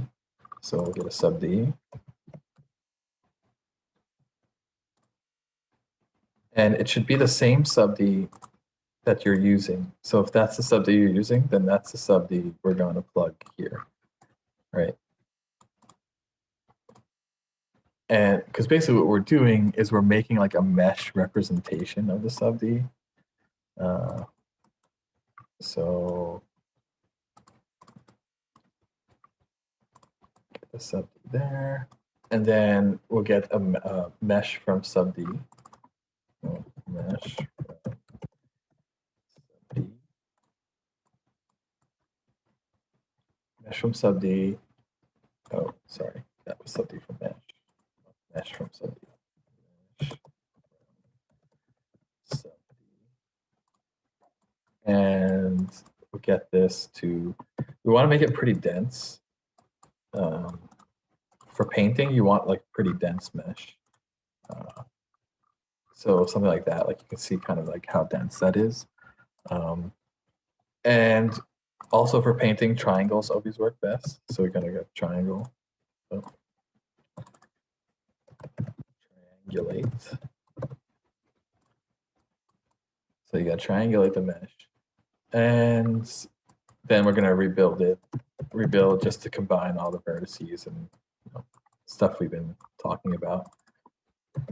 Boolean, toggle, R, C, U, I,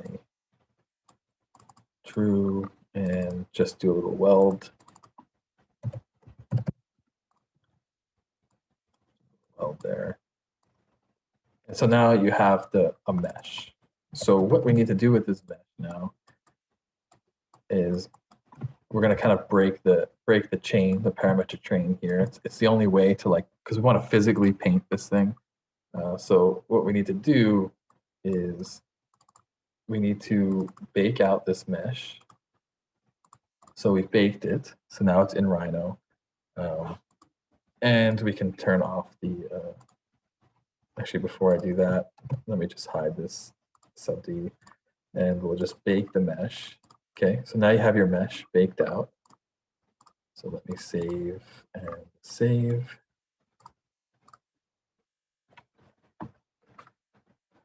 So this part you would only do after you had like your kind of initial mesh geometry. Like once your mesh geometry is pretty set and you like it, because every time you change the sub D, you'd have to do this step again. So this is kind of like what you would do last. And then what you're going to do is, let me just check here. Why use the same sub D? Because we're making an underlying mesh that we're going to paint, and then we're going to evaluate those paint colors. So the closer it is to the sub D that we're putting twisted boxes on, the more kind of accurate it will be.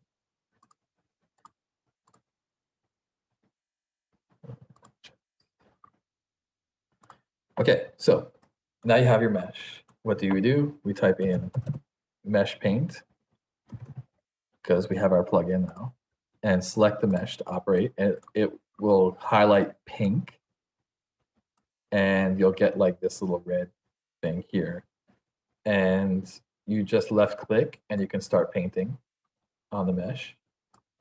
You can reset by clicking here, reset. And you can change the radius, the inner radius and outer radius. Like if you want to do a bigger radius, you can do something like 5. And you'll see like the red thing there got bigger. Color palette, you can change the RGB value, but we only need black and white here. So we're just going to stick with black. And basically what you can do is just start to like paint areas. And basically what's going to happen is like black's going to be one extreme and white's going to be the other extreme.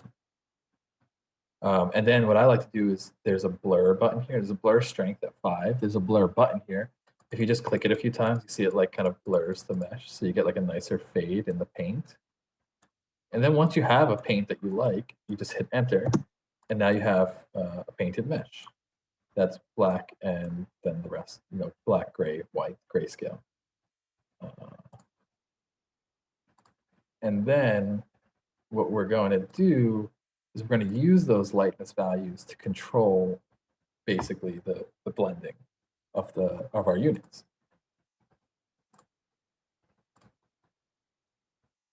If you don't have mesh paint, it means you didn't install it.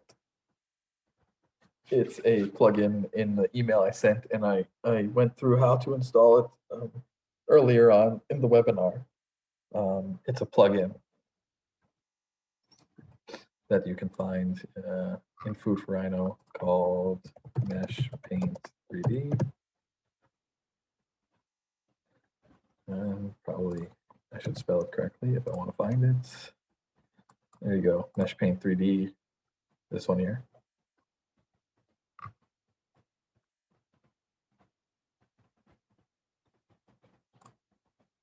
Okay, so let me save, and save.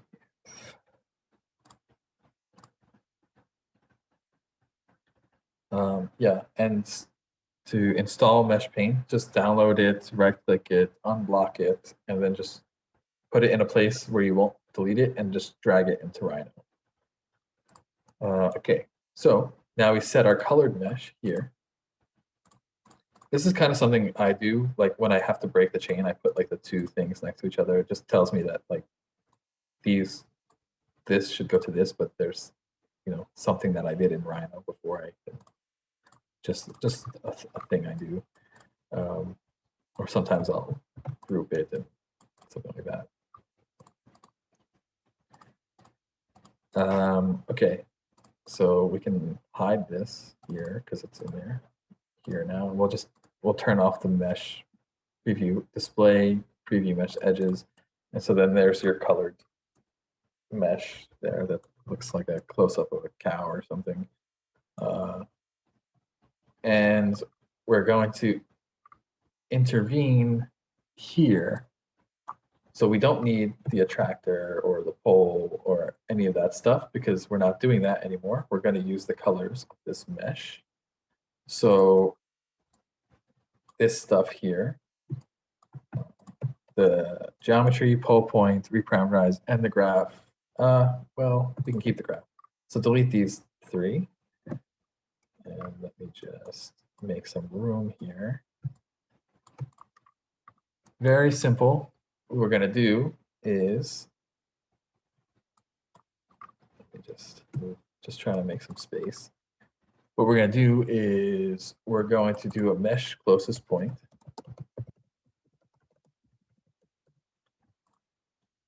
And we're going to pull the points to the mesh. So now we've pulled those points to our mesh. And then we're going to do evaluate mesh.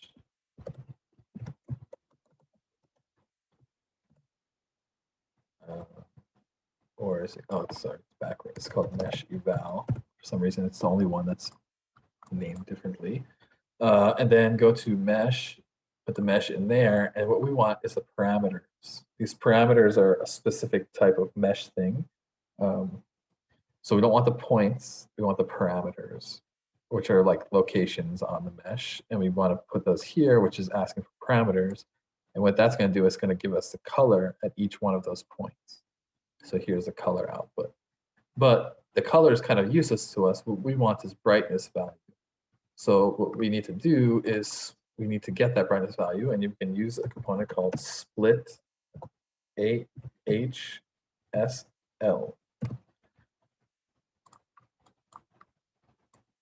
And that has an output of lightness or luminance, which is between 0 and 1. I like, 0 being dark, 1 being lightest, and all the stuff between. So now that we have our luminance values, what we can do is we want to make a little switcher so that we can switch because it's already 0 to 1, so we don't want to reparameterize it, but we want to be able to invert the effect like we did here with the attractor with reparameterize and true false. So what we do in that case is we just get the filter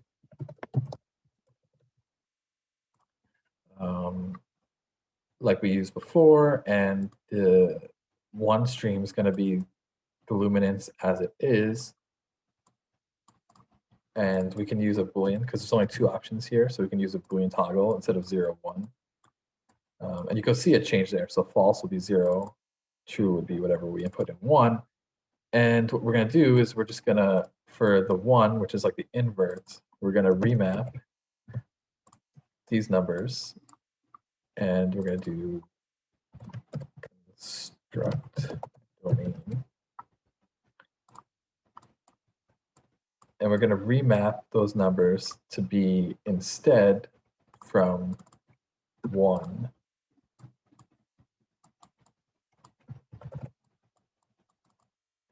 to 0. So it's just going to reverse them. It's just not reverse them, but it's going to make them 1 to 0 instead of 0 to 1, which will be the inverse effect. Okay. And that will go here. And that's it. So now, if I just turn off these previews, and go here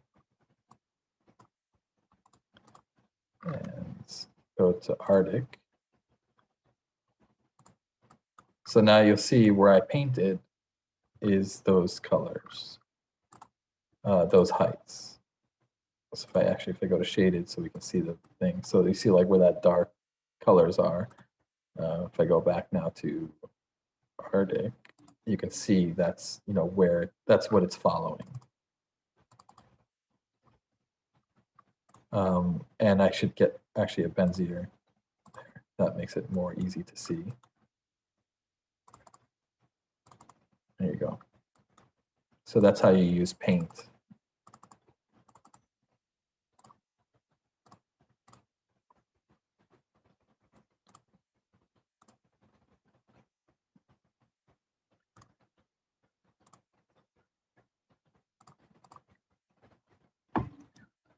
Okay, so let's see.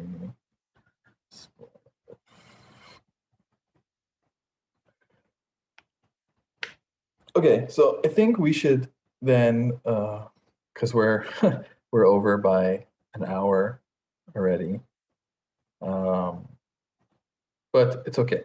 So we'll do our last thing, which is to like make like a cool bat wing shaped sub D, and we'll morph onto it, and then we'll bring that into KeyShot, render it, and then we'll do like a little Q&A. But these are just the main two things that I wanted to show, was how to use attractors, how to use paint.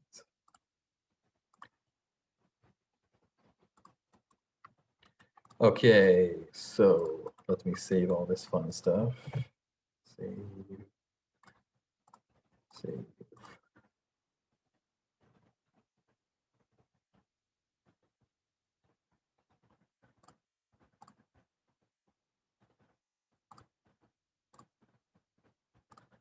Okay, so I'm gonna go back up here to our checker, and I'm gonna make another little thing up there in that area, which is just gonna be like a simple Batwing sub D creator thing.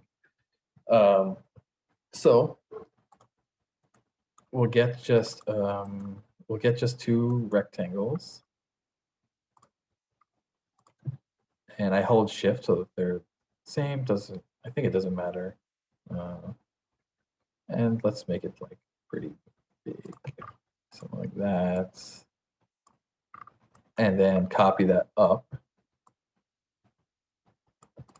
So now you have these two rectangles. And what we can do is we can go to Mesh Plus, which was part of the required plugins. And there's a component, a section called Volume, and there's a component called Batwing. So I think if you just search Batwing, it will come up, Batwing. So now you have a Batwing, and then we'll just go to curve.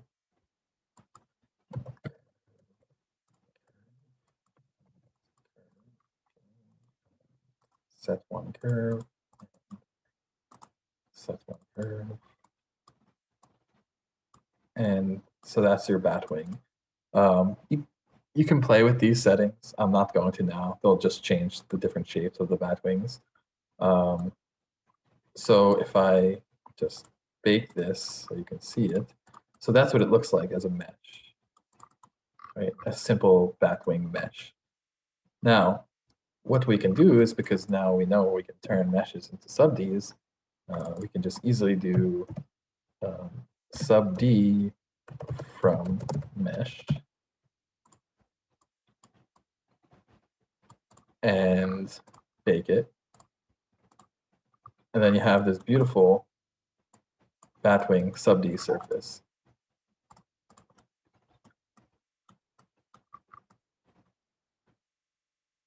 Okay, and remember, you can do, just turn this off. So that's your little sub D creator there, Batwing creator there. What you can do, let me just make Rhino bigger for a moment. So if you hit tab, you'll go into like the polygon mode, tab, smooth mode. Mesh Plus, it's in the email and on the website. Okay, so press tab.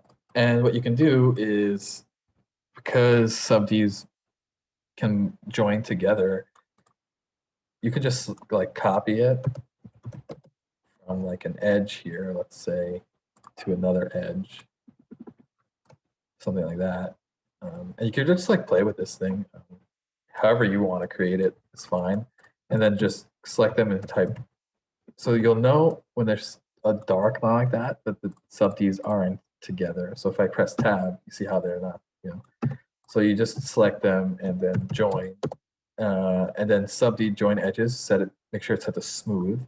Hit enter, and now you see the dark line went away. When I hit tab, see how they're together now? It's like a smooth thing. And you can also do weird things, like you can just have fun with it. Like you can, I don't know, you can take this one and this one. Will that actually work? Yeah, that should work. And then maybe bridge. So you can like bridge things together, and probably need like, just to think about the topology, maybe you need like 3, something like that. And then you can drag this up so it's more curvy. You know, so just start to like play with, you know, bridging and connecting and joining things, and you can really quickly get like these kind of really cool, complex subds.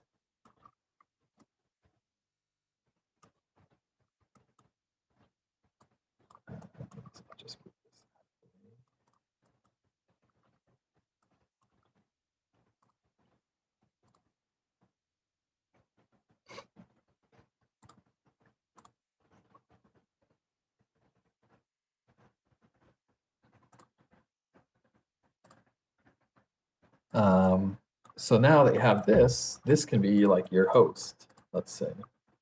So if I use that here,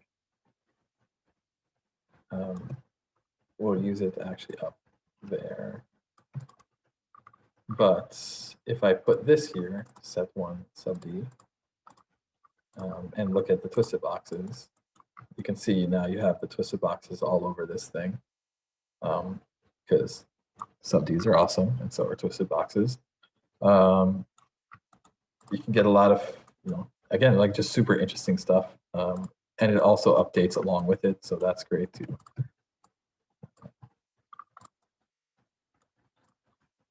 So now we have that, and we can do like that, and then we can we can use like, I'll look at this one real quick because I don't have the, otherwise I have to paint the mesh again. Let's see what's in here. In here is the complex one. How many levels do I have? 2. Like that. 1, 2, 1, 2. Yeah, it's not so many. Let's try it. Okay, so save. Always save before doing stuff like this. And I'll put this down just to make sure, and then meshes, and then yeah, let's go to the twisted boxes.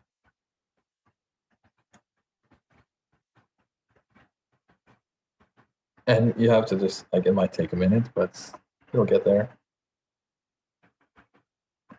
Or I think there we go. Oh, that's because I had the joining on that, the disjoin on too. So it already disjoined it. So let's see what this looks like. Okay, that's a little crazy.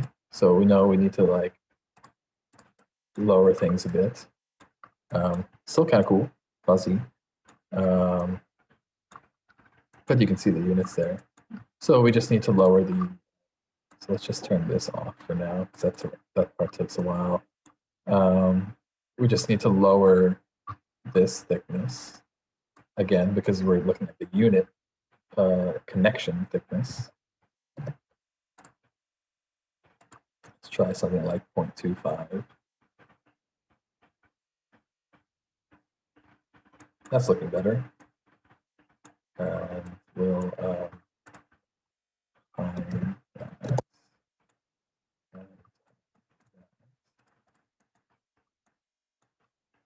It is connecting. Again, you can make something like that looks just like a lot better than this. I just made this kind of double batwing thing quickly.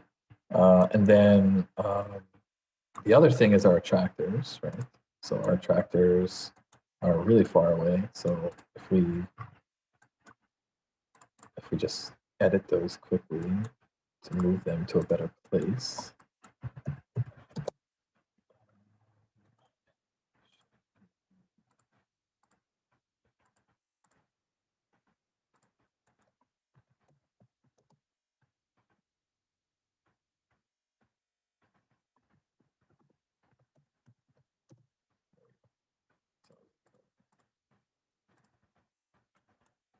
Okay, so we want to get our attractors over there. We could just set some new ones, I think.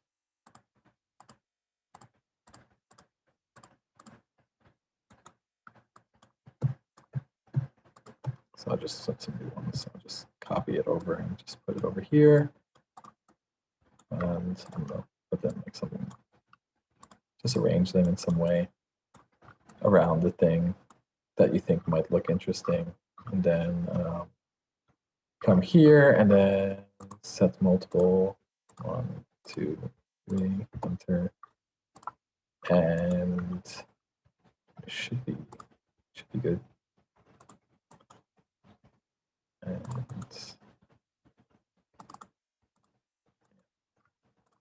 then turn this back on.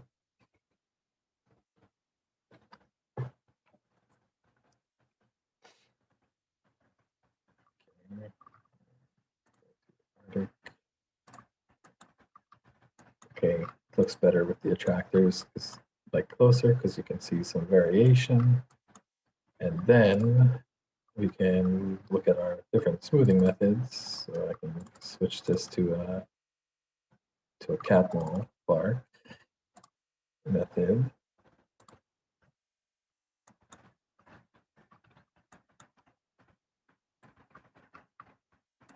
And yeah, you start to have all, you just got to play with like the values, and the attractors, the shapes of stuff, and the spacing. And you can get some really, really fun stuff.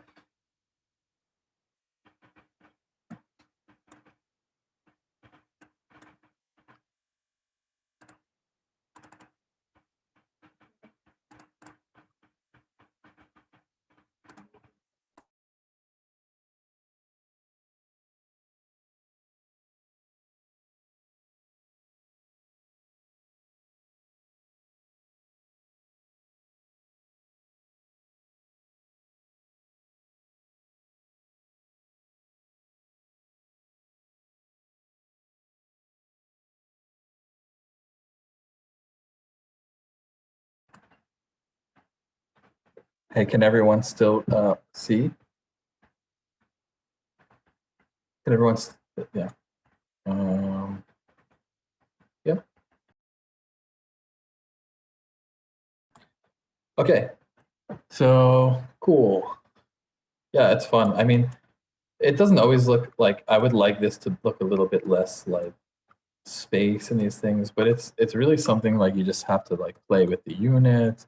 Because again, like you can even go back here, you can go back to the units, you can edit these on the fly, you can edit the attractors, you can edit the base geometry, you can edit the divisions of the geometry, and it's just kind of like a back and forth, like playing with these things until you get them right, or just the way that you like them to look.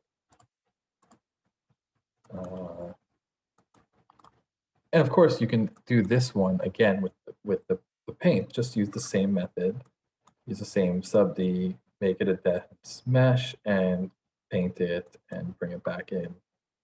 the same way that we did here. It's the exact same situation.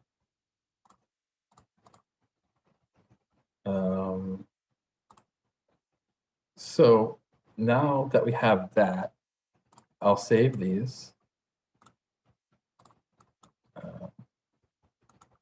Save everything I have here in this crazy file. Sorry for the mess, but things get that way when you're teaching. But luckily you have the recording and all these files. So the next thing we'll do is we'll split that up into the two parts,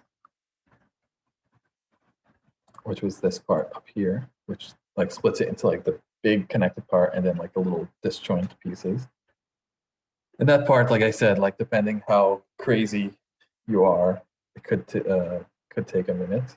So just let it think and resolve it.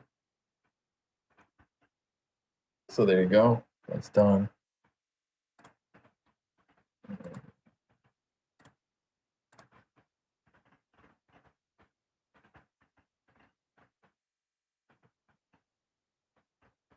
Okay, so now we have the two separate parts. If I unpreview this, and then go to Arctic, and hide that. So now you'll see you have like the two parts of things separated.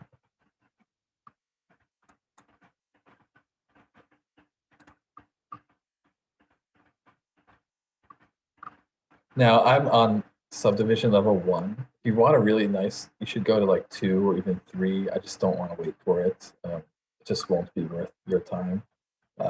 So in your final things, you can bump this up and then you'll just wait a bit longer for this part here. So if I go to like 8, if I go to like another layer, just bake these on two different layers. So I'll just bake this. Actually, I think it might even be faster. It might be faster if I smooth it again after. Let me try. Can't hurt. So save, and then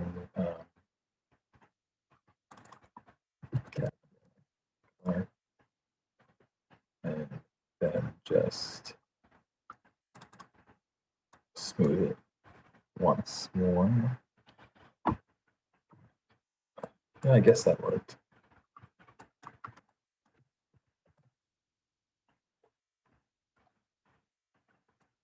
So you can like smooth these again afterwards. Then I'll just bake this here. So just bake that onto one layer. And then on another layer, bake the little layer, the disconnected parts. And let's just like turn that off. Turn this all off.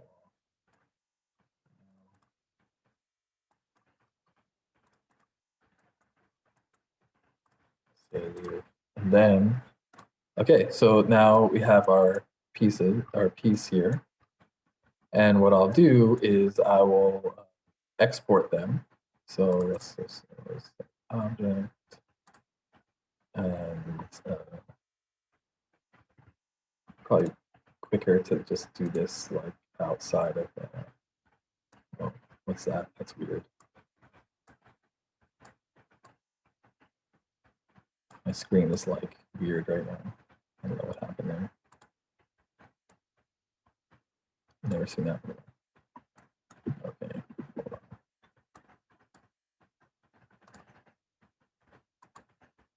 I'm going to save this and then just close and reopen Rhino because there's like some, I don't know if you can see it, but my viewport got like stuck on the screen somehow. It's really weird.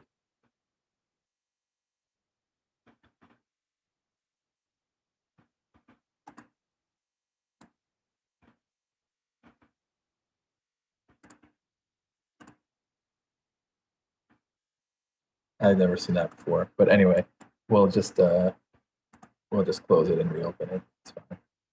I already saved it. So.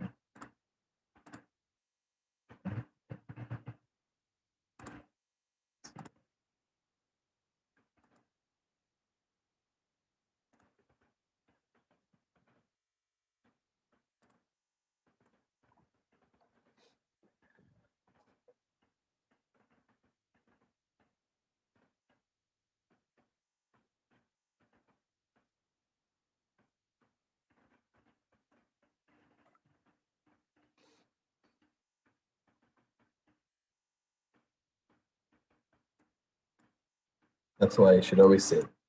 Anyway, so we'll select this. It's probably easier, like just to go actually to shaded, because Arctic can sometimes be kind of heavy. Just go here, select object,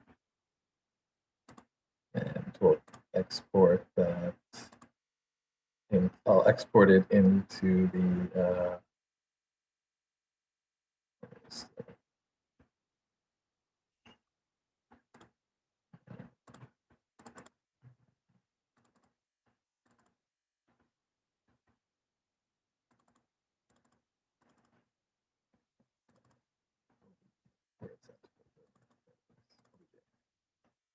we're going to export OBJs, and we're just going to call this one live. I'm just going to call it the final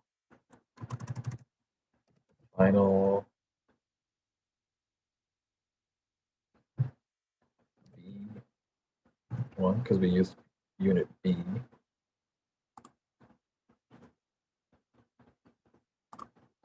And then once that's done, we'll export the other one.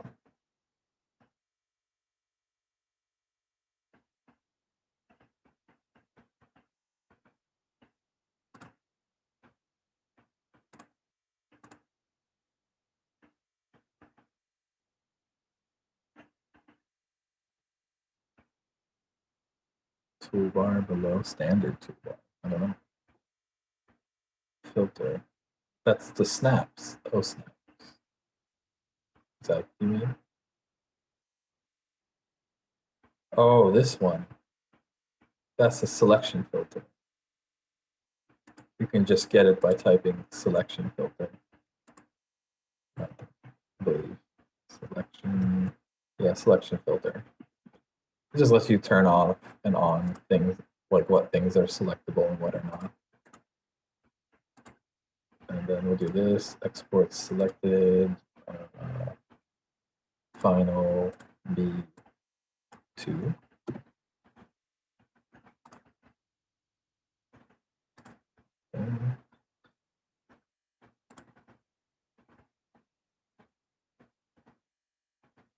That it doesn't hang up. Yeah, I mean, just the order of your algorithms, like understanding, like really experience too. I mean, like the thing I was saying about using the bounding box once. That's why we put the units on top of each other versus making, thousands of bounding boxes. Like all these kind of things really can speed things up. I mean, you can see with all the stuff I was doing today, it wasn't very slow at many points. So just being optimized with what you're doing. I actually realized I could also have split them into the connected part and unconnected parts first, then smooth them. That would have been faster than smoothing them first and then splitting them. So it's just the kind of operation and familiarity with it that you learn, like these kind of tricks and optimizations. Okay, so we have those exported, and they are here.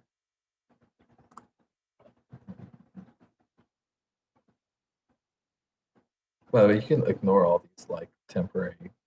They're just like auto-save files. Just ignore them. We don't need the materials because we're gonna do that with KeyShot, so I just delete them. And then we're going to open up KeyShot.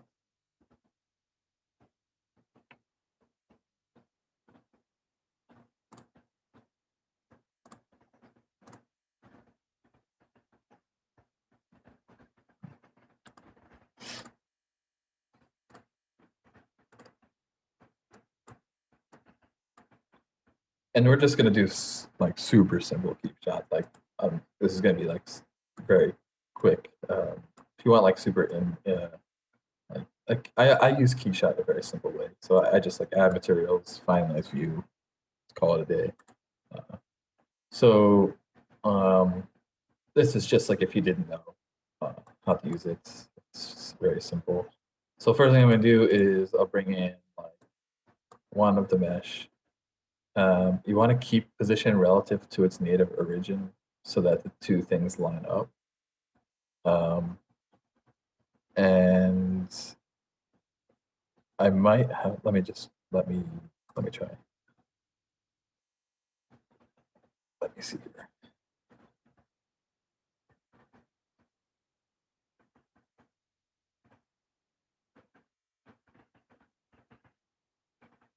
Let's see if it goes in. Okay. Yeah, it's good. Yeah. So there's the one part, and then we'll bring in the other part. Again, keep position relative to native origin. Import.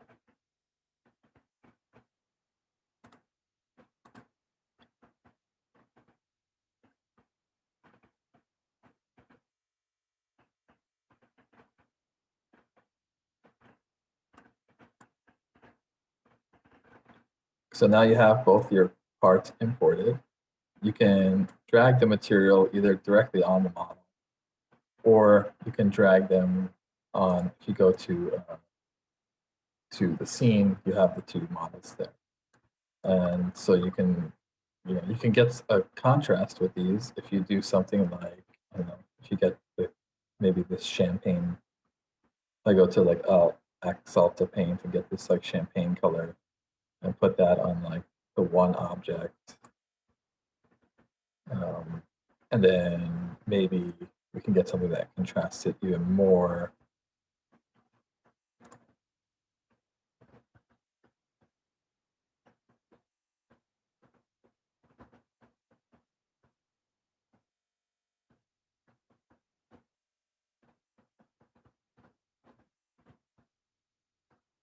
If it's in a weird direction, you can check here your export settings. If you do File, Export Selected, in OBJ, click Options, and make sure that this isn't checked. Map Rhino Z to Object Y. It might be checked by default, which would flip it. You would want to do this if you were going to Maya. You would want to put the up direction Z to up direction Y. But since KeyShot is following this, we don't want that on. So make sure that's not checked. And then make sure you do the relative. About GPU mode, I'm actually on a computer right now that doesn't, the GPU isn't, it's like right below what KeyShot allows for the GPU mode. So that's why I'm not using it. But you can use it if you want.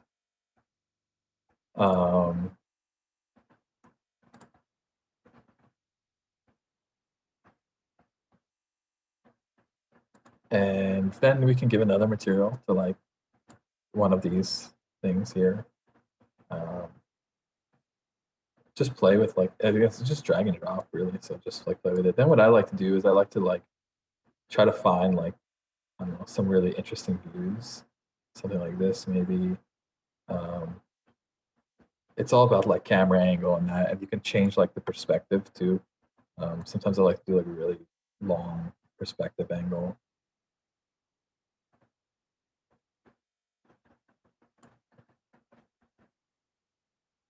And you'll see it clear up in the preview. And then the other thing is the other thing that I use a lot is the if you go to camera, the depth of field. As soon as you click it, it usually just goes blurry right away. But you click this little target here, and it says click on surface set focal point. You just like click somewhere that you want it to be the focal point, and then you got to play with the f-stop. So the f-stop, like for some reason, like defaults at some like at a low number. But if you type a number in there, you can increase it. You could do something like 30, not 63, oh, maybe 63, no, more even, 75. So what that does is it like makes the things like not in the focus like more blurry. It usually gives like a bit more life to the rendering. So like click somewhere there, and then let all that stuff be kind of like out of focus.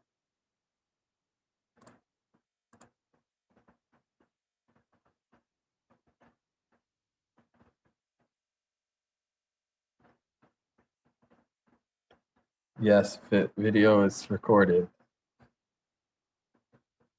and accessible. Render engine, I don't know if it uses samples. Might use its, yes, your email. The same email that you registered with. It's okay, we're at the end anyway.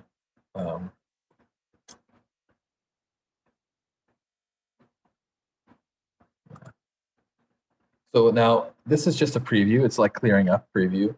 If you wanted to render it, you would just go to render and then render, and you have all the settings here. I use again, like I'm not a hardcore renderer, but KeyShot lets you make really nice renderings quite easily, and I use it in the simplest way possible. I don't try to get crazy with it. I spend maybe a few minutes in KeyShot at most when I'm using it. For my purposes, and I also do a lot of photoshopping too. But you know, you have all your options here. One that I tend to do is I think the maximum samples is usually pretty low. I usually put it pretty high. It takes longer to render, but gets a nicer render. And then here you have, again, your resolution, your DPI, all things we're familiar with. That's pretty much the most I get into here is the resolution, size, DPI, and samples. And then you just hit render. I'm not gonna do it now because I don't feel like waiting for a render to finish. But you hit render and it will start doing a real render. So that's which GPU do I have? I don't know. I have this computer. I think it has a I don't know, GTX 980M. Maybe like 5 or 4 years ago on this specific one.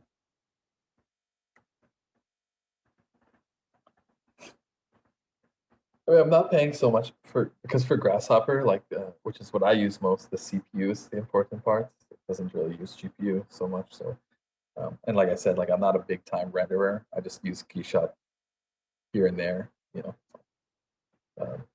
And I use it again in just like a super simple way.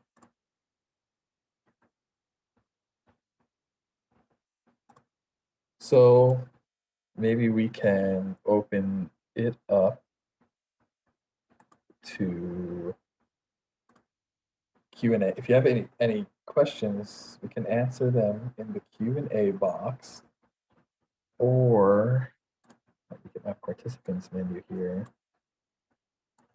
If anyone wants to, if anyone wants to ask a question, you can raise your hand and we can put you on the camera if you want to ask your question live.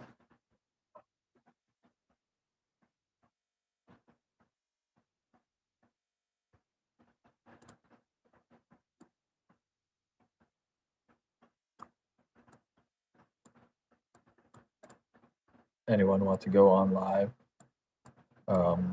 Just raise your hand with the raise hand button.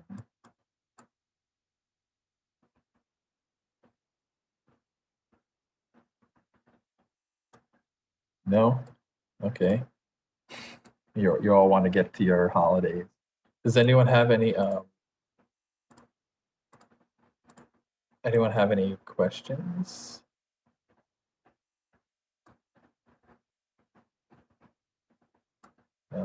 File extensions.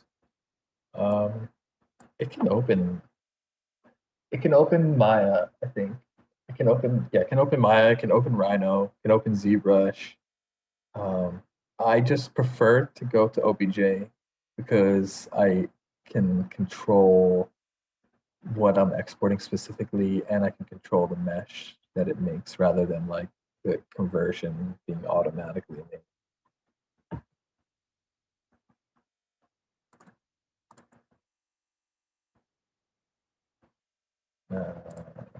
Is there a way to connect Maya with Rhino in real time? I don't think so, but I don't see it being. I don't know if the workflow needs to be so live, but there's always bridges, and I'm sure someone can make a bridge if they haven't already. But they're always, to me, just as slow. So I just export import. It's like pretty simple to me.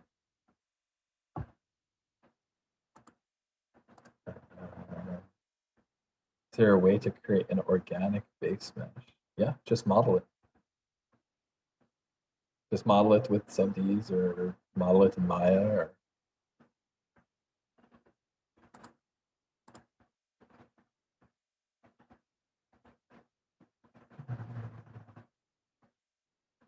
what kind of what kind of error?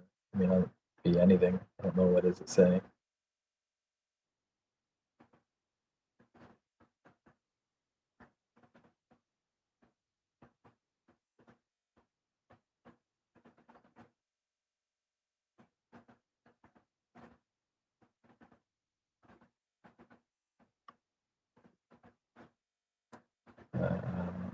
Two consecutive edges. Yeah. So you can usually fix that with the Pufferfish rebuild mesh component. So rebuild the mesh before you use the Catmull Clark and use those settings that I use, which is I don't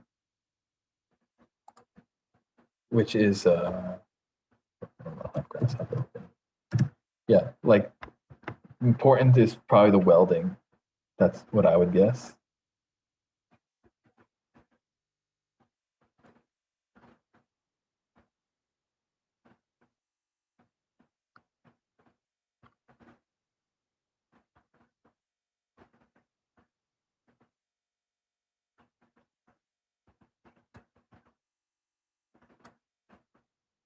Just waiting for Grasshopper to open here. Okay, I really is. Let's see. Other components, yeah. I mean, always developing stuff. Not all of them are public, but yeah, always kind of looking at this kind of thing. It's kind of what I do. So, Jay, if you do rebuild mesh, so whatever your mesh is before the Catmull, instead of going mesh to Catmull, try putting your mesh into the Pufferfish rebuild, and then do Boolean and make these true, except for flip. Just leave F alone, and then weld this.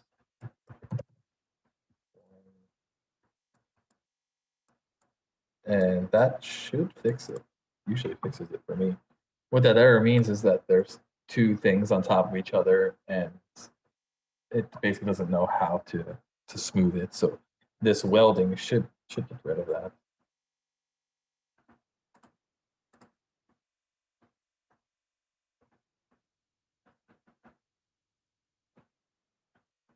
Any good references for computational science? Yeah, AAB, more. Yeah, I think there's just so much online. If you just search it, you'll find some really good stuff.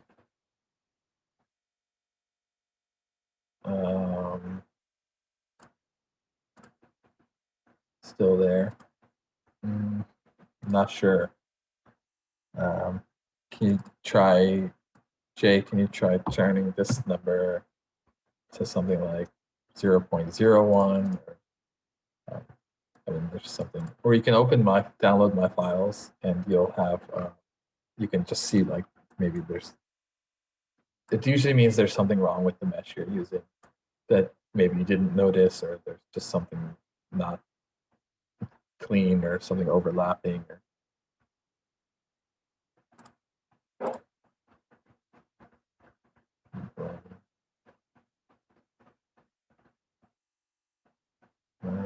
Step about meshes, so that we don't connect rebuilded meshes between meshes to the original.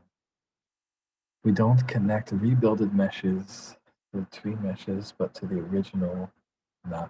Yes, because if you rebuild them, there's a chance you'll change the topology, and there's also a chance that the two units might not rebuild the same way. And you don't want to change the topology, otherwise they won't blend anymore. But we do rebuild just to make the bounding box, because that just double checks that those are the only, that makes sure that those are the only openings we're detecting. But we don't use that rebuild for the tweening because we don't want to risk changing the topology.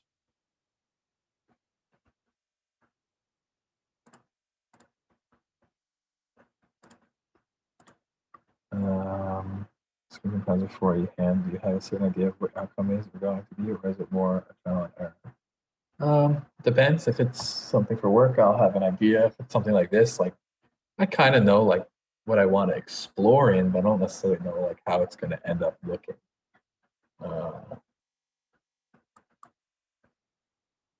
Yeah.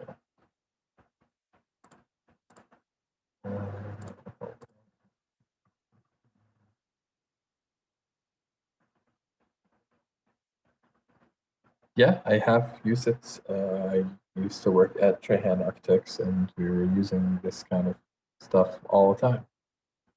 Very big on Grasshopper and Dynamo there. So if you just go check out some of their work, like their theaters and stuff like that, like there's a lot of really interesting stuff.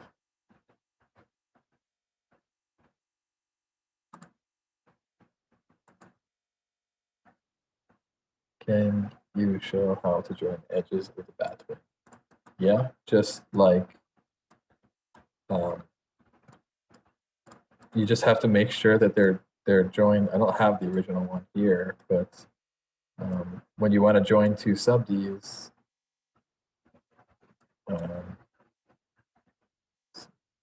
you just have to make sure that the edge is.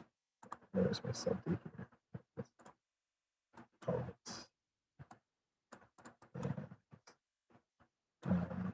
So this was the edge there.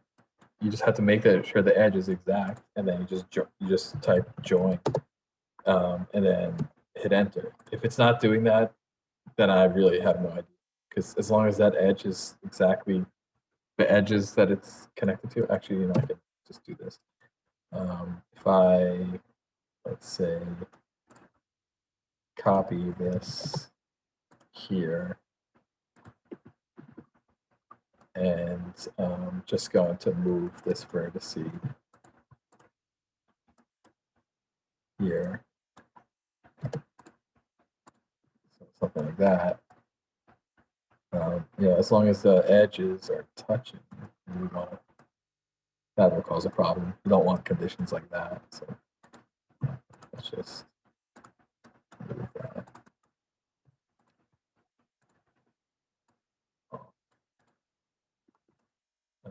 And then I think, you just join. There you go. Then it joins. Then you just press tab and they're together.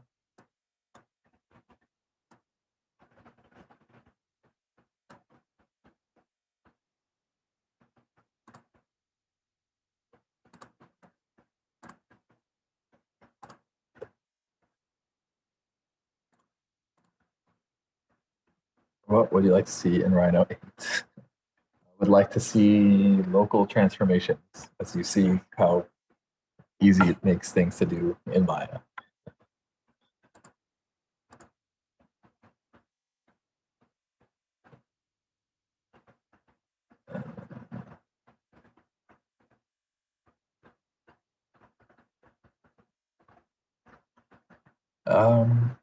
I think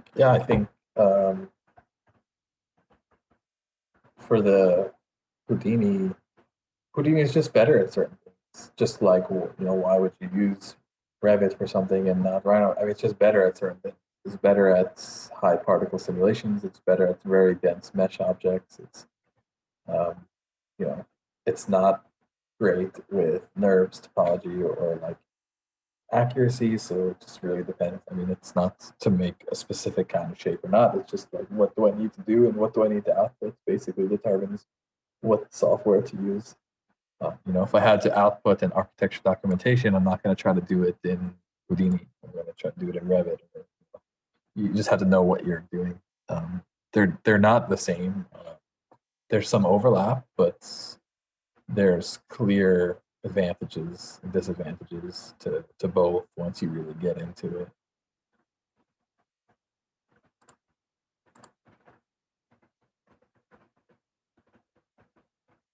Sub-D is, okay, so sub-D is a type of modeling. It's subdivision modeling. It's also called sub-D in Maya. But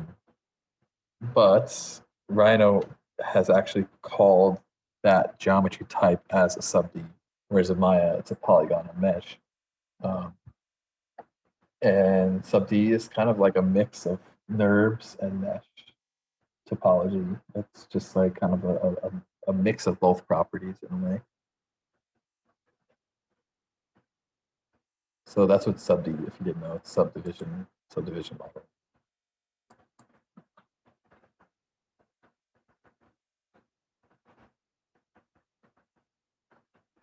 Is there a way to create organic subdivisions topology of the base mesh such that these connections are not so gridded?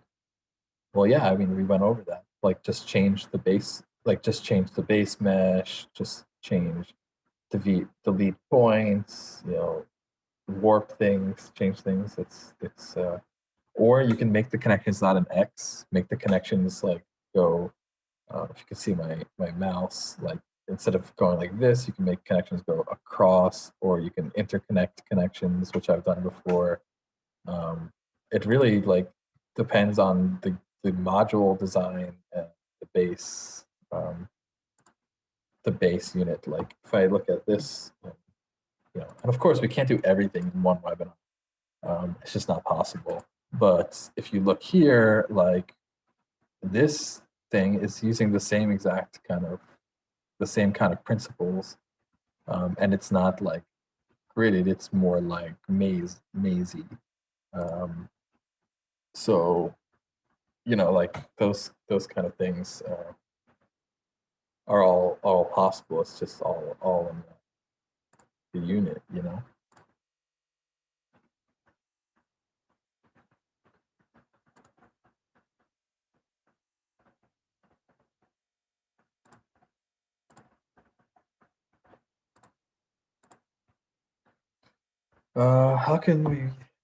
How do we blend the use of these interesting forms into architecture? What should be the approach while doing so? I don't know. I tend not to think in terms of architecture, but think more in terms of problem solving. If you have a problem that can be solved using these things, or can make something interesting, it's the way that you should go. Like if we look at the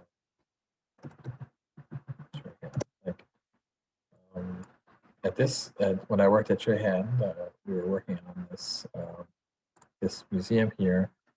This theater, which is all this curved wood. And this was actually when I first started making Pufferfish, like how we could figure out how to do this kind of stuff. So there was a problem and then a solution to the problem, which is how do we blend, accurately represent steam bent wood and blend it on a double curved surface, So there was all kinds of challenges there. So you just have to find problems and then solve those problems.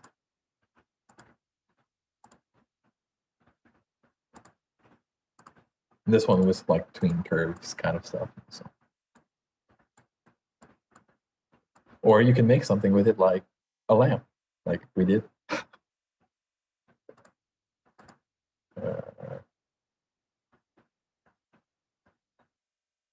Is it possible also split mesh in different layers without Grasshopper.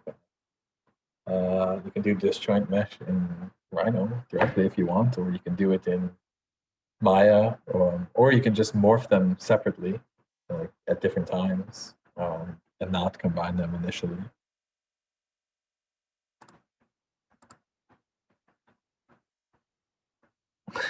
How is it working at Nike versus architectural firm? I sleep more. I like it a lot better. It's definitely really fun environments compared to the architectural field.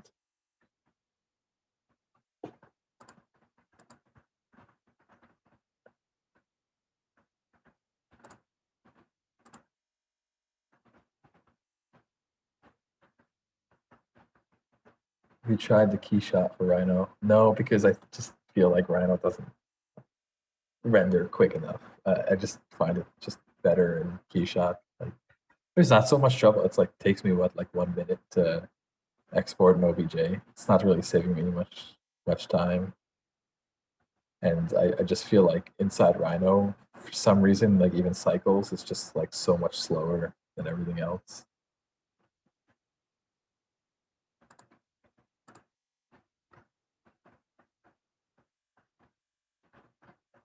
I think a master's program in computer design is like super important and very relevant because especially like deep, like it doesn't have to always be just about architecture. I think computational design is becoming its own thing. As you see, computational designer in Nike, you have computational designers in all kind of places. So it's starting to detach and it's becoming its own field, and it's a field, it's a profession that's really interesting because you can move between all these different professions, which is it's just a really unique and transferable experience. And I think like there's got to be ways to kind of collect that information and teach it in a kind of concurrent way that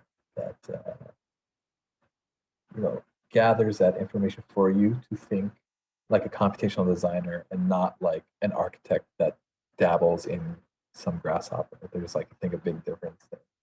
A computational designer can solve a lot of problems by algorithm. They're not just like applying some patterns on a wall. It was so easy for me to go from Trahan and then to Nike. Like the transition was so seamless, like more seamless than I thought it would be. It's like the tools and the thought are the same. You're just solving different problems.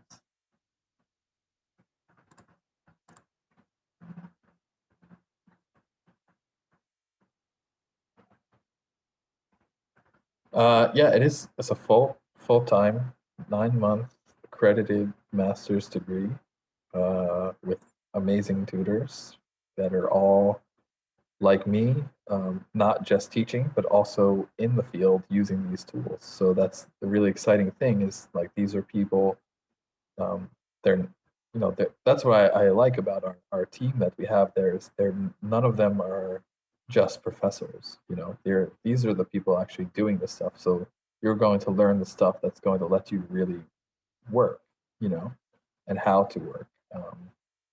Everyone's from, like I mentioned before, you got like Zaha, Big, and then there's us from Nike, and then you have people like Arturo who are doing a lot of build stuff in the independent stuff. And there's just like a whole bunch of people like from different places there. I think it'll be a really cool experience.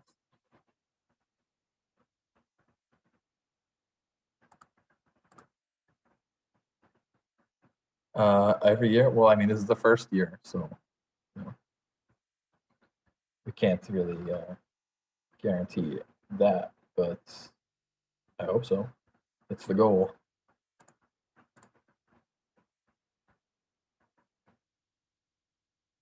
Can a student who's enrolled in a BR program take the master's program, or do you need to be graduated? If you're graduating this year, then you can.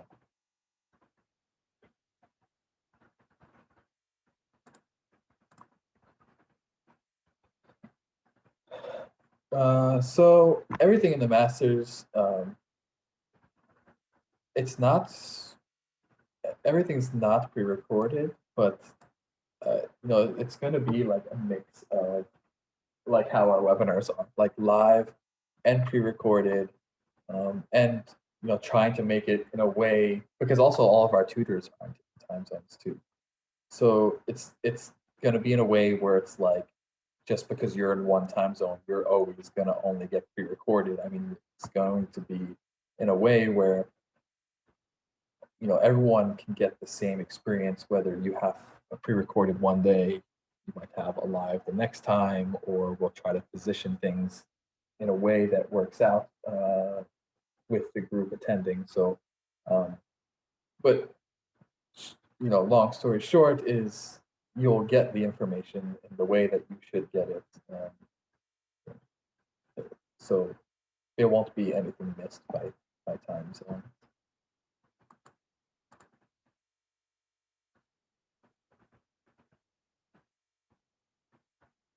I don't connect with the University of Oregon now.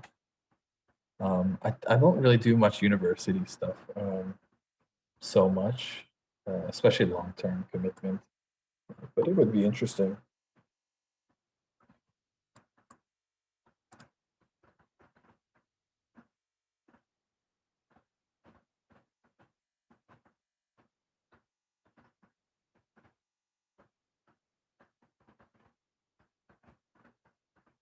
And I want, just remind you all to make sure you tag us. I mean, even with so many people, we probably won't see all of it, but just do it, spread the word. If you like this webinar, just make sure to tag and share all your cool screenshots. And after this, when Zoom is done processing its recording, we will email it to you, and you will get an email about that, and also certificates, etc., etc. So all that fun stuff.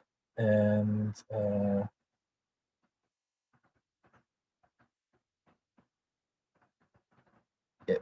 to import sophisticated forms like this in BIM, I actually am friends with Nate Miller from the Proving Ground, and I've given him some pretty wild stuff. And with their plugins for importing into Revit, they were able to get stuff in pretty easily. So might want to check them out and their tools if you're having trouble getting this stuff into Revit, because they were able to do it pretty seamlessly, actually.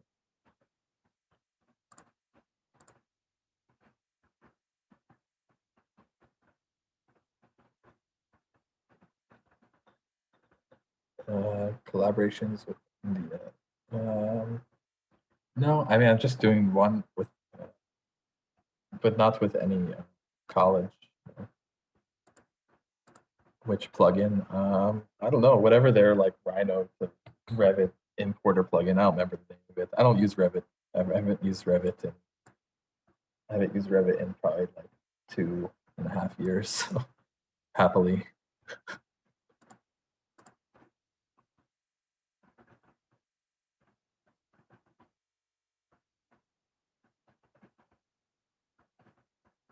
Twisted box morphing the long old way. Well, you can do it. I mean, it's just annoying.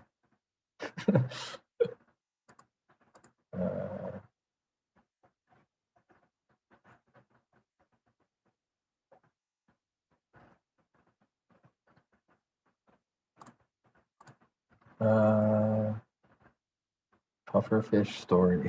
I mean, yeah, I mean, I think there's some interviews online, but it's like, the short of it is, it's just like I said with the Trahan project, like just the whole thing was just like trying to solve problems and using Grasshopper so much and trying to make things simpler and just like building it and building it and building it and just forcing myself to learn coding. I mean, it's the best way to learn something is to have a goal. And so that was the goal, is to have something to work on. That's how it came. I mean, it's not much more than that, besides just like persistence and being familiar with the things that I didn't like, and I wanted them to work a different way. And that combined with solving problems, it's easy to do things if you have problems to solve, because at least like what your goal is. background and experiences. I mean, I'm just, architect that got into computational design and less about architecture and just really more about computational design as it is itself detached from anything, someone that can work on anything using these tools. Will the master's course touch on a coding part? Yes, there'll be coding in the master's from Mateusz. I can never say his last name. Yeah, who's like master coder. Yeah, and also from Madeline. This too. Yeah, so I don't know if you know Mateusz, but if you don't, he's like Grasshopper coding plugin genius. He made Anemone and all these kind of things. So, yeah.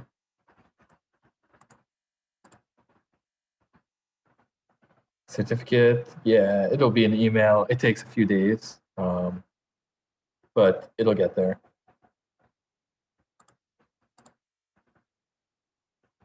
What are you currently reading? I mean, surprisingly, like honestly, I don't spend a lot of time reading like theory in this. I spend a lot of time watching and learning like new techniques or coding or tutorials or but in terms of like reading, I've just like never want it's just not like something I am too often doing. Like I really like to just like get into the software and just start messing with things and playing with things and breaking things and doing stuff like that. That's just kind of like the way that I personally learn. And they're both, I think, valid. It's just my preference is just to be in there.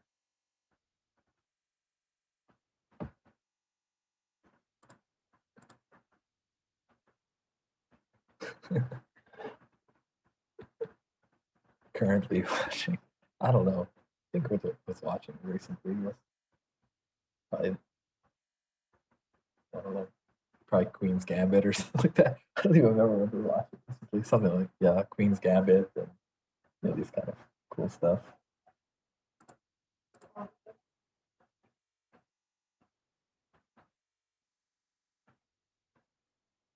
Any tips and advice for young architects, designers about motivation? I mean, it's especially hard to be motivated now, but for me, the motivation is just like trying to do things that are somehow not like I try not to do things that look like other things that, yeah, I mean, it's impossible because it's just the way we are. But my motivation is to see like how different I can make something, or different kind of problem. I mean, problem solving is a big motivator for this kind of stuff. You can just go on the Grasshopper forum, and even if you struggle or don't really want to post the solution, just trying to help other people will help you learn a lot.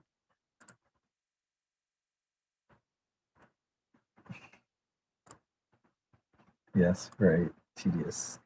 Can working professionals apply for masters, and what are permanent skills?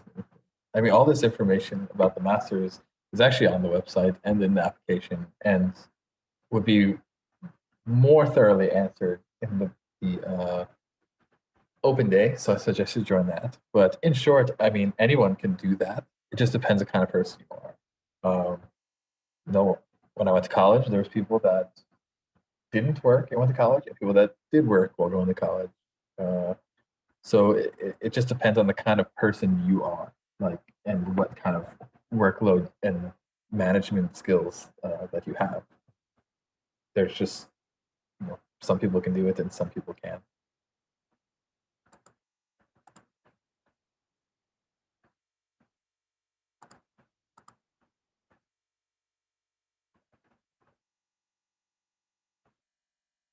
Uh, proving ground.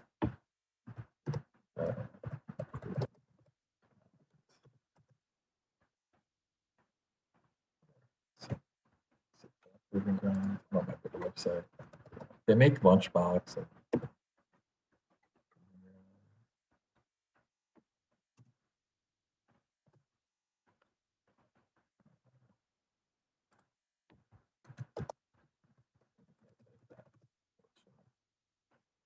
provingground.io.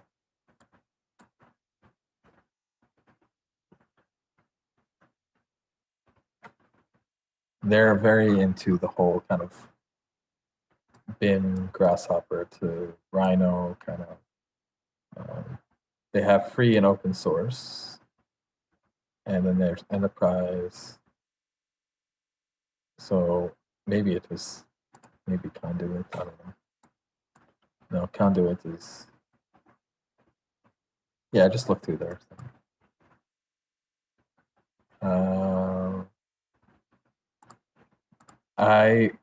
Books, the only one I would recommend is Arturo's. Other than that, I don't recommend any books. I recommend going online, opening the software, and struggling until you learn. That's really that's the way I did it. And when I learned Grasshopper, there was no book. I just had to struggle and suffer, and that's the way you learn this kind of stuff. Is just don't read about it, just do it. If you want to read about theory. Don't read about Grasshopper. It's just kind of pointless. You should just software stuff. You should just do it. You shouldn't read about it. You have to be doing it along. And books for software are just like, except for Arturo's, I think Arturo's really good, but software-related books are just so outdated at this point. Like everything's online. I almost don't even see the point of a software book when there's YouTube and this and that.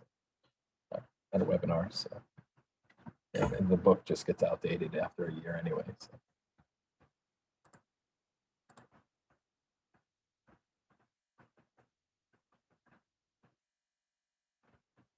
So. Dynamic mutations. For public, anything's possible. Maybe.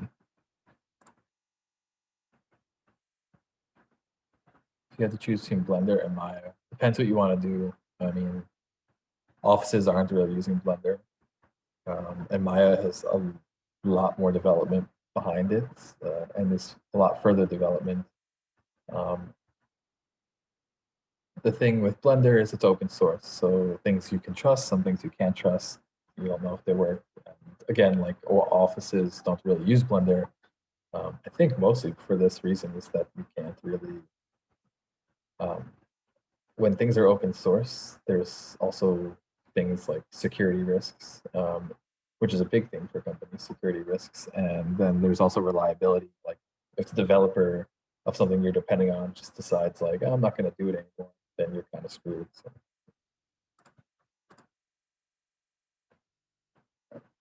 My opinion, Python or C#. Depends what you want to do. I use C#. It's for Grasshopper, I think the best way to go. It's just faster in Grasshopper. And I like a more structured code language than a more loose one. That's just my preference.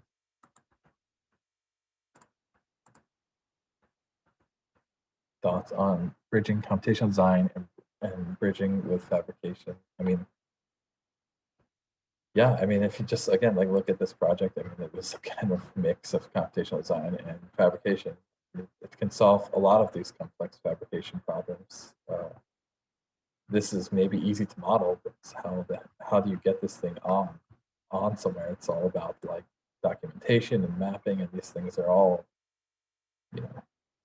part of. You can see here, like they're using lasers, and it's all part of the process. Yeah, that's the book, ArturoTedeschi.com. You can find his book. Okay, I think we're going to call it. It's been awesome. Happy holidays to everyone if you're celebrating a holiday. If not, just have an awesome time and use all this fun stuff.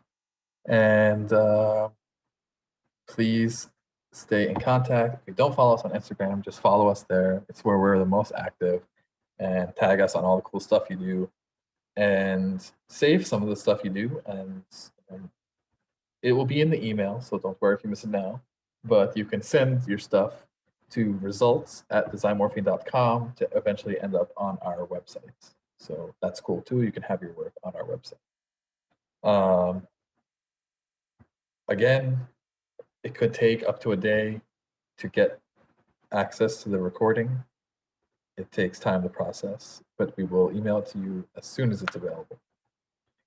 Thank you, everyone. Thank you so much for all the kind words. I really hope that you enjoyed it. And yeah, thank you so much. And happy holidays to you all. Bye.